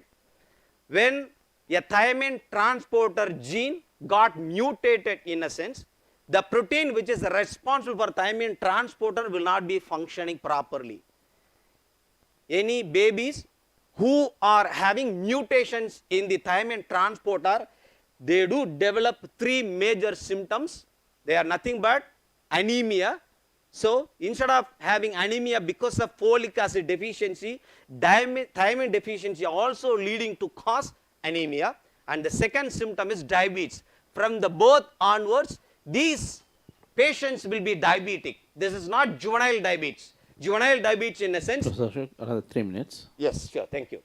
Juvenile diabetes in a sense, patients will be having problem in the insulin secretion. Here, there is no problem with the insulin secretion. They do have thiamine deficiency. If thiamine is deficient in a sense, they do develop diabetes from the birth. In these children, instead of administering thiamine, if you administer insulin, these patients will die. You won't be able to protect them. So, simply you can ask them to take thiamine pills and you will be able to protect him. You cannot cure, it is a genetic disease. You have to do something to correct the defect.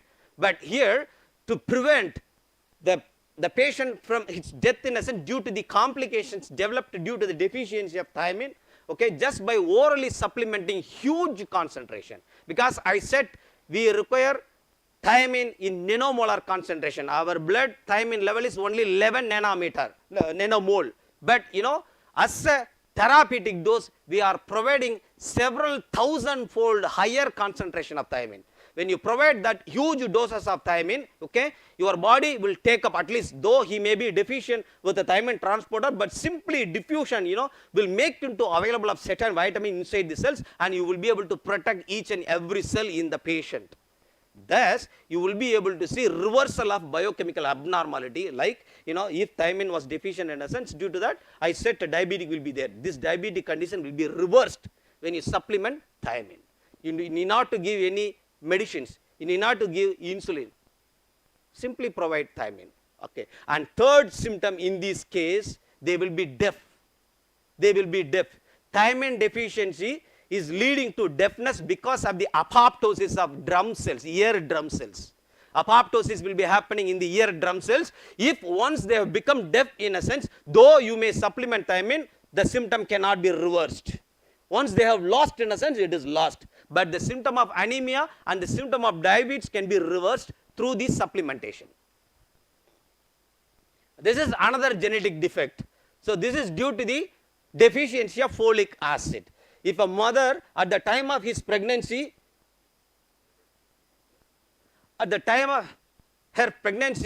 if she was deficient to folic acid in a sense, outcome will be like this: broken lips, cleft palate. So that is why, to prevent such kind of cases among the Indian population, Indian Council of Medical Research, ICMR, providing folic acid pills, especially to the girl children from 7th standard onwards. The reason is, if you provide as a pill folic acid, you will be able to maintain normal folic acid in the blood.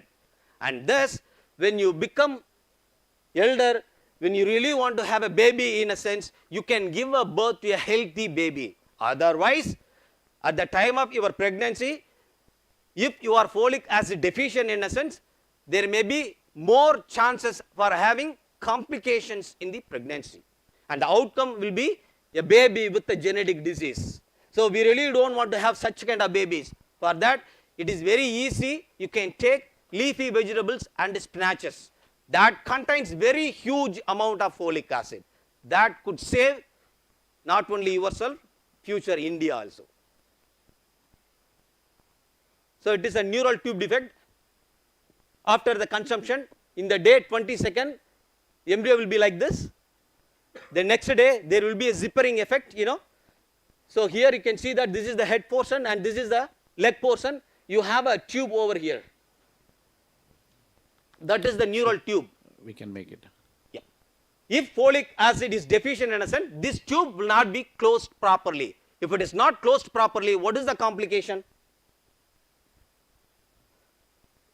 Spinifibida.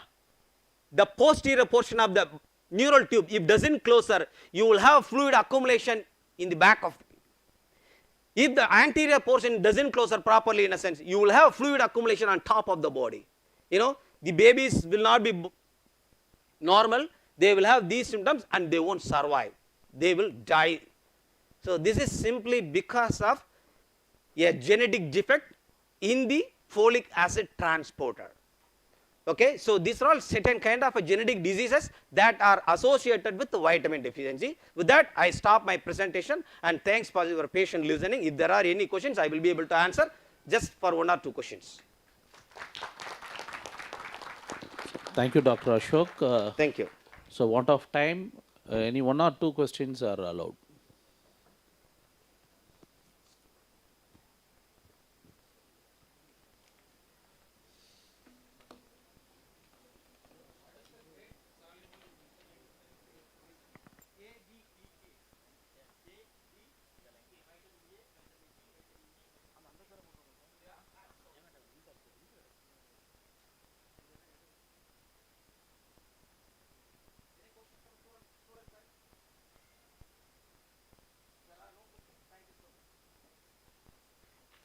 Thank you, Dr. Ashok. And we have come to the end of this session. And now participants can go for a tea break. And after tea break, you can come for validatory function. Yeah.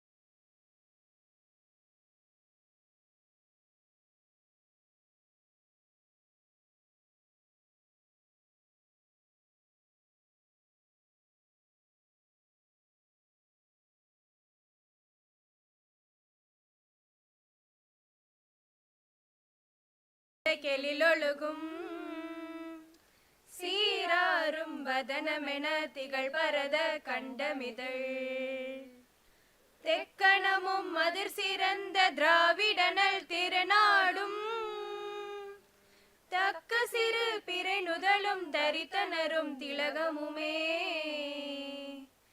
அத்திலக வாசனை போல் அனைத்துலகும் இன்பமுற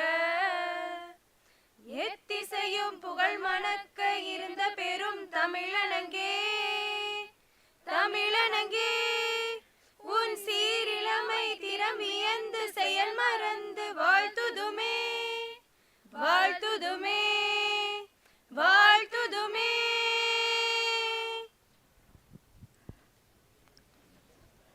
Welcome address. I invite the Registrar of Madurai Kamaraj University, Dr. K. Sadasivam, to propose the welcome address.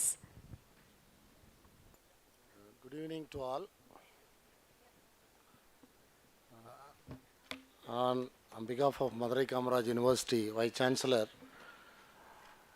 and members of the syndicate, Senate and Academic Council, and the chairperson HODs of various departments of Madurai Kamaraj University, I deem it a great pleasure in welcoming you all to this valedictory function of 3 mega events which took place from 3rd to today. This is a valedictory function for the iCURE conference and the IBLME exhibition, and today we have celebrated the foundation day of our university. After the inception of this great university, we are in the 58th year. Actually, this university was started in 1966, and it traveled around a various arena of research, education, and extension. And now we are in the midst of various challenges to be tackled in a very successful manner. So in this juncture, I want to place on record my sincere thanks to the delegates who are from abroad, who are from India, who are from other universities, who have taken active participation in iCURE conference. And also, I want to thank the President, Dr. Jagadishan, Tamil Nadu Chamber of Commerce, and its associates, which played a vital role in organizing this IBLME exhibition. And today, we had in our midst Honorable Minister for Finance and Human Resource Development, Dr. P.T.R. Paranivel Tyagarajan, whose lecture was in real term an encouragement to all the teaching staff and the student community at large. As the Registrar of Madurai Kamaraj University, I am very happy to welcome the President of this valedictory function, Honorable Vice Chancellor Dr. J. Kumar, on behalf of all the organizing committee. And today in our midst, an eminent scientist, Dr. N. Kalaiselvi, Director General, Council for Scientific Industrial Research, New Delhi.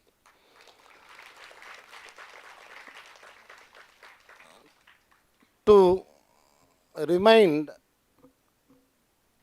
the audience that her tenure as the director of SICRI, Karaikudi, had brought many laurels to the SICRI. So we are very happy to welcome you, madam, to this valedictory function. You are on the way from Delhi. I think you are very in a hurry situation to go back to Delhi. So we are very happy to have you, madam.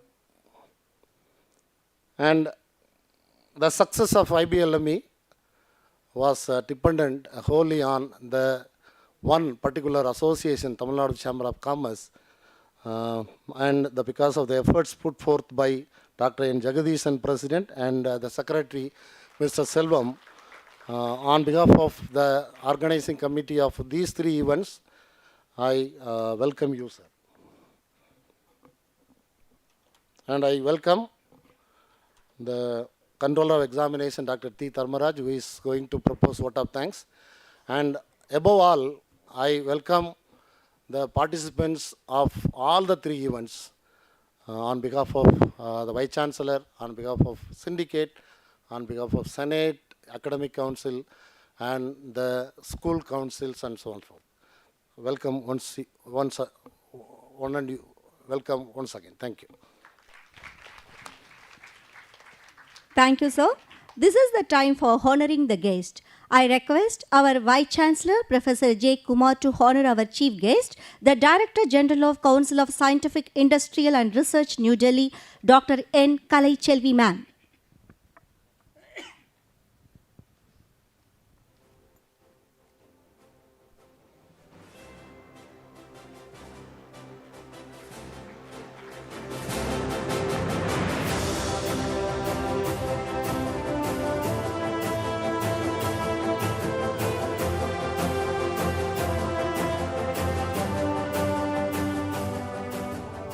I request our Vice Chancellor, sir, to honor Dr. N. Jagadishan, President, Tamil Nadu Chamber of Commerce Industry.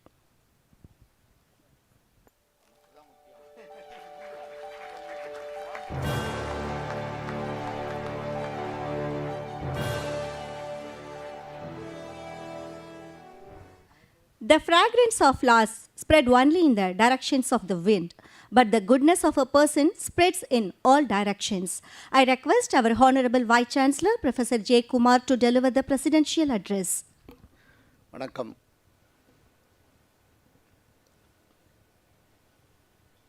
இந்த விழா ஒரு முக்கியமான விழா, 3 நிகழ்ச்சிகளின் சங்கமம். ஆனால் என்னுடைய மனதில் முதன்மையாக இருப்பது டாக்டர் கலைச்செல்வியை பாராட்டுவது. ஒரு பள்ளி பருவத்தை ஒரு அரசு பள்ளியில் படித்து இந்த உயர்ந்த நிலையை அடைந்திருக்கிறார்கள் என்பது தான் இங்குள்ள அனைவருக்கும் பெருமை.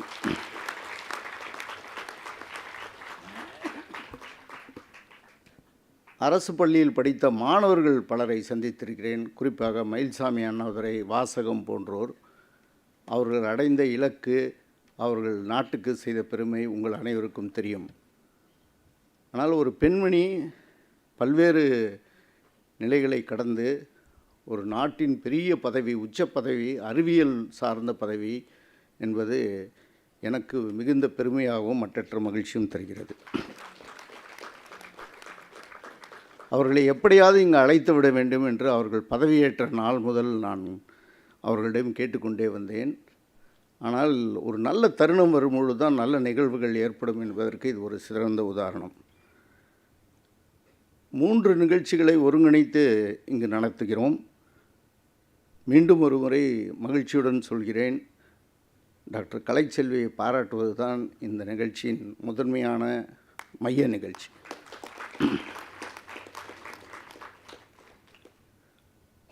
தனிமனித பாராட்டு என்பது ஒரு சமுதாயத்தின் கடமை என்று எடுத்துக்கொள்ள வேண்டும். ஒரு சமுதாயம் என்பது அனைவரையும் சேர்ந்தது தான். ஒரு தனிமரம் தோப்பாகாது என்று சொல்வார்கள். ஆனால் ஒரு தேசப்பிதா காந்தி உருவாக்கிய தேசம் இது. அதேபோல் இந்த அரங்கம் கலாம் என்கின்ற ஒரு தனி மனிதர் செய்த சாதனைகளின் ஒரு எடுத்துக்காட்டு.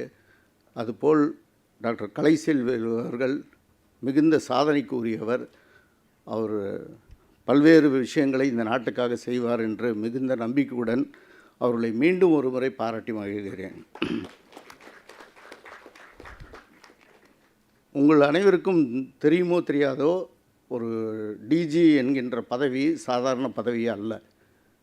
ஒரு நாட்டின் பிரதமருக்கு எந்த ஒரு பொறுப்பு இருக்கிறதோ, அல்லது ஒரு முதல்வருக்கு ஒரு மாநிலத்திற்கு எந்த முக்கியத்துவம் வாய்ந்த பொறுப்பு இருக்கிறதோ, அதுபோல் ஒரு தேசத்தின், குறிப்பாக இந்திய நாட்டில் சுதந்திரத்திற்கு பின்னால் உருவாக்கப்பட்ட அறிவியல் ஆராய்ச்சி மையம் இந்த சிஎஸ்ஆர் லேப் என்கின்ற வகையில் தான் உருவாக்கப்பட்டது. நேற்று ஒரு கருத்தரங்கில் ராமகிருஷ்ணன் நோபல் பரிசு பெற்ற ஒரு அறிவியல் விஞ்ஞானி, இந்தியர், அவர் பெங்களூரில் ஒரு கருத்தரங்கில் சொல்கிறார், தேசிய அளவில் நேருவுக்கு பிறகு அறிவியல் விஷயங்களுக்கு சரியான வளர்ச்சி இல்லை என்று. அவர் எந்த நோக்கத்தில் சொல்கிறார் என்று தெரியவில்லை. இருப்பினும் இதை ஒரு முக்கியமான விஷயமாக எடுத்துக்கொள்ள வேண்டும். ஏனென்றால் நேரு தான் இந்த சிஎஸ்ஐஆர் லேப் என சொல்லப்படுகின்ற ஒரு கட்டமைப்பை உருவாக்கினார். அதன் பின்னர் அட்டாமிக் எனர்ஜி, அதன் தொடர்ச்சியாக ISRO போன்ற கட்டமைப்புகள் தேசிய அளவில் உருவாக்கப்பட்டது. இந்த சிஎஸ்ஐஆர் லேப்ஸ் என்பது இந்தியா முழுவதும் பரவியுள்ளது. பல்வேறு தொழில்நுட்பங்களை மட்டுமின்றி ஒரு தொழில் நிறுவனங்களுடன் இணைந்து பணியாற்றுகிறார்கள். அதுதான் இதனுடைய சிறப்பு. ஆரம்ப காலகட்டத்தில் NPL போன்ற நிறுவனங்கள் உருவாக்கப்பட்டது. நேஷ்னல் ஃபிசிக்கல் லேபரட்டரி டெல்லியில். அதனுடைய நோக்கம் ஒரு அறிவியல் பங்களிப்பை எவ்வாறு செய்ய வேண்டும், எவ்வாறு வெளிநாடுகளுடன் தொடர்பு கொண்டு நம்முடைய அறிவியல் பங்காற்றுதலை எப்படி செய்து கொள்ள வேண்டும் என்பது ஒரு புரிதலுக்காக தான் செய்யப்பட்டது. புதிய கண்டுபிடிப்புகள் வர வேண்டும், அது சார்ந்த தொழில் நிறுவனங்கள் வளர வேண்டும் என்ற எண்ணம்லாம் பெருசாக இல்லை. அப்போது NPLுடைய நோக்கம் என்னவாக இருந்ததுன்னா, ஒரு சின்ன உதாரணத்துக்கு சொல்லணும்னா, இந்த டேபிளினுடைய நீளத்தை அளக்கணும் அப்படின்னா நீங்கள் எல்லோரும் சொல்லிடுவீங்க, ஒரு ஸ்கேலோ ஒரு மீட்டர் இன்ச் டேப்போ எடுத்து அளந்துடலான்ட்டு. அது சரியான முறையல்ல. அதற்கு ஒரு மெத்தடாலஜி இருக்குது. அந்த மெத்தடாலஜியில் you can find out the wavelength of a particular light, and with that wavelength you can multiply or you can take the relevant measurements and then take it forward. This is how a standardization is being done. அதே மாதிரி பாரிஸில் they had a standard for a weight, and that weight has to be properly used, and subsequently you can do any weighing system in the country. See, நீங்கள் எல்லாரும் everybody knows now, you go and buy a material of 1 kilogram or half a kilogram or 50 grams. You just believe that the weight is the real weight, but there are certain standards. For example, this standard is in Paris, and with that standard only we try to counterproduce this kind of weighing systems. இதெல்லாம் இந்த CSIR லேப்னுடைய ஒரு சிறிய முயற்சியாக இருந்தது. இன்றைக்கி they have gone beyond all this thinking. They are very close to us. Sikri Karakudi, where she was the director, they have evolved various programs. One such is about hydrogen energy production, and hydrogen energy production is going to be very, very important for a country like India. In the next 1 year or so, we are going to drive some of our trains, particularly those which are in hilly terrain, in short range movements, including Ooty to Coimbatore.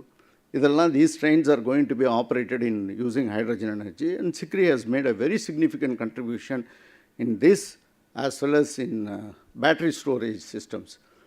Many of you are now using your own mobile phones and all other gadgets, and you very proudly say, I had charged my mobile phone. In the phone now is made available for 1 full day. நான் என்ன போட்டாலும் எத்தனை தடவை பாட்டு கேட்டாலும் 3 cinema பார்த்தா கூட battery train ஆகலைன்னு ரொம்ப பெருமையாக பேசுவீங்க. The reason is these lithium batteries are the fundamental to that. அதுக்கு ஆல்டர்னேட்டாக Sikri Karakudi has evolved some battery system and will be very soon out in the market. And another important issue connected to energy, Government of India has announced in the budget a big increase in the utilization of solar energy, which is going to be of the order of 95 gigawatt. Today we are producing something half of that or close to that, and we will double it in 2 years. This is the aspiration of the Government of India, and for that the manufacturing units of the solar panels are going to be active in this country. This is the most important thing. If a nation has to progress, they cannot be dependent on always on outside technology. Outside technology is also relevant, and we should also respect it in some form or the other.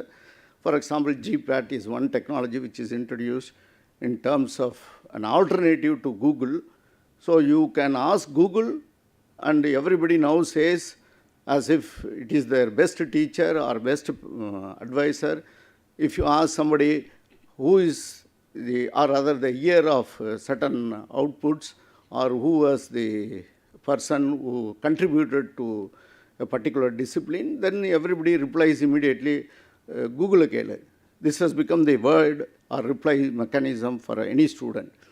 And most of the students learn also with the help of Google. But you will very soon have this GPAT, which will tell you more perfect information relevant to the question you are asking. Because in Google, if you ask what is the combination of the wavelength of this white light, it will give you an endless list of search output, and you have to be fortunate, or you have to select the specific output in order to know the information which you asked.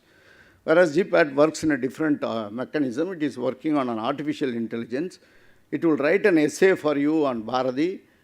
It will solve your mathematical equations if you want to ask a solution for a mathematical equation. And if you want to know about Dr. Kalai Selvi, her parents, GPAT will give it in a flip of a second. This is the power of GPAT, which is an artificial intelligence by Microsoft.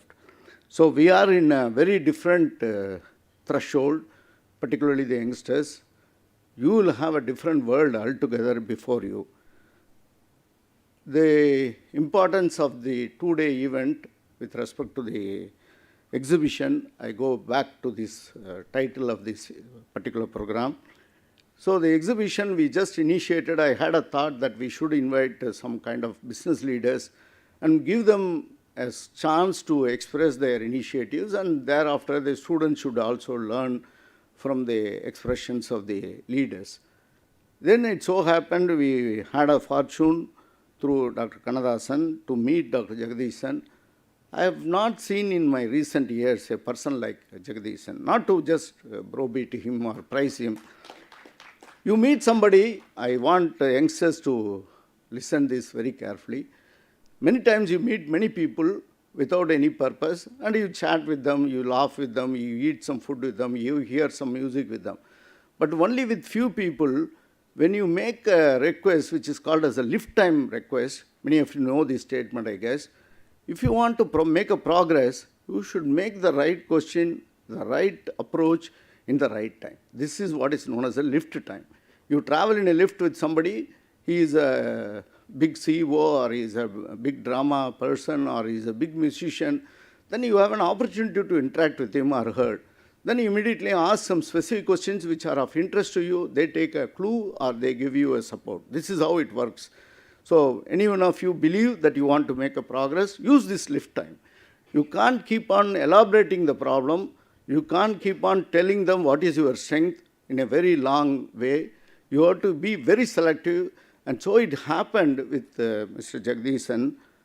In a very quick time frame, I expressed what is the interest behind initiating an exhibition. The idea I had was to showcase some of our strengths or the products which are being in the threshold, or very specifically on the threshold, and also some of the native ideas our people have. Like, for example, I keep saying, in the inaugural also I said, I very seriously want to promote the native culture. One of the native trees is Kadamba tree, and I want to ensure this Kadamba tree is very popularly made available to society, or at least people have the opportunity to see this Kadamba tree in large numbers in and around this campus.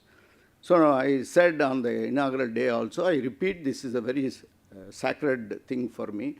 Nagaratnam professor took me to a place where there was only one Kadamba tree, and then we had a very elaborate discussion around the tree in a very populistic way. Many of you might have heard about Shantiniketan, where Tagore built his academy. So like that, we were there in this tree, and around the tree we were about 10 to 15 of us. Each one of us expressed our interest surrounding the tree, or the way we want that tree to be nourished or cultured. And so we are taking forward these initiatives as a fundamental to societal needs. There is nothing very extraordinary science in this. We are only trying to do some tissue culture and thereby make it possible. The second purposeful thinking I had was to, as I said, showcase some of the products which are being done by our faculty members, research scholars. One of that I told once again in the inaugural day for the sake of our chief guest. I am repeating it. We have Professor Chandrasekhar, of the Chair of Biological Sciences, has enabled artificial intelligence involved sensor system which should be positioned across the Vaigai River to identify the dengue-causing mosquito and thereby produce methodologies to kind of monitor them or carefully control them. So these kind of products I wanted to demonstrate in the exhibition or in the place which is to be put up around here.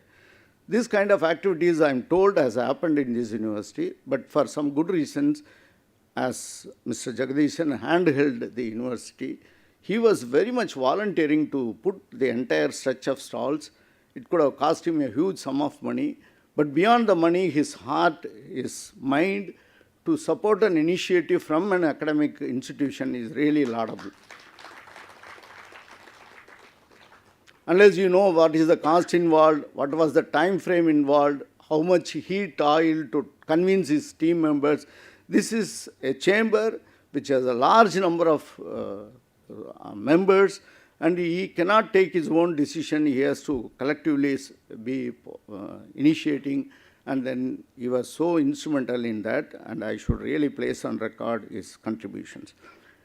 Coming back to the Foundation Day, this is an initiative to say that we are a proud university among many universities in the state and in the country. What is there to be proud of? This university stands tall in many ways. One of the simplest things which I can very easily say was, in the recent past, the Education India magazine made a data collection analysis and then declared that in South India, MKU is the #1 university which offers multiple department education. And we are among the, rather we are the #7 among the all institutions in India which offers multidisciplinary courses. Certainly this is to be very proud of. It is not such an easy equation to express, but this is one way we can be very proud of. There are several other credentials to this university. We got the NAAC.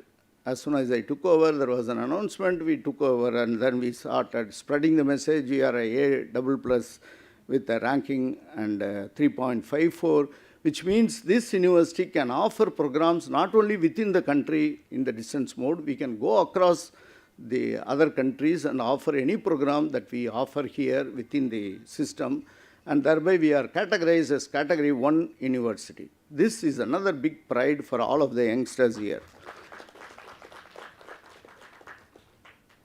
There are so many other specific issues and laurels and tributes. Many of the young faculty around here are doing really, really wonderful activities. They have published books, they have published research articles, they have obtained patents, and also people in the arts stream do make a lot of contributions by writing very specific books in Tamil literature and also in other ways. For example, one of the English faculty has produced some 12 books in different languages, including English. So these are things which are to be really very proud of. And on the student front, many of the youngsters have done very remarkable things, like they have been recognized by national events in sports, in culture, or in disciplines such as journalism, mass communication, and many of the other things which they have achieved. Even in fact, in the Jallikattu, to be as a native daughter of the soil, she should be informed that our student won the second prize in kind of controlling the bull. He was the second in the number density the person can control. So it was all a matter of big pride for the institution and the university. Then I come to the real functional event of this initiative, which was termed as iCURE by the former registrar Sivakumar. We want to take forward the university. As I said, there has been a legacy, and you can't keep on sleeping around the legacy. You can't say we were the first to go to moon, we were the first to land in Mars. All that is fine. What is it now, today? What are you doing tomorrow? What is that you have a plan for day after tomorrow? Will you give me food for today? This is a very upright question. So indeed, we are planning this iCURE as an event.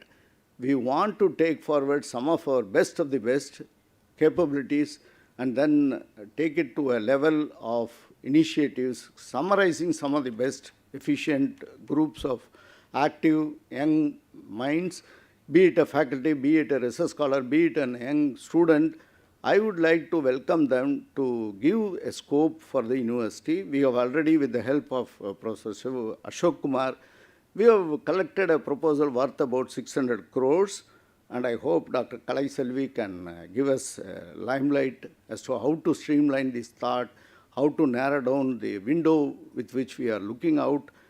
She gave me a very simple suggestive initiative when I requested her whether we can include SICRI, because she is heading the entire CSR labs and SICRI is a small peanut out of that. So though she headed it, and I asked her whether we can be handheld or we can be associated with her support. She said there is nothing wrong. You can take them as a research partner. Very simple statement. This is the way a leader speaks. I told her that we are to picturize a research park. Government of Tamil Nadu has initiated and we are going to put it in place. And I want her guidance in terms of taking it forward. She said, no problem, just have them as knowledge partners. See the visionary attitude. This is where people rise to greater heights.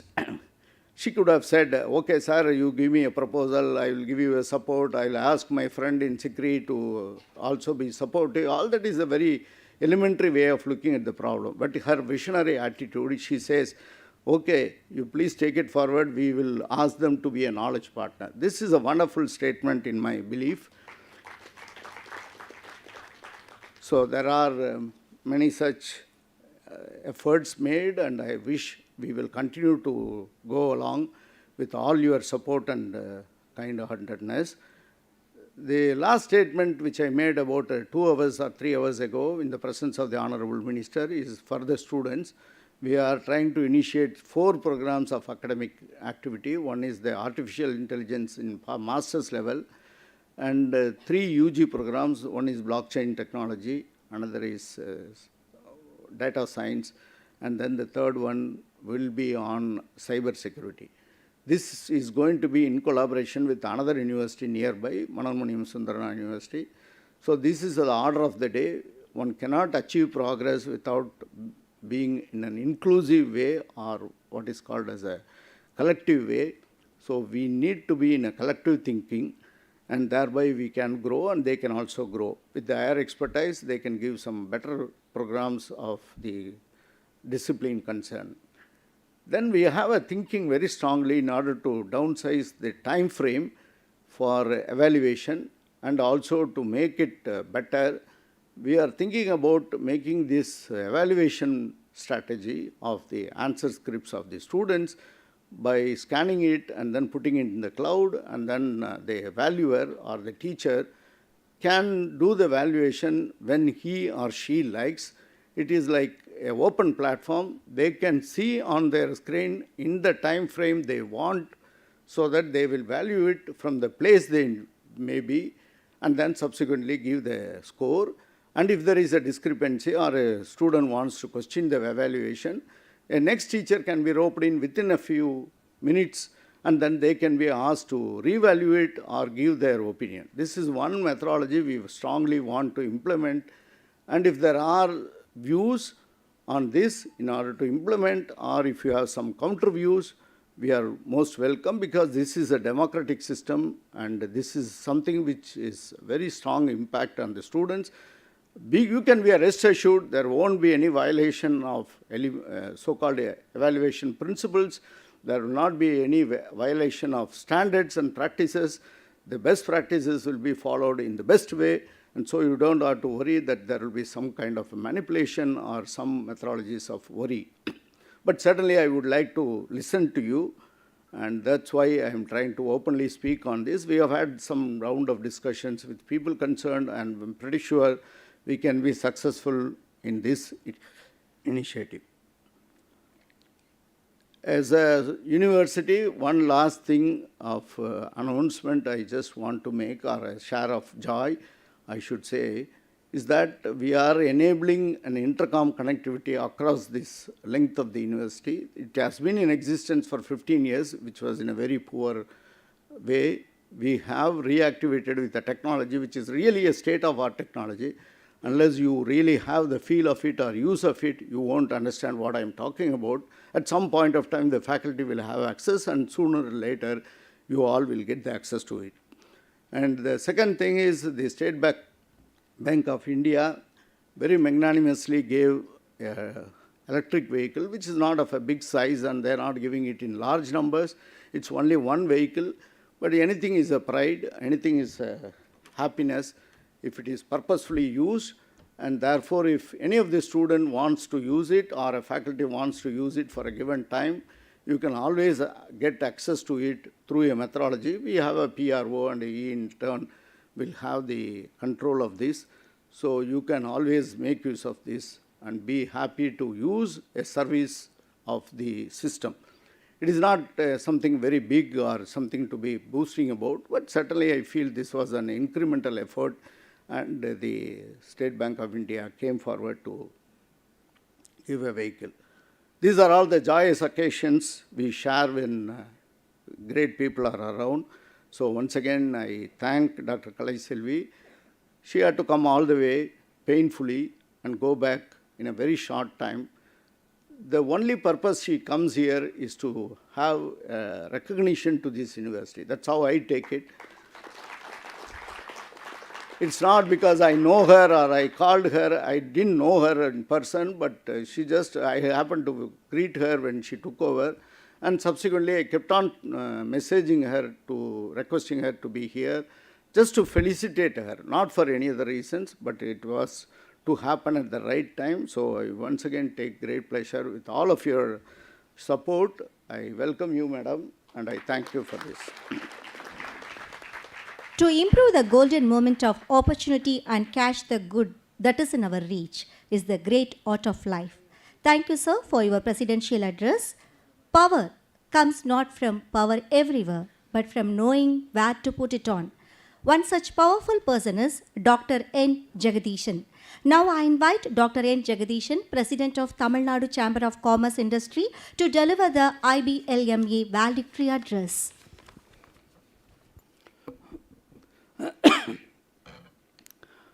Honorable Vice Chancellor of Madurai Kamaraj University, Professor J. Kumar, the Chief Guest of this August gathering, the Director General CSIR, New Delhi, Madam N. Kalai Selvi, respected Registrar of Madurai Kamaraj University, Dr. Sadasivam, respected Controller of Examination, through Dharmaraj, faculty members of Madurai Kamaraj University, office bearers of Tamil Nadu Chamber of Commerce and Industry, and invitees who have assembled here, ladies and gentlemen, good evening to one and all, and my warm welcome to one and all.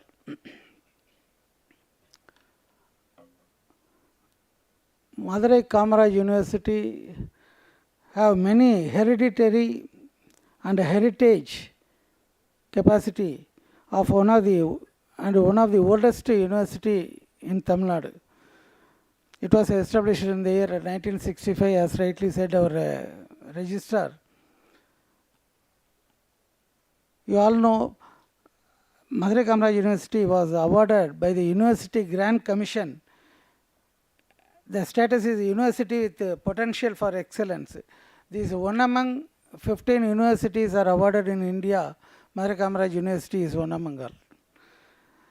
அந்த அளவுக்கு ஒரு பெருமை பெற்ற ஒரு பல்கலைக்கழகத்தோட தமிழ்நாடு தொழில் வர்த்தக சங்கம் இணைந்து இந்த ஒரு இன்டர்நேஷ்னல் பிஸ்னஸ் லீடர்ஸ் மீட்டில் இந்த ஒரு அருமையான எக்ஸிபிஷன் இதை ஆர்கனைஸ் பண்ணுறதுக்கு முதல்ல வாய்ப்பு கொடுத்த Madurai Kamaraj university vice chancellor honourable vice chancellor doctor Kumar அவர்களுக்கு முதல்ல நன்றியை தெரிவித்துக் கொள்கின்றேன். இது ஒரு நல்ல ஈவெண்ட். இந்த ஒரு 3 நாள் கான்ஃபரன்ஸ் பார்த்தீங்க அப்படின்னா ஒன்லி பேஸ்ட் ஆன் சயின்ஸ், ஒரு 42 லெக்சர்ஸ், அவுட் ஆஃப் விச் ஒரு 1/3 வெண்ட் ஆன் ஆன்லைன் மோட். ஒரு 28 கெஸ்ட் லெக்சர்ஸ் ஃபிசிக்கலாக பல்வேறு நாடுகளிலிருந்து கிட்டத்தட்ட 6 நாடுகளுக்கு மேற்பட்ட நாடுகளிலிருந்து வருகை புரிந்த அந்த அறிஞர் பெருமக்கள் செஞ்சுருக்காங்க. அந்தளவுக்கு மிகவும் ஒரு சிறப்பு வாய்ந்த இந்த கான்ஃபரன்ஸ், இது மாதிரியான கான்ஃபரன்ஸ் வந்து அடிக்கடி நடத்தப்பட வேண்டும். ஏன்னா இதான் வந்து இன்றைய யங்ஸ்டர்ஸ், ஸ்டூடெண்ட்ஸ் இவங்க எல்லாத்துக்குமே வந்து ஒரு பெரிய ஒரு மோட்டிவேஷன். அது இன்றைக்கு பார்த்தோம் அப்படின்னா மெயினாக வந்து என்விரான்மெண்டல் ஃபோக்கஸ், அது மாதிரி பல்வேறு தலைப்புகளில் இன்றைக்கு வந்து ரொம்ப இந்த 3 நாட்களுமே ரொம்ப சிறப்பாக நடந்திருக்கு. Health care, sustainable health care, அதே மாதிரி இன்டர்டிசிப்ளினரி ரிசர்ச் மற்ற துறைகளோடு சேர்ந்து இந்த மாதிரி டாப்பிக்லலாம் வந்து நிறைய நடத்தியிருக்காங்க. அதனுடன் இணைந்து ஒரு எக்ஸ்போ, அந்த எக்ஸ்போ பற்றி சொல்லணும் அப்படின்னா மதுரையில் தயாராகக்கூடிய பொருட்கள் எல்லாம் காட்சிக்கு வைக்கப்பட்டிருந்தது. அதே மாதிரி ஸ்டூடெண்ட்ஸுக்கு வந்து தமிழ்நாடு தொழில்வர்த்தக சங்கத்தில் வந்து நிறைய ஃபோரம் இதெல்லாம் இருக்குது. Young entrepreneurs school, women entrepreneurs, அதே மாதிரி சேவ் டு பி சேவ்டு, இன்றைக்கி வந்து நீர், உணவு, மின்சாரம் இதெல்லாம் வந்து சேமிக்கக்கூடிய அந்த பழக்கத்தை கொண்டு வரணுங்கிறதுக்காக அந்த ஃபோரம் இதெல்லாம் வந்து எல்லாமே ஸ்டால்ஸ் அமைச்சிருந்தாங்க. நிறைய பாராட்டினாங்க. நிறைய மாணவ மணிகள் வந்து நிறைய பார்த்தாங்க, அந்த எக்ஸிபிஷனை பார்த்தாங்க.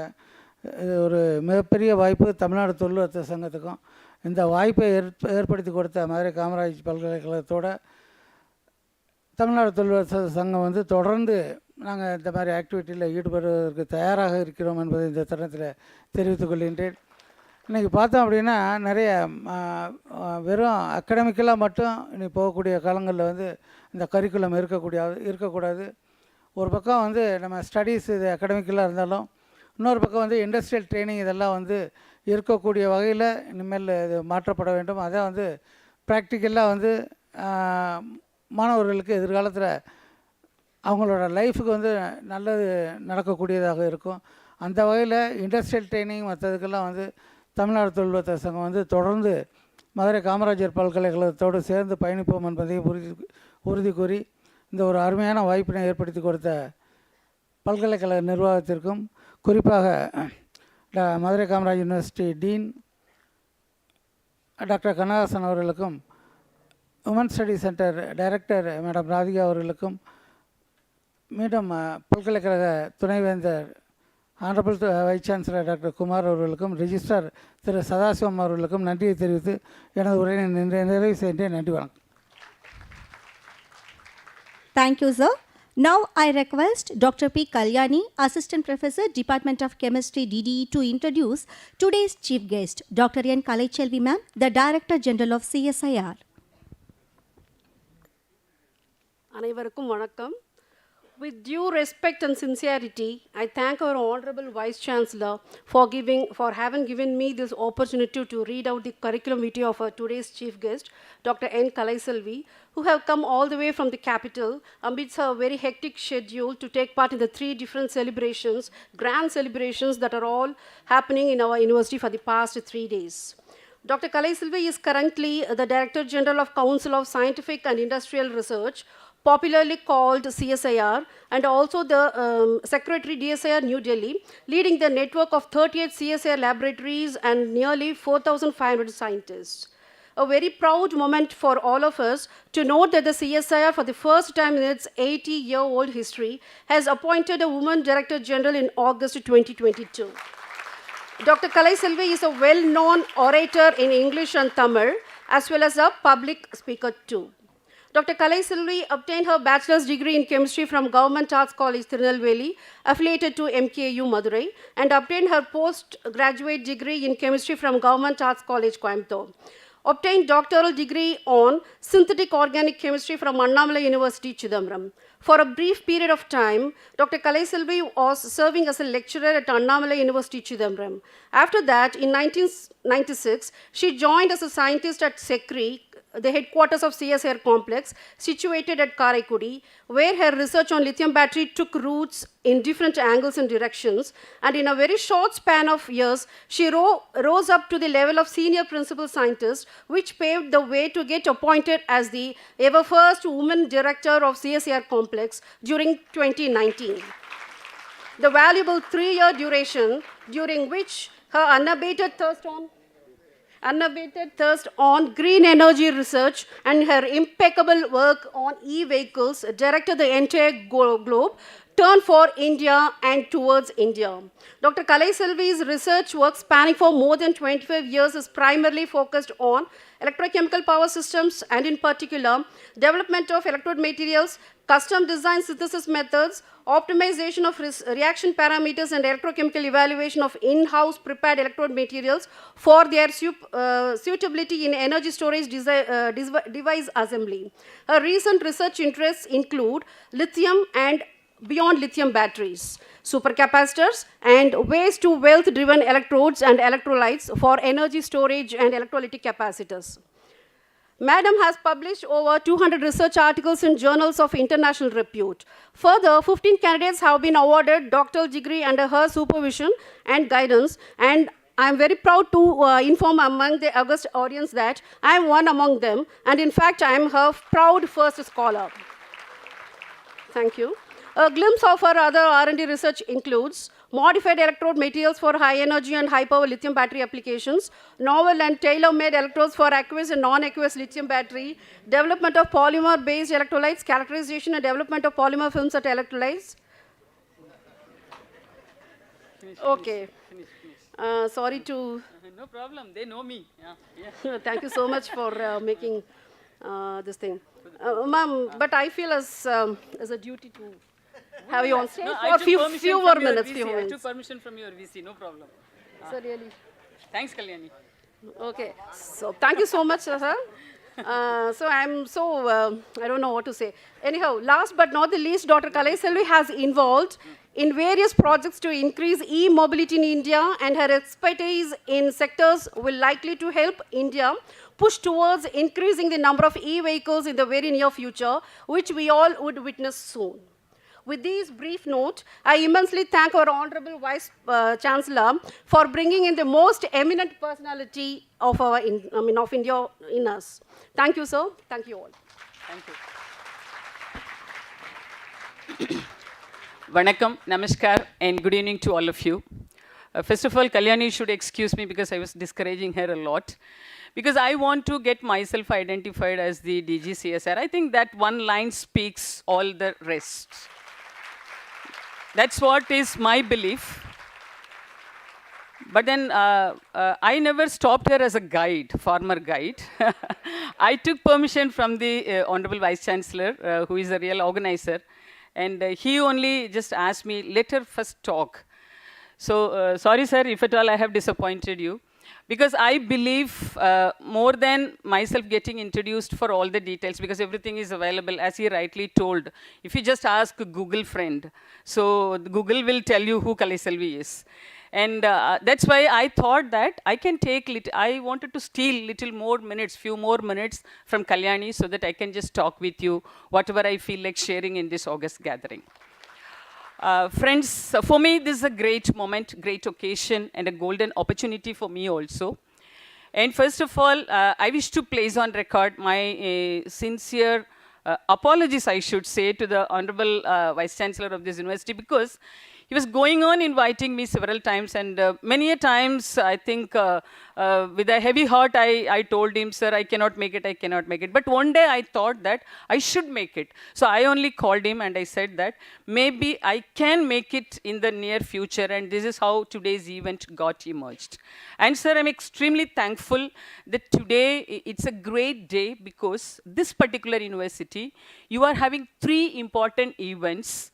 And this valedictory function assumes importance from 3 different dimensions.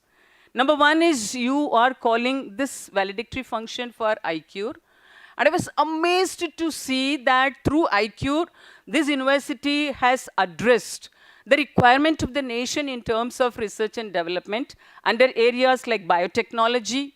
And to my surprise, something was there under functional materials.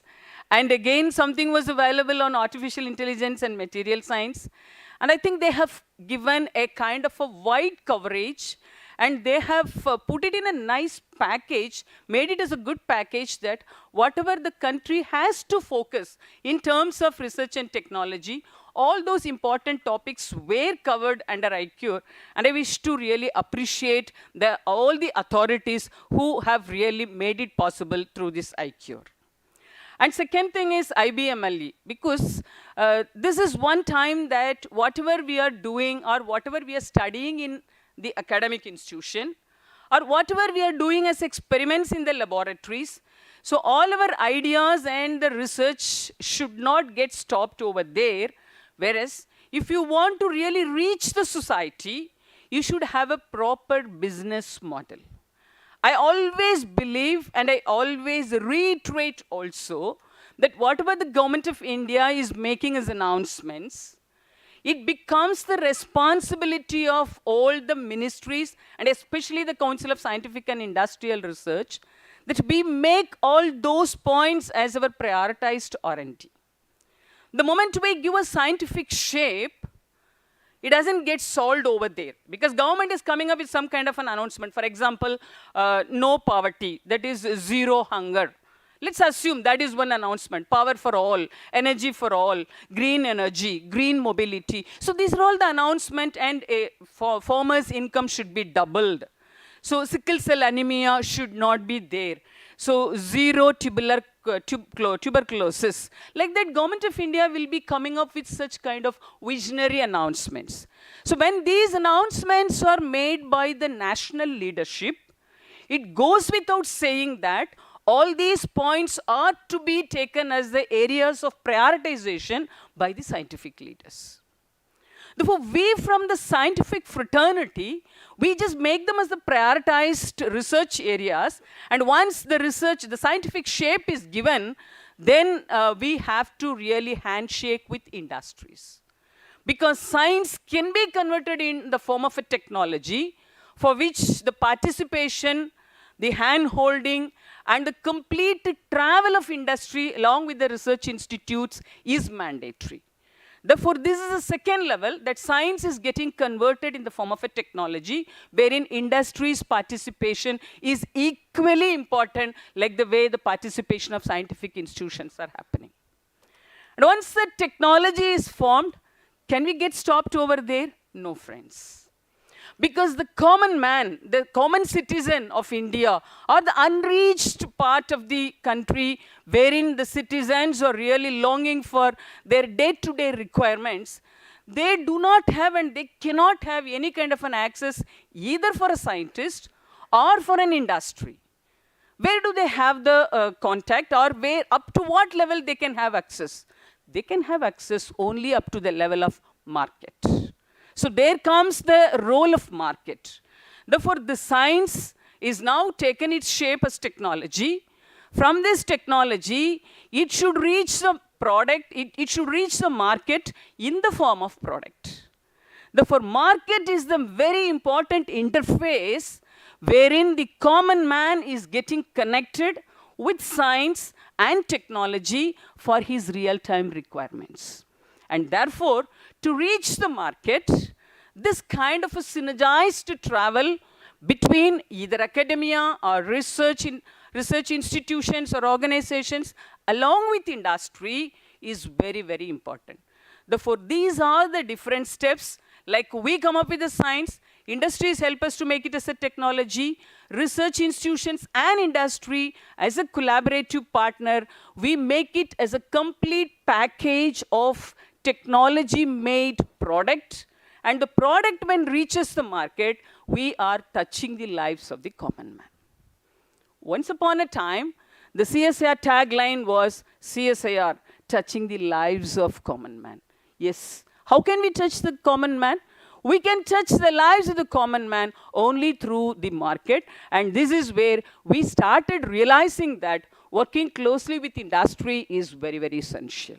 I think this is where this academic institution, wherein not only the academia portion is only getting addressed, but also the research part is also being taken care in this university, and therefore, which is a combination of both academic background as well as the research background. Now they started knocking the doors of the business opportunities, and this is where I think Chamber of Commerce or other business related organizations all these consortia organizations, you can really do wonders if you really strengthen your tie-up in the coming days also, as it was promised by the persons sitting here. So friends, so the second important thing is, this is how the business meet is also finding its relevance. Now coming to the third one, your foundation day. So you are a 58-year-old organization. Should be so proud of an organization, to be a part of an organization which has crossed 58 successful years. So 58 successful years would have given you lot of learnings, lot of good experiences. Of course, one or two here and there, I won't say bitter experience, I would say these are all the learning curves. So you would have come across a kind of ups and downs sometimes. But all these things are unavoidable in the lifetime, and they only strengthen our learning curve. And I would say the academia or this kind of universities, because I'm extremely happy to know that you are one among the top 7 universities who has been appreciated for the kind of multidisciplinary research and maybe academia. And therefore, you should really use it for the right purpose. What is the role of university? In one line, I would say, you are the next generation leaders. So universities are creating the next generation leaders. And we also strongly believe many a times, we the scientific fraternity, we as scientists, we always believe that if I'm traveling 8 kilometers, my student like Kalyani and others can travel 16 kilometers. So this is how the second line leaders should be given opportunities. They should be motivated, they should be encouraged, and they should be offered all the infrastructure and other requirements also. And I think this university, without disappointing any one of you for any of your requirements, I think they are doing their best, especially through the Honorable Vice Chancellor, Professor Kumar. I was very much excited to listen to the joyous things he was talking about, 3 important things, like your intercom facility. Then he talked about State Bank has given one e-vehicle. Friends, always, I don't believe in big numbers, because those days have gone. Once upon a time, if at all something is so big, we used to come up with a kind of an exclamatory mark. Oh, wow, this is very good, because this is so big. Such a big palace. Taj Mahal is so big. And we used to wonder by looking at big things. But now the situation is changed. We are no longer so fond of big things. We are now fond of small things. This is how micro, nano, and now we are talking about size 0, slim, tiny. All these terminologies are very, very popular among youngsters, because we started believing, we started adoring, and we started even following up with living with tiny things. That's why I think this is the first time in life we feel that little drops of water only makes a mighty ocean, and therefore you start your journey with one e-vehicle, which was sponsored by the State Bank of India. And I think your research and your students, maybe your alumni also, maybe in the coming days, they may donate more number of e-vehicle, by means of which this campus may become green campus. And friends, how many of you are aware, I don't know, even in the same Tamil Nadu, there is one university wherein they started practicing green allowance, green commutation allowance, or green transport allowance. Meaning is, if at all the staff member or the student is not using either 2-wheeler or 3-wheeler or 4-wheeler to reach the institution, meaning is, if at all, either they should come by walk or they should come by bicycle. If at all they are coming to the institute throughout the month, from the day 1 to 30 or 31st of that month, he or she will be given a kind of a green transport allowance of, I'm talking about 7 years back, they started giving 500, 1,000 and 1,500 rupees per month. This is how that particular institution, that university, they started making their attempts to contribute towards green chemistry. So if you just go through the recent budget, or if you just go through the vision India 2047, everywhere emphasis is given on 3 or 4 important points. One is youth power, which is unshakable, because I already told you are the next generation leaders. So youth power has been discussed not only in India 2047, but also in the recent report, budget report also. If at all you have not downloaded the budget report, I really recommend, please download the report, the budget report, and see how much importance is given to youth power. There is one paragraph on youth power. Similarly, for green chemistry, or I would say maybe green campaign also, lot of importance has been given.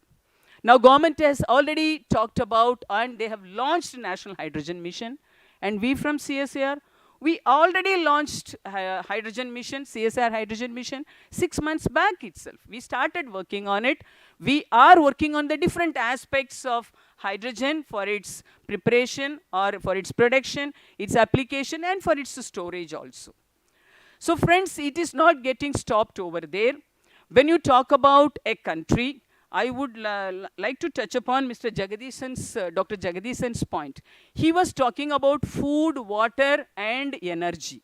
For any country, I strongly believe there are 5 strategies which are very important. One is food security, the other one is water security, the third one is health security, and the fourth one, I would say, strategic security, and the fifth one is nutritional security. So if any country is capable of addressing all the 5 securities, I think then the country will be considered, and the country will definitely become a developed country. Today we are living in a very important period of this country. The era is very important because now India is coming under the list of developing country. Therefore, when will you become a developed country? Like a Complan boy, you have to grow very fast. So what is the timeline? This is how the Honorable Prime Minister made it very clear that 9 years back, we were one among the top 10 economies. But today, we are one among the top 5 economies. In 2030, we should become one among the top 3 countries in the world. And maybe in 2047, we should become the one and only the great developed country. And when the Prime Minister is making such a statement, it is not a statement. It is a kind of a ray of hope. It is a kind of a confidence. It's a kind of a statement that is coming from within by thinking that we, from all of us, whether it is a student or a researcher or a scientific community or an industry or a common man, any civilian, by considering all of us in mind, the national leadership is committing that India to 2047 should be the timeline wherein we should be accepted globally that yes, India is a developed country. And in the year 2070, definitely, we should come up with 0 carbon emission also. So when such kind of announcements are made, I think if at all we are taking all these points very sincerely, very seriously, with deep dive discussions and brainstormings on each and every point, I think that is the one and only justice that we can do to the country. Therefore, India to become a developed country, it is in whose hands? Friends, it is in our hands. It is only you and me. We have to take it as our challenging point. We have to take it as our objective. We have to take it as our own target, that whatever small thing that we can do, we have to do, and that will have its great impact. So Mahagavi Bharati solvadai pola agni kunjondru kandeen, adai angor kaatidai marapondidai vaithen, vendu thanindadu kaadu, thalal veerathil kunjendrum moopendrum undo endru solva. You may think that I'm a small person. I'm just doing only material science research. I'm only doing nanochemistry. I'm only doing biotechnology. No, friends. That's why I already told you, little drops of water only make the mighty ocean. Therefore, always tell to yourself, this country has to be accepted globally as a developed country.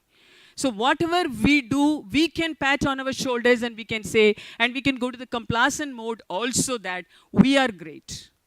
Knowingly or unknowingly, whether we want it or not, nature has blessed us abundantly in terms of metals, minerals, mining values. Whatever you want, nature has abundantly blessed us. Are we making use of all the infrastructure, all the facilities, all those great boons given by nature in the right way? No, friends. We are not doing enough justice. Our forefathers, they tried their level best and they did some justice. But is it not our bound duty to hand over the earth in a safe manner to the next generation also? Therefore, what are we supposed to do? If at all you are not able to do any great thing, at least please don't do anything which will be really harmful to the environment or the ecosystem.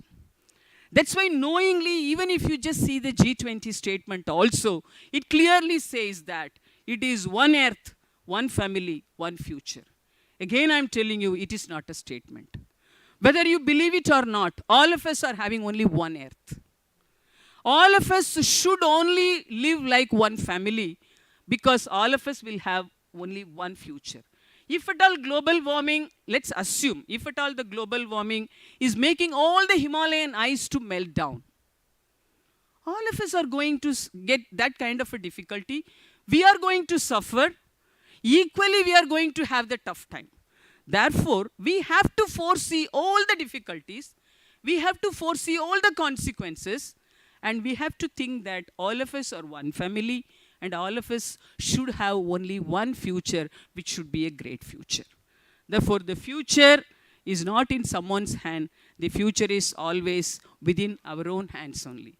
That's why we always say, if at all you are just looking at a tumbler which is half filled with water, there are two ways of looking at it.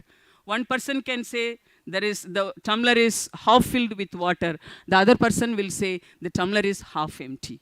So it is like the way beauty lies in the eyes of the one who is looking at it. It is also the perception. So please, please, friends, you as youngsters, you as responsible leaders, I'm again and again telling, because these days the way you believe in your friends, the way you believe in Google, the way you believe in your mobile, maybe hereafter you will go to the GPAT system also, but also believe that values in life is also much more important. Because India is one country which is known for its culture, tradition, and culture again. Therefore, if you want India to be identified in the global arena, you can do big science and technology, but apart from that, India is already having its image for its great heritage, culture, and tradition.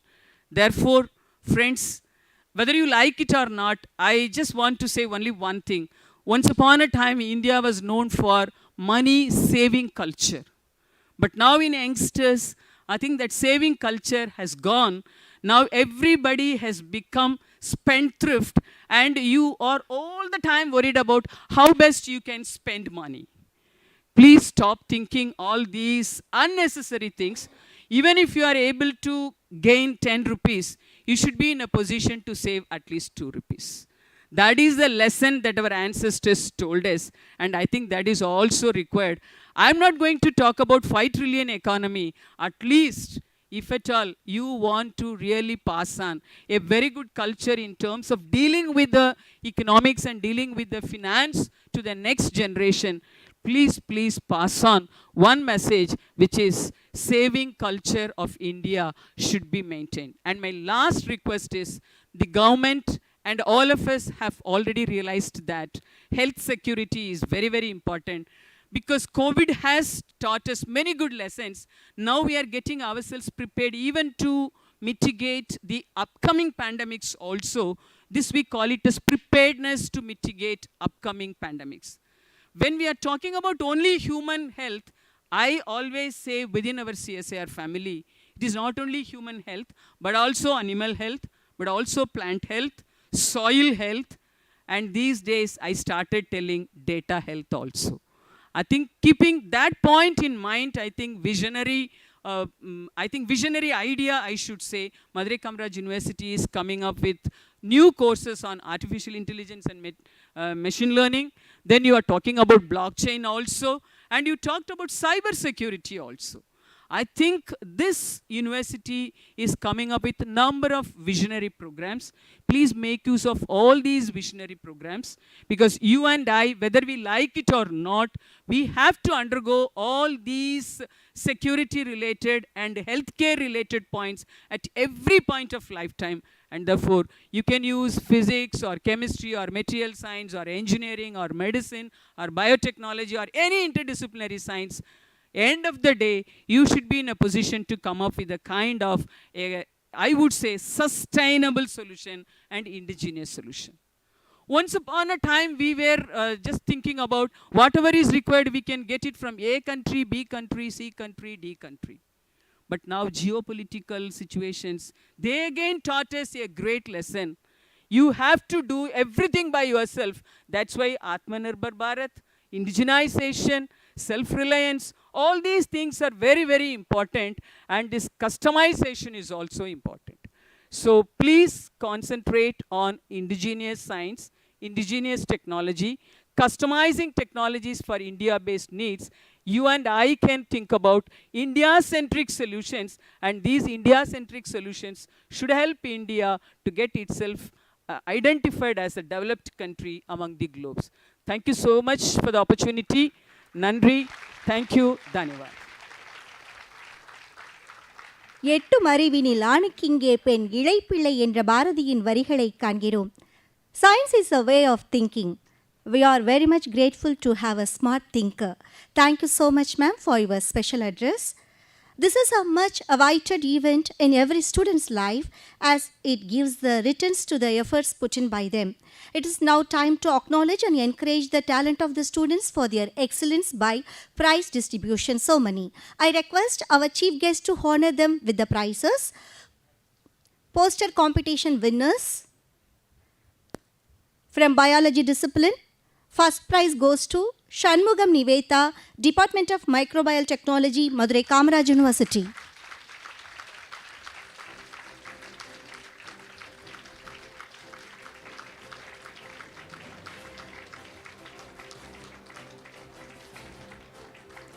Second prize goes to Perumal Elumalai, Center for Transdisciplinary Research, Department of Pharmacology, Savitha Dental College, Savitha Institute of Medical and Technical Sciences, Chennai. Third prize goes to Ardra Gopan, Department of Animal Behavior and Physiology, School of Biological Sciences, Madurai Kamaraj University.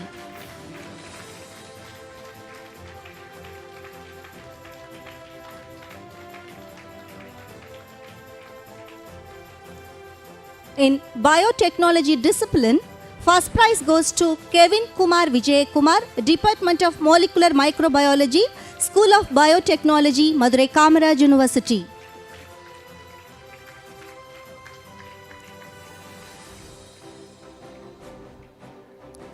Second prize goes to M.M. Ponnammal Jyoti Ammal College, Bangalore.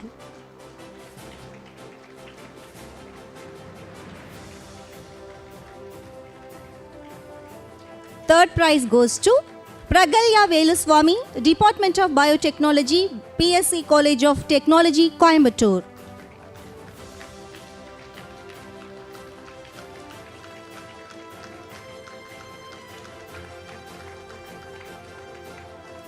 In physics discipline, first prize goes to Vasanta Kumar Palaniswamy, Computational Modeling and Energy Harvesting Laboratory, School of Physics, Madurai Kamaraj University.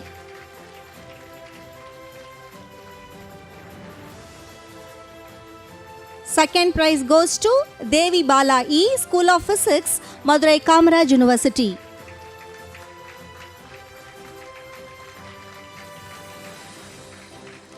In chemistry discipline, first prize goes to Cheran Madevi P, Department of Chemistry, CEG Campus, Anna University, Gindi, Chennai.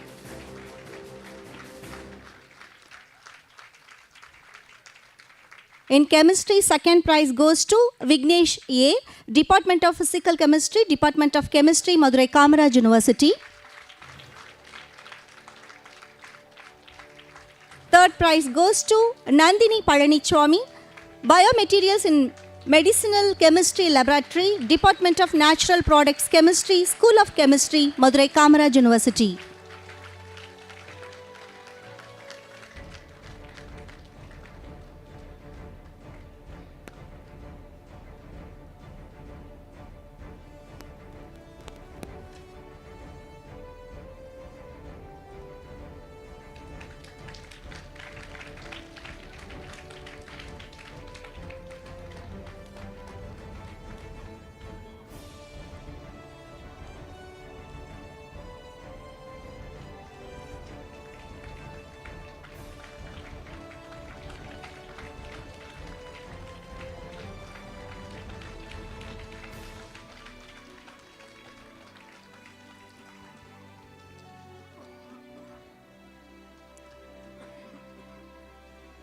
Hearty thanks to the chief guest.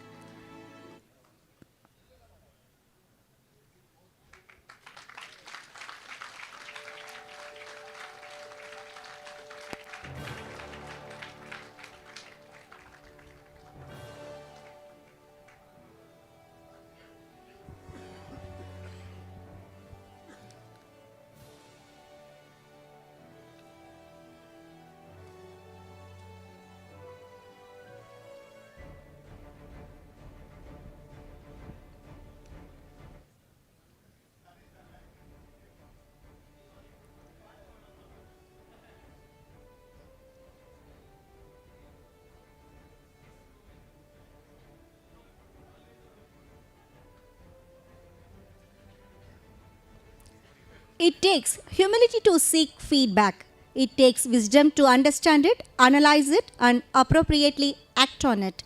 Now I invite the students to present their feedback.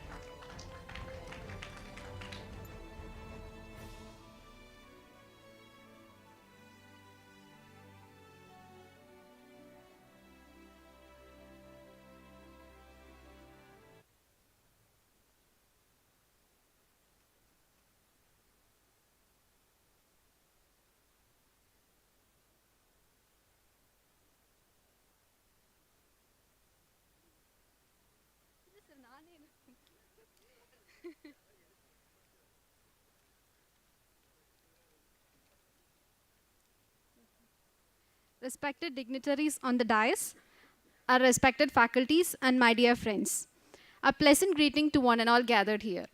I'm here to share my feedback on the complete event of International Conference on Consortium of Universal Erudition, iCURE 2023. It was indeed a conference, as titled. It was not only confined to one aspect of science, rather, it had a multidisciplinary approach, and I'm sure that it served it properly. And I'm confident enough to say that each and everyone had flooded with lots of knowledge. I'm pretty sure that some might have got certain ideas and hints for our course of work. Apart from that, I would say that this conference enlightened us with the importance of multidisciplinary approach for a scientific study, decipher and explore the knowledge in all aspects. Actually, I felt very lucky enough to be in the presence of such eminent scientists and to hear their lectures. I should definitely say that it was really astounded by the way the whole conference led out. And it was carried very well organized. And I really thank those who worked hard behind this conference. Once, the great and eminent scientist and the great Nobel laureate, Professor Jennifer Doudna, once said, "The more we know, the more we realize there is to know more." I'm pretty sure that we are highly motivated to learn more. Thank you.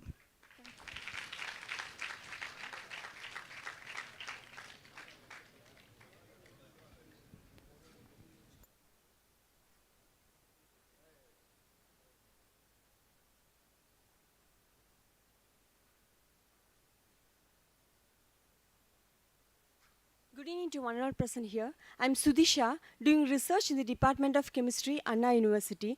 First of all, I should thank iCURE team for making such a great event. We know that it is not easy for anybody to make such a great event internationally.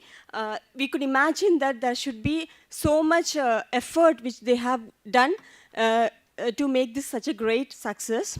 And I should thank the VC of the university, Madurai Kamaraj University, especially for making an initiation to invite us here. Almost 5 members of our campus are being benefited here with the most respective and very enlightening speeches, discussions which were gone here. It was very much helpful for us. The event kept us very much engaged throughout for 4 days completely. I have a very friendly suggestion that we would be very much happy if we get an opportunity to stand here and present orally, sir. Maybe in the next, we are not disappointed anyway, maybe in the next future years we will be able to do that, we know that. You'll make the arrangements for that.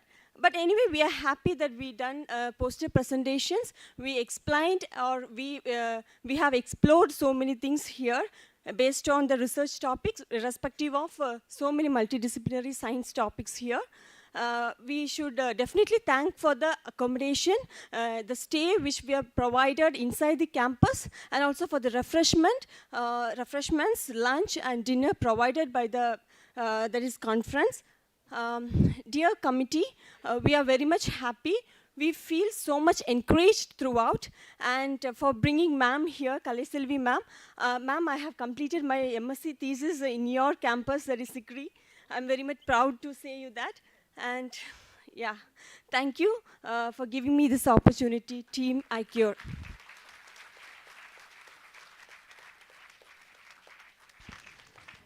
The cultural event will be held hereafter, the vote of thanks. Kindly sit back and enjoy the delightful evening. Now I invite Dr. T. Dharmaraj sir, Controller of Examination of Madurai Kamaraj University, to propose the vote of thanks.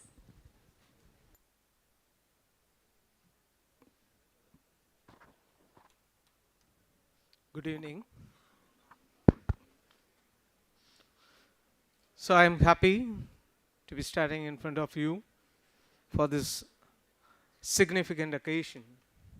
That is a new kind of incident in the history of Madurai Kamaraj University, that we are celebrating 3 different kind of activities, and the valediction of these activities, which is converging on a single point, that is MKU.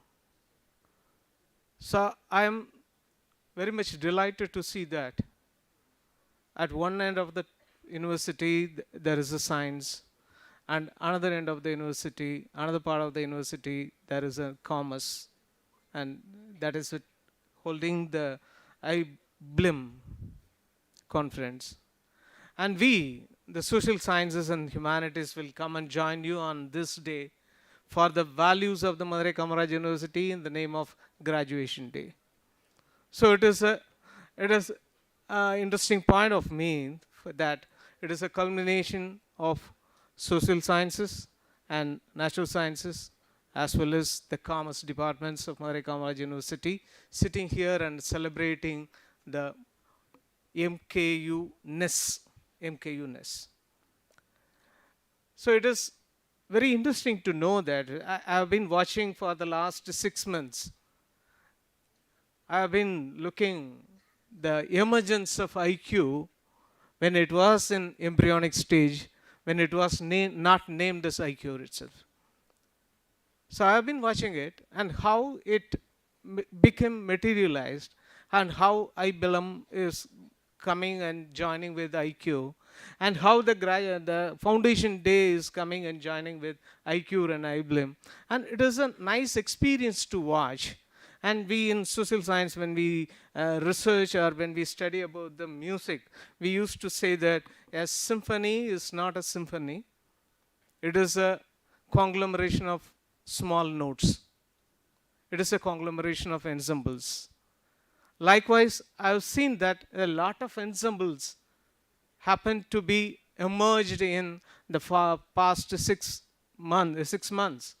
During this 6 months of period, there are a lot of notes from different parts of Madurai Kamaraj University.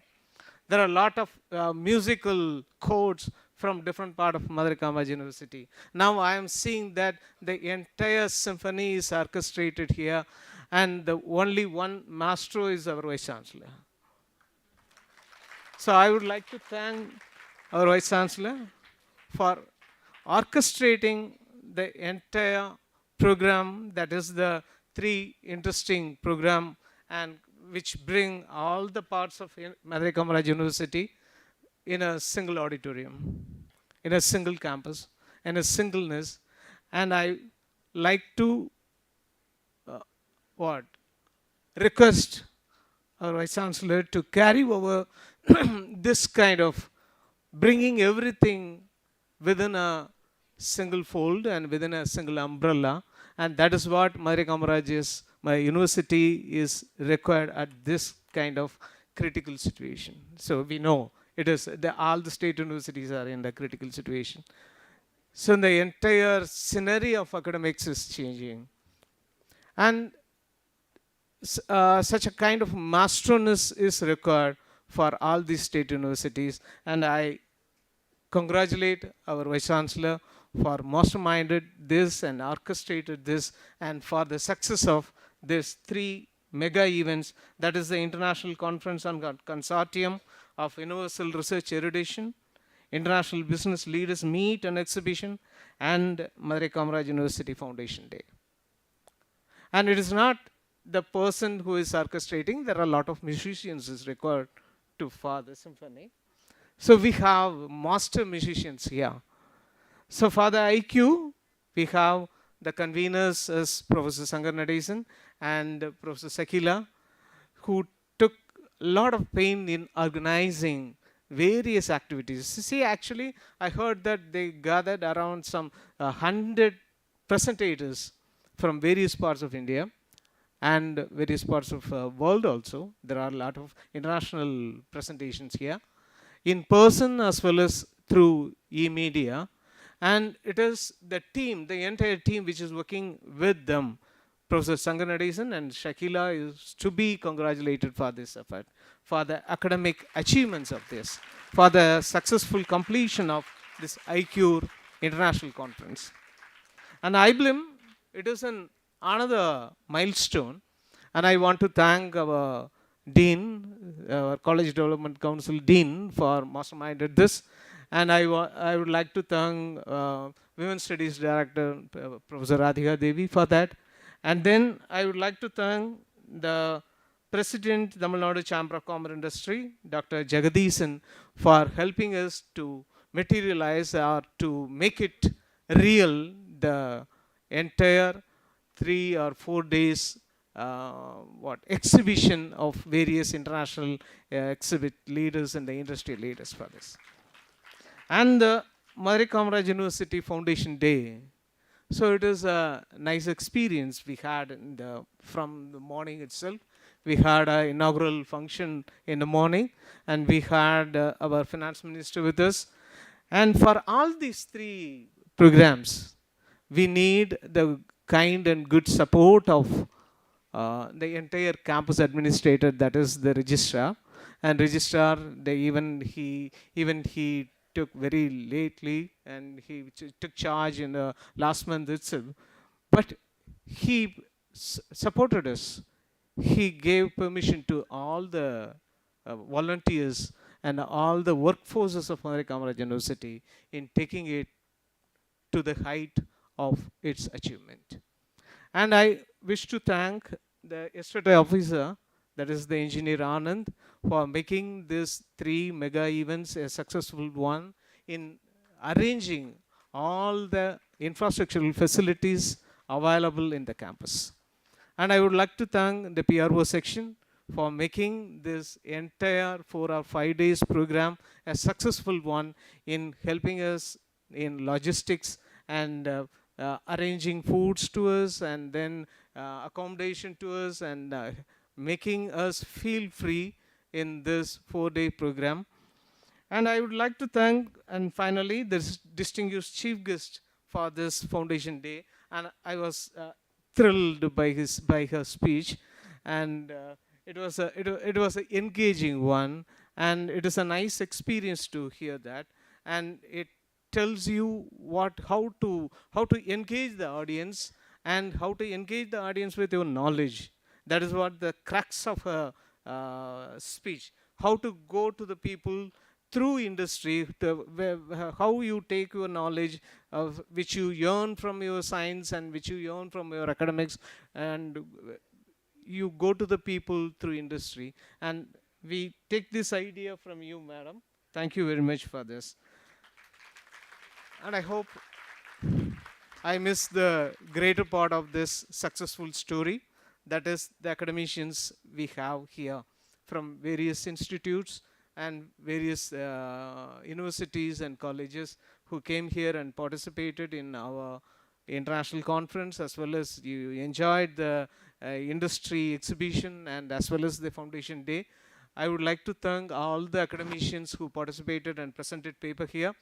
Not only the academicians, and students also presented paper here, and they participated in poster exhibition, and they took a lot of pains in participating in the discussion, and the discussion was lively, I heard. And then I would like to thank all the working force, the administrative workers of Madurai Kamaraj University. Without them, it is not possible to conduct such a mega events. So this kind of mega events is not a unachievable one for Madurai Kamaraj University, since we have a good workforce called administrative staff.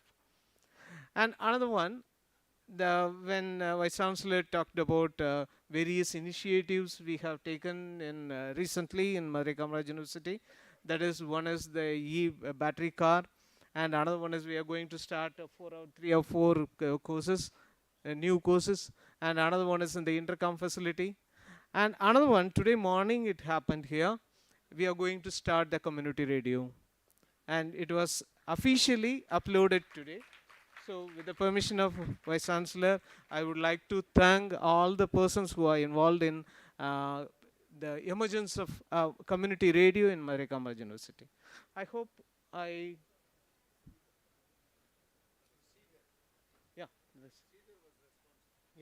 Sridhar, yeah. For the community radio, the Sridhar was responsible for this. And then I want to thank the media persons and the photographers and the MCs who are doing a great job in arranging all these things. And I hope we will meet in another international conference or another international exhibition or another important, significant event like Foundation Day in Madurai Kamaraj University. So I hope you enjoyed Madurai Kamaraj University in the last 4 days. I invite you once again to come and visit our university. Thank you very much.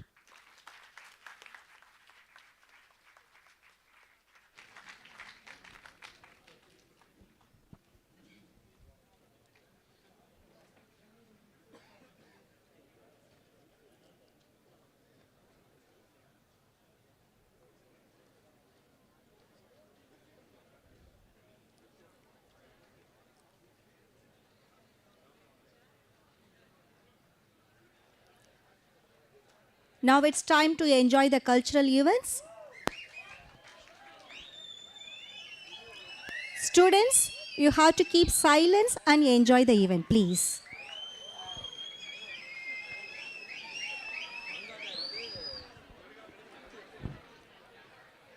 Dear participants, kindly collect your certificates outside the auditorium from the team.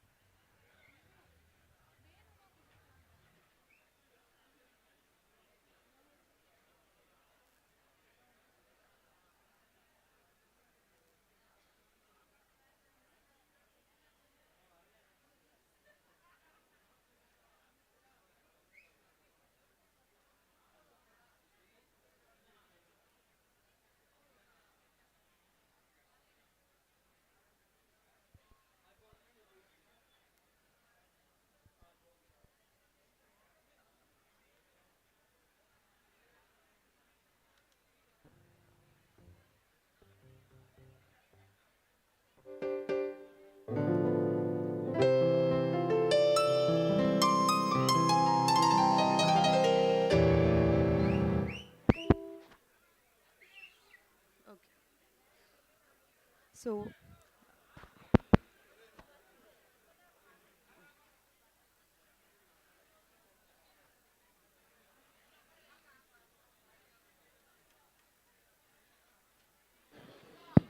There is an announcement for the iCURE 2023 participants.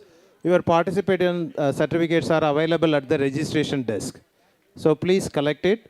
So when those who are traveling from far away, please collect the registration participation certificates and you can leave. Thank you.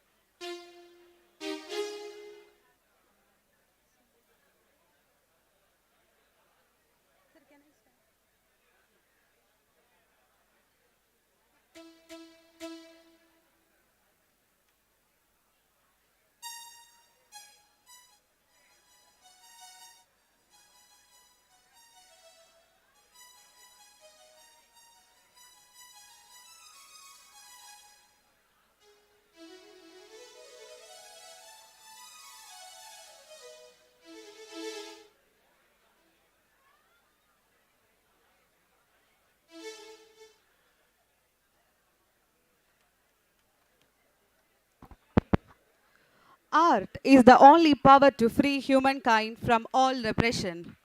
Now we are moving on to the cultural programs by our talented students. Music is the soul, can be heard by the universe. It is the strongest form of magic. Listen to soothing and flowing water like piano performance by Mr. Harish of second year MSc Film and Electronic Studies of Madurai Kamaraj University.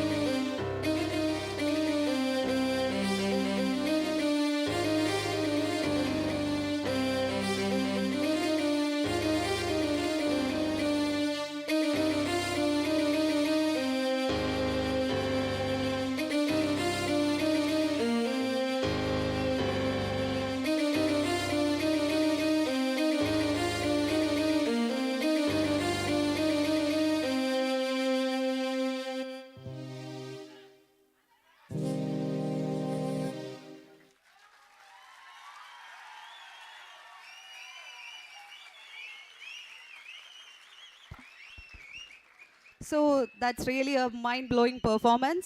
So next, please don't make loud noises. Folk culture is often associated with tradition, historical continuity, sense of place and belongings. Next, we have a combination of variety styles of movements and dance styles that will be really eye-catching and dazzling. Folk fusion dance by Arulananda College, affiliated to Madurai Kamaraj University. I welcome them to the stage.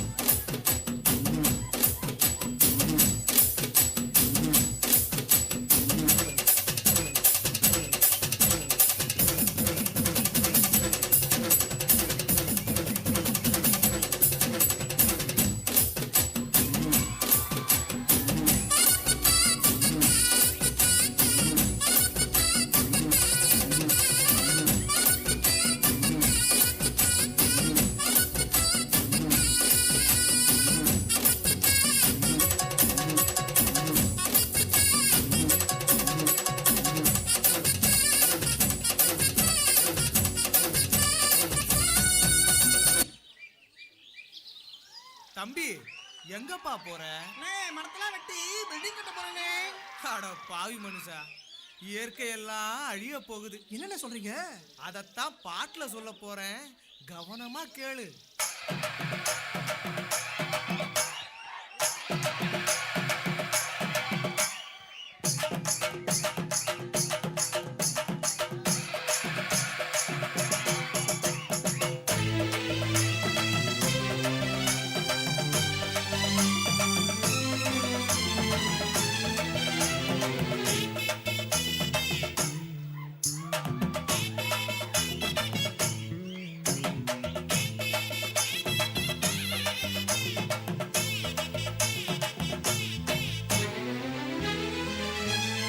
இயற்கை என்னை கொடுத்த சுகம் கொஞ்ச காலம்தான், இன்னும் கொஞ்ச காலம்தான்.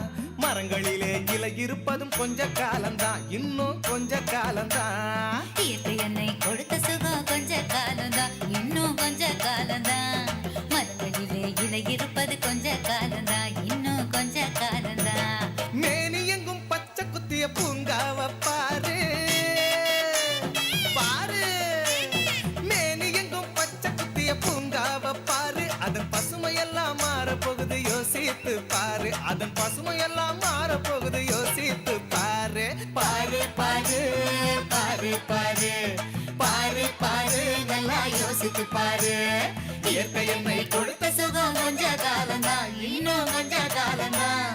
மரங்களிலே இலை இருப்பது கொஞ்ச காலம்தான், இன்னும் கொஞ்ச காலம்தான்.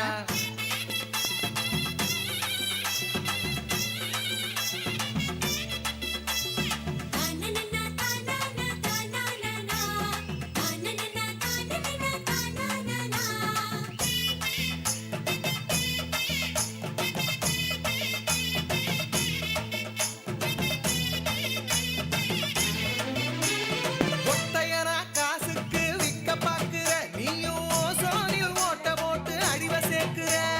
ஒத்தையனா காசுக்கு விற்க பார்க்கிற, நீயும் ஓசோனில் ஓட்ட போட்டு அழிவ சேர்க்கிற. ஏசி அறையின் குளிரில் நீயும் உறங்கி பாக்குற. ஏசி அறையின் குளிரில் நீயும் உறங்கி பார்க்கிற. ஆனால் வரப்போகும் கேட்ட மட்டும் உணர மறுக்கிற. ஆனா வரப்போகும் கேட்ட மட்டும் உணர மறுக்கிற. அட சூரியனின் முக்கிரத்தை உதிக்க செய்யாதே, அது நோய்க்கெல்லாம் அணி வேற அணுக விடாதே.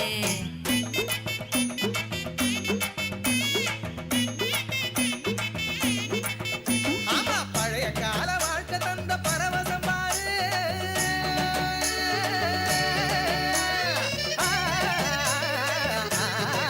பாரு பழைய கால வாழ்க்கை தந்த பரவசம் பாரு. ஆஹா, இடையில் வந்த சொகுசு கொடுக்கும் கேட்டையும் பாரு. இடையில் வந்த சொகுசு கொடுக்கும் கேட்டையும் பாரு. பாரு பாரு பாரு பாரு பாரு பாரு, நல்லா யோசித்து பாரு. இயற்கை என்னை கொடுத்த சுகம் கொஞ்ச காலம்தான், இன்னும் கொஞ்ச காலம்தான். மரங்களிலே இலை இருப்பது கொஞ்ச காலம்தான், இன்னும் கொஞ்ச காலம்தான்.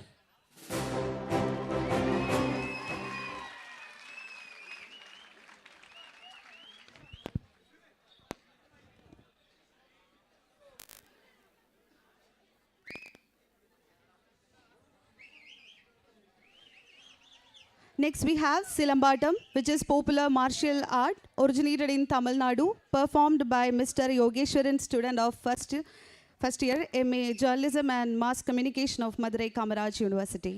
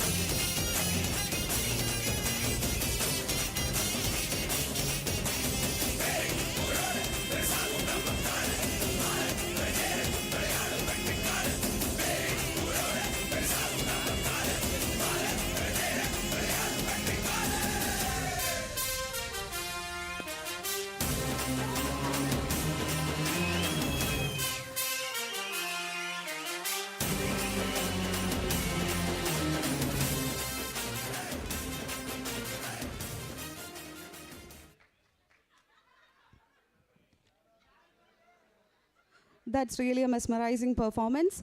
Before that, conference participants, please collect certificates from outside. Moving on to the next program, Parayatam, folk dance form of Tamil Nadu, performed by the students of Arulanandar College, affiliated to Madurai Kamaraj University. I welcome them to the stage.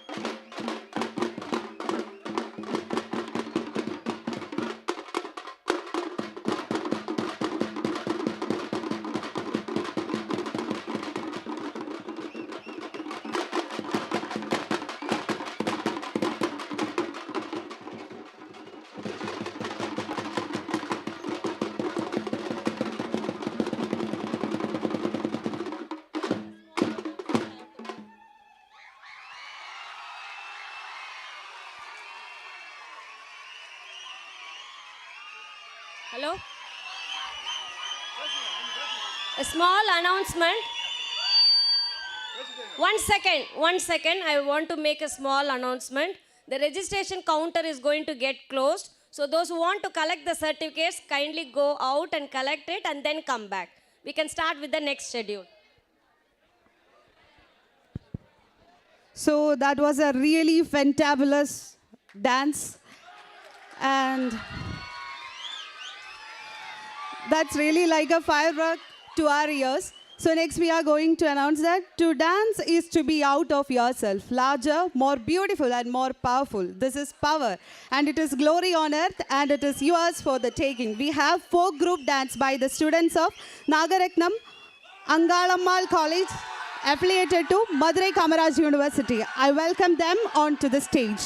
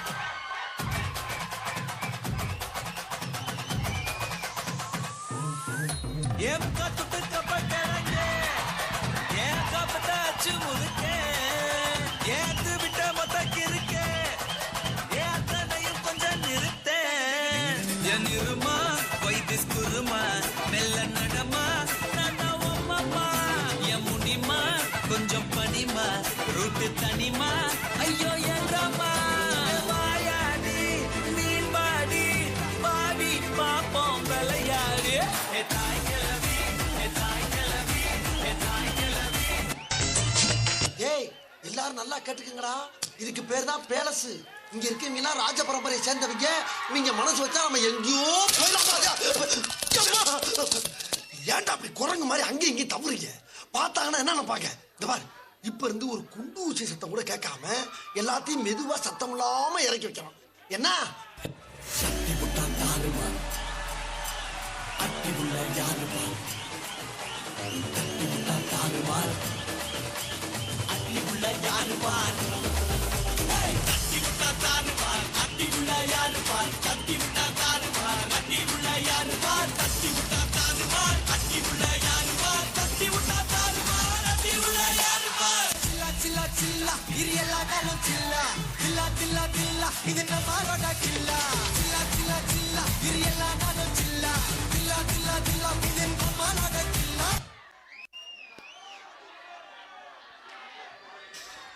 Fun, fun.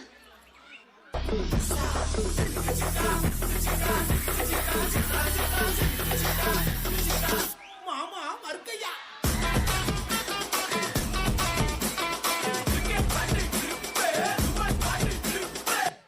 இது என்ன பிரமாதம்?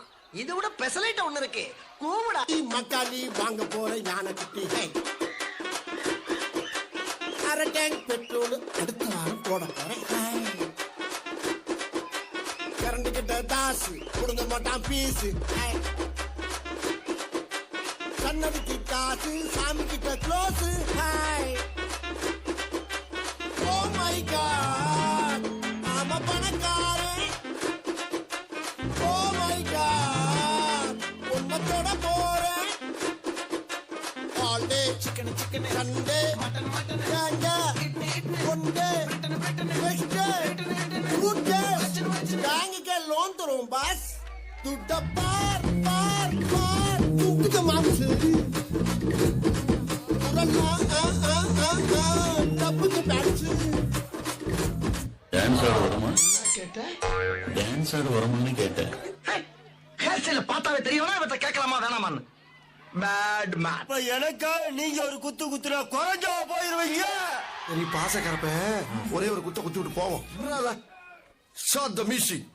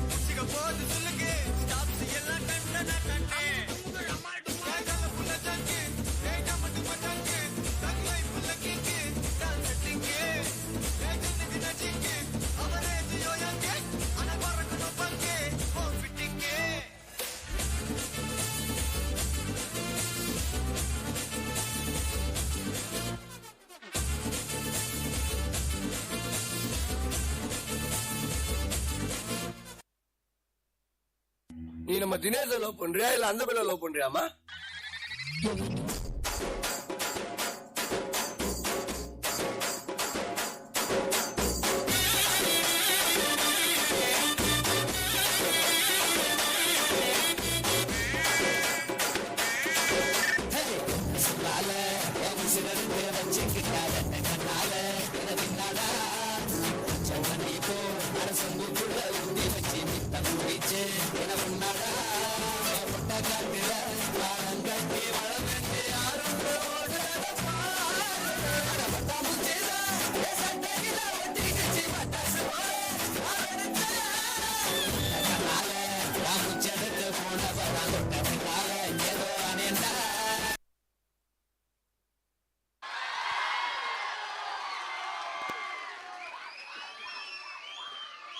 That is also a really fantabulous and awesome performance. So at last but not the least, next we have a spellbinding magic show performance by Sahir of MSS Walkboard College, affiliated to Madurai Kamaraj University. I welcome him onto stage. Hello check hello என் நெஞ்சில் கூட இருக்கும் அருமை நண்பர்களுக்கும் குடு குடு friends எல்லாருக்கும் வணக்கங்கண்ணா. இப்போ நம்ம என்ன பார்க்க போகிறோம்னா மேஜிக் ஷோ பார்க்கலாமா? இது மெர்சலான மேஜிக் பார்க்கலாம். இதில் யாராவது ஒருத்தங்க மேலே வாங்க. மேலே வந்தால் தான் நான் பண்ணுவேன். யார் வரா மேலே? ஒருத்தர் மட்டும் வரணும். சண்டை போடக்கூடாது, சமாதானமாக வரணும். ஓகே, இது அப்படியே பிடிங்க கொஞ்சம் மைக்க. அப்படியே கரெக்டாக பிடிக்கணும். Okay okay. இப்போ பார்த்தீங்கன்னா நீங்கள் எல்லாருமே நிறையா விதவிதமாக சாப்பிட்டு பார்த்துருப்பீங்க. சாப்பாடு சாப்பிட்டு பார்த்துருப்பீங்க, அல்வா சாப்பிட்டு பார்த்துருப்பீங்க, பல்பெல்லாம் சாப்பிட்டு பார்த்துருக்கீங்க. நான் வந்து என்ன பண்ண போகிறேன்னா கொஞ்சம் டிஃப்ரெண்ட்டாக என்ன சாப்பிட போகிறேன்னா இவரோட மூக்கு செடி சாப்பிட்டுக்கிட்டே இருப்பேன். அப்படியே இதை எடுத்து இப்படி சாப்பிட்டோன்னு வச்சுக்கோங்களேன், இப்படி இருந்து இப்படி வந்துடும். இந்த லைட்டை வச்சுட்டு இப்படி போட்டோம்னா அழகா ஆஹா அருமையாக அப்படியே விளாட்லாம். பிரதர் உங்களுக்கு கொஞ்சம் சாப்பிட்றீங்களா? அப்படி போட்டிங்கன்னா இப்படி எடுத்துகிட்டு போயிடலாம். இது வந்துட்டு என்னென்னா ஒன்றும் கிடையாது, ரெண்டு எக்யூப்மெண்ட்ஸ் தான் வச்சுருப்பேன். இப்போ உங்களை வச்சு ஒரு மேஜிக் பண்ணலான்றீங்க பிரதர். ஓகே, நான் பேசுகிறது கேட்குதுல்ல? Okay okay, just watch brother. என் கையில் ரெண்டு பஞ்சு தான் இருக்குது. Only one punch. கையில் பாருங்கள், 2 பஞ்ச். நீ இப்படிலாம் பேசக்கூடாது, செக் மட்டும்தான் பண்ணணும். பண்ணிட்டீங்களா? அங்கே காமிச்சிருங்க. ஓகே, இப்போ இந்த என்ன பண்ண போகிறேன்னு பார்த்தீங்கன்னா இந்த 2 பஞ்சு இருக்குது பார்த்துக்கோங்க. கை நீட்டிக்கங்க. ரைட்டா லெஃப்டா? லெஃப்டா ரைட்டா? Left right. 2 பஞ்சு இருக்குது. நான் அவங்ககிட்ட காமிங்கப்பா, அவங்களுக்கு தெரியணும்ல. அப்படியே வைங்க, அப்படியே வைங்க. நீ அப்படியே வையா. இந்த ஒரு பாஞ்சு இருக்குல்ல, என்னோட கையில் க்ளோஸ் பண்ணிக்கிறேன். இந்த ஒரு பாஞ்சு ஒரு கையில் டைட்டாக முடிக்குங்க. ஸோ இப்போ நல்லா கவனிக்கணும். இப்போ இந்த கையில் இருக்கிற பாஞ்சு இங்கே வருமா? இங்கே இருக்கிற பாஞ்சு இங்கே வருமா? வராது. Just watch. இப்போ நான் சொல்கிற மந்திரத்தை நீங்கள் சொல்லணும். ஓகேவா? நான் பண்ணுற மாதிரியே பண்ணணும். கை இப்படி வச்சுக்கோங்க. அந்த கை பூமா பபே பபிஷா, பூமா பபே பபிஷா, பூமா பபே பபிஷா. பூமா பபே பபிஷா, பூமா பபே பபிஷா, யூமா பபே பபிஷா, யூமா பபே பபிஷா. இப்படி சொன்னோம்னா என் கையில் இருக்கிற பஞ்சு அப்படியே பறந்து அவரோட கைக்கு போயிடும். பட் ரொம்ப அப்படியே நில்லுங்க. அண்ணனை வச்சு எல்லா மேஜிக்கையும் பண்ணிடலாம் நான் நினைக்கிறேன். ஓகே, இப்போ என் கையில் வந்துட்டு ஒரு காயின் இருக்குது. இந்த காயின் வந்து என்ன காயின்னா எனக்கு ரொம்ப ஸ்பெஷலான காயின். 2 ரூபாய் காயின். இந்த 2 ரூபாய் காயின் ஒன்று பெருசா 2 பெருசா 5 தான் பெருசா? நான் 1 2 தான் கேட்டேன், 5க்கெல்லாம் போகல. சரி ஓகே, கையை நீட்டிக்கங்க. 2 கை. ஓகே, இப்போ என்னன்னு நல்லா பார்த்தீங்கன்னா இந்த 2 ரூபாய் காயின் இருக்குல்ல, இந்த 2 ரூபாய் காயின் அவங்கள காமிச்சிருங்க. காமிச்சிட்டிங்களா? ஓகே, ஒரு சிலருக்கு கண்ணுக்கு தெரியாது, தூரத்தில் இருக்கிறவங்க லென்ஸ் போட்டு பார்த்துக்கோங்க. சொல்லிட்டேன். ஓகே, இந்த 2 ரூபாய் காயின் இருக்குல்ல, மைக்கு நிற்க மாட்டேங்குது அக்கா. மைக்கு வேணாங்க்கா, நிற்க மாட்டேங்குது. இந்தாங்க அக்கா.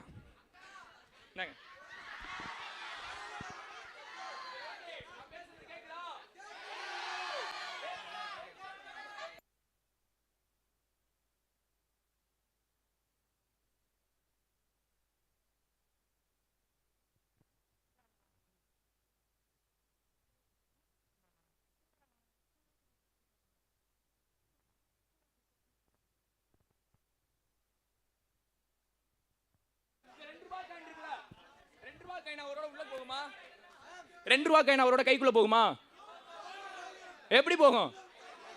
வெயிட் இந்த 2 ரூபா காயின். Thank you brother.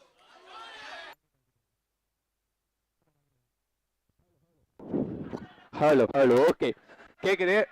இப்பதான் இந்த மாதிரிலாம் மாற்று எனக்கு ஒரு ஃபீலா இருக்கு. ஓகே கவனிங்க. சரி ஓகே, இந்த 2 ரூபாய் காயின் இருக்குல்ல, காயினை அப்படியே எடுத்துட்டு, இந்த காயினை அப்படியே எடுத்துட்டு கைக்குள்ள போனா கைக்குள்ள போயிடும். ரெடி 1 2 3 ப்ராஜெக்ட் ஓபன் பண்ணி பாருங்க கையா. கையில இல்ல, ஏன்னா 1 2 3 அவர் ரொம்ப லேட்டா சொல்லிட்டாரு, அதனால அவர் வாட்ச் கடியில போயிருச்சு.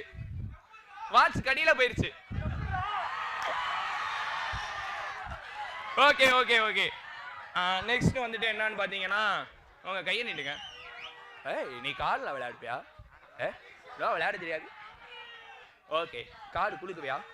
குளி. நம்ம சும்மா இருக்கணும், காடு குளிக்கிறதுக்கு சைலண்டா இருக்கணும் பாத்துக்கணும். அப்பதான் சோறு போடுவேன், சைலண்டா சாப்பிட்டு போய்க்கணும் சொல்லிட்டு பாத்துக்கணும். ஓகேவா? ஓகே. ஐயக்கா நல்லா இரு தம்பி. என்னையா நீ? தம்பி நான் பேசுனது டிஆரே கிடையாது, தூக்கி அடிச்சுட்டு பார்த்துக்க. நானும் ஒரு தடவை குளிக்கிறேன். அப்படியே நல்லா பார்த்தீங்கன்னா கையில் அப்படியே குளிக்காச்சு. anyone take the anyone கார்டை அவங்கள்ட்ட காமிச்சிருங்க. ஓகேவா? இங்கே முன்னாடி உட்காந்து உங்களுக்கு தெரியுதுல்ல கார்டு? ஓகே, அந்த கார்டை அப்படியே உள்ள சுருக்கிறீங்க. என்கிட்ட காமிக்கணும். அப்படியே உள்ள சுருங்க. அப்படியே உள்ள சுருங்க. அப்படியே சுருங்க பிரதர். Just watch. இந்த கார்டு இருக்குல்ல உள்ள வச்சிருக்காங்களே, அப்படியே ஒரு ஷேக் பண்ணேன்னு வச்சுக்கோங்களேன். அவரு உள்ள அனுப்பிவிட்ட கார்டு இப்படி எடுத்து டேர்ன் பண்ணி வச்சோம்னா உள்ள போகுமா? டேர்ன் பண்ணி வச்சிருக்கேன் நான். பட் ஆனால் நம்ப முடியாது, இந்த இடத்துல நிறைய கவுண்டர் போடுறவங்களா இருக்கீங்க. ஸோ அவங்கள கலக்க போது யாரு ட்ரை பண்ணலாம். இப்போ அப்படியே பார்த்தீங்கன்னா ஜஸ்ட் வாட்ச். அவர் வச்ச கார்டு அப்படியே திரும்பி 10 டைமண்ட். கண்டுபிடிச்சிட்டு கை தட்டுக்கப்பா இதுக்கெல்லாம். தேங்க்யூ. Just watch. இப்போ ஒரு மைண்ட் ரீடிங் மேஜிக்னு சொல்லுவாங்க. இதை என்னன்னா, இப்போ நான் வந்து ஷஃபிள் பண்ணிக்கிட்டே இருப்பேன். ஏதாவது ஒரு இடத்துல நீங்கள் ஸ்டாப் சொல்லுங்கள். ஓகே, ஏதாவது ஒரு இடத்துல ஸ்டாப் சொல்லுங்கள். கார்டு என்னன்னு பார்த்துக்கோங்க, நீங்களும் பார்த்துக்கோங்க. சொல்லக்கூடாது வெளியே, ஏன்னா நான் மைண்ட் ரீட் பண்ணி நான் சொல்ல போகிறேன். பார்த்துட்டீங்களா? கடைசியில் உட்காந்துருக்கவங்களுக்கு தெரியாதுப்பா, முன்னாடி இருக்கிறவங்கள்ட்ட கேட்டுக்கங்கப்பா. Okay okay. இப்போ இந்த கார்டு என்னன்னா, இவர் ஆளு கருப்பாக இருக்காரு, கருப்பு சிவப்பாக இருக்கிறனால மனுஷன் சிகப்பு கலர் கார்டு எடுத்துருப்பாரு. கார்டு நேம் என்னன்னு பார்த்தீங்கன்னா 2 டைமண்ட். கரெக்டா? என்னது 214? தப்பா சொல்லிட்டேன், மன்னிச்சுக்கணும். வாழ்க்கையில தப்பு பண்றது சகஜம், ஆனா அதை வெளியில காமிச்சு கூடாது. என்ன செய்யறது, சமாளிச்சுதான் ஆகணும். ஏல சும்மா உட்காருங்களேன், போடு கத்துக்கிட்டா வச்சுக்க, தோக்க அடிச்சு போட பாத்துக்க. இப்ப கையில ஒரு 2 காயின் இருக்கு. 1 ரூபா காயின், ஒரு 2 ரூபாய் காயின். நீங்க செக் பண்ணிக்கோங்க.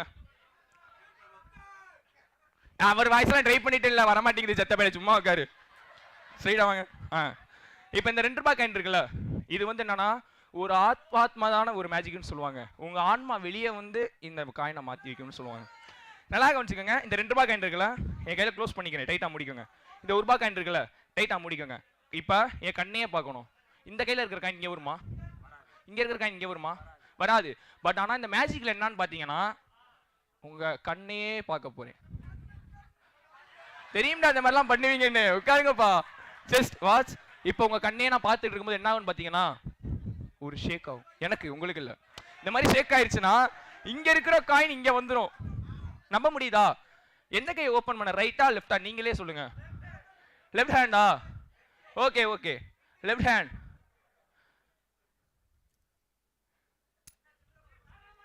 ரெண்டு காயின் இங்கே வந்துருச்சு. இது வந்துட்டு மேஜிக்னு சொல்லுவாங்க. தேங்க்யூ. ரொம்ப நன்றி. வேற யாராவது மேலே வரீங்களா? ஒருத்தரை வச்சே பண்ணணும்னா எல்லாரும் கோவப்பட்டுருவாங்க. வேற யாராவது மேலே வந்தீங்கன்னா ஒன்றும் நல்லா இருக்கும். உங்களுக்குள்ள சண்டை வராமல் இருக்கணும், பார்த்துக்கணும். அதுவும் ஒருத்தர், யாராவது ஒருத்தர் வாரீங்களா? வாங்க. உங்களுடைய தம்பிக்கு கை கட்டுங்கப்பா. நம்ம மேலே வந்துகிட்டு இருக்காரு, கை தட்ட மாட்டேங்கிறீங்க. இதுக்காக ஒரு பெரிய உங்கள்கிட்ட மொபைல் இருக்கா பிரதர்? மொபைல் எடுத்துக்கோங்க பிரதர். இப்போ என்னோட ஃபோன் இவர் கையில் கொடுத்துட்றேன். ஜஸ்ட் ஃபோனை பாஸ்வேர்ட் நீங்கள் தான் போக போகிறீங்க, ஓகேவா? ஃபிங்கர் பிரிண்ட்டு 934587 இதுதான் என்னோட பாஸ்வேர்டு பிரதர். பாஸ்வேர்டு போடுங்க. 4587 உள்ளே போயிட்டீங்களா? 4587 பிரதர். ஓகே. கால் வந்திருக்கு. ஓகே, கால்குலேட்டர் இருக்குல்ல, உள்ளே போய்க்கோங்க. ஏதாவது 3 டிஜிட் நம்பர், உங்களுக்கு பிடிச்ச ஏதாவது 3 டிஜிட் நம்பர் போடுங்க. ஓகே, அதை ஒரு இன்ட்டு கொடுத்துக்கோங்க. இன்ட்டு வெயிட் ஏதாவது இன்ட்டு கொடுத்துக்கோங்க, பெருக்கிக்கணும். ஏதாவது ஒரு 3 நம்பர், 3 டிஜிட். ஓகே, அதையும் பெருக்கிக்கோங்க. ஒரு 3 டிஜிட் நீங்களா போகிற நம்பர் தான். Okay, wait. இப்போ ஏதாவது ஒரு 2 டிஜிட் நம்பர் கொடுத்து ஈக்குவல் கொடுங்க. நான் பார்க்கலாம் அந்த நம்பரை. ஈக்குவல் கொடுங்க, ஓகேவா? அங்கே ஒரு ஆன்சர் கிடச்சிருக்குல்ல, அப்படியே உங்கள் ஃபோன் நம்பரில் அந்த ஆன்சரை டெய்ல் பண்ணுங்களேன். அப்படியே என் ஃபோனை என் கையில் கொடுத்துருங்க. அப்படியே டெய்ல் பண்ணுங்கள். ஒரு கவலையும் பட வேணாம். உங்கள் ஃப்ரெண்டு நம்பர் யாரோ இருக்கும், வேறு ஒன்றும் இல்லை. இந்தாங்க, பார்த்துக்கோங்க.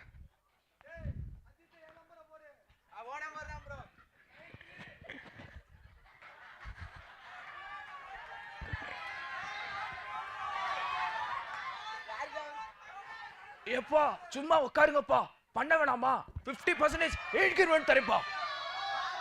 பிரதர், எனக்கு கால் பண்ணிட்டு இருக்கீங்க பிரதர். மை காட், சத்தியம் எனக்கு தான் கால் வருது. நம்மளையா? பேசுங்க.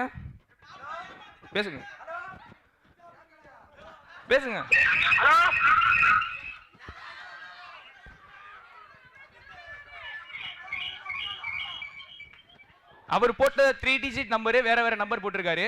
ஆனா அந்த நம்பர் எனக்கு வந்திருக்கு. ஸோ இப்போ சரி, நம்ம எல்லாருமே சேர்ந்து ஒரு மேஜிக் பண்ணுவோமா? எல்லாருமே சேர்ந்து மேஜிக் பண்ணுவோம். ஓகே, ராகவா சைலண்டா இருக்கணும், பாத்துக்கணும். இல்லைன்னு வச்சுக்க ஐயா ராகவே சைலண்டா இருக்கணும், பாத்துக்கணும். நான் முடிக்க போறேன். ஓகே, எல்லாரும் கையை ஸ்ட்ரைட்டா நீட்டிக்கோங்க. ஸ்ட்ரைட்டா அப்படியே டர்ன் பண்ணிக்கோங்க. அப்படி இப்படி திருப்பி இப்படி இருக்கிற கையை அப்படி டர்ன் பண்ணிக்கோங்க. அப்படியே கையை வந்து க்ளோஸ் பண்ணிக்கோங்க. இப்படி வச்சிருக்கீங்கல்ல, நான் பண்ற மாதிரியே பண்ணணும். Okay, ஜிகி ஜிகி ஜிகி ஜிகி ஜிகி ஜிகி ஜிகி ஜிகி ஜிகி ஜிகி ஜிகி ஜிகி போஜக்.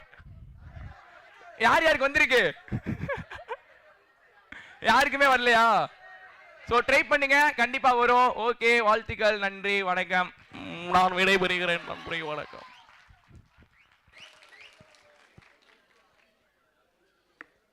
So we are going to wind up our section. I think you all enjoyed and had a great time here. So everyone, please stand up for National Anthem.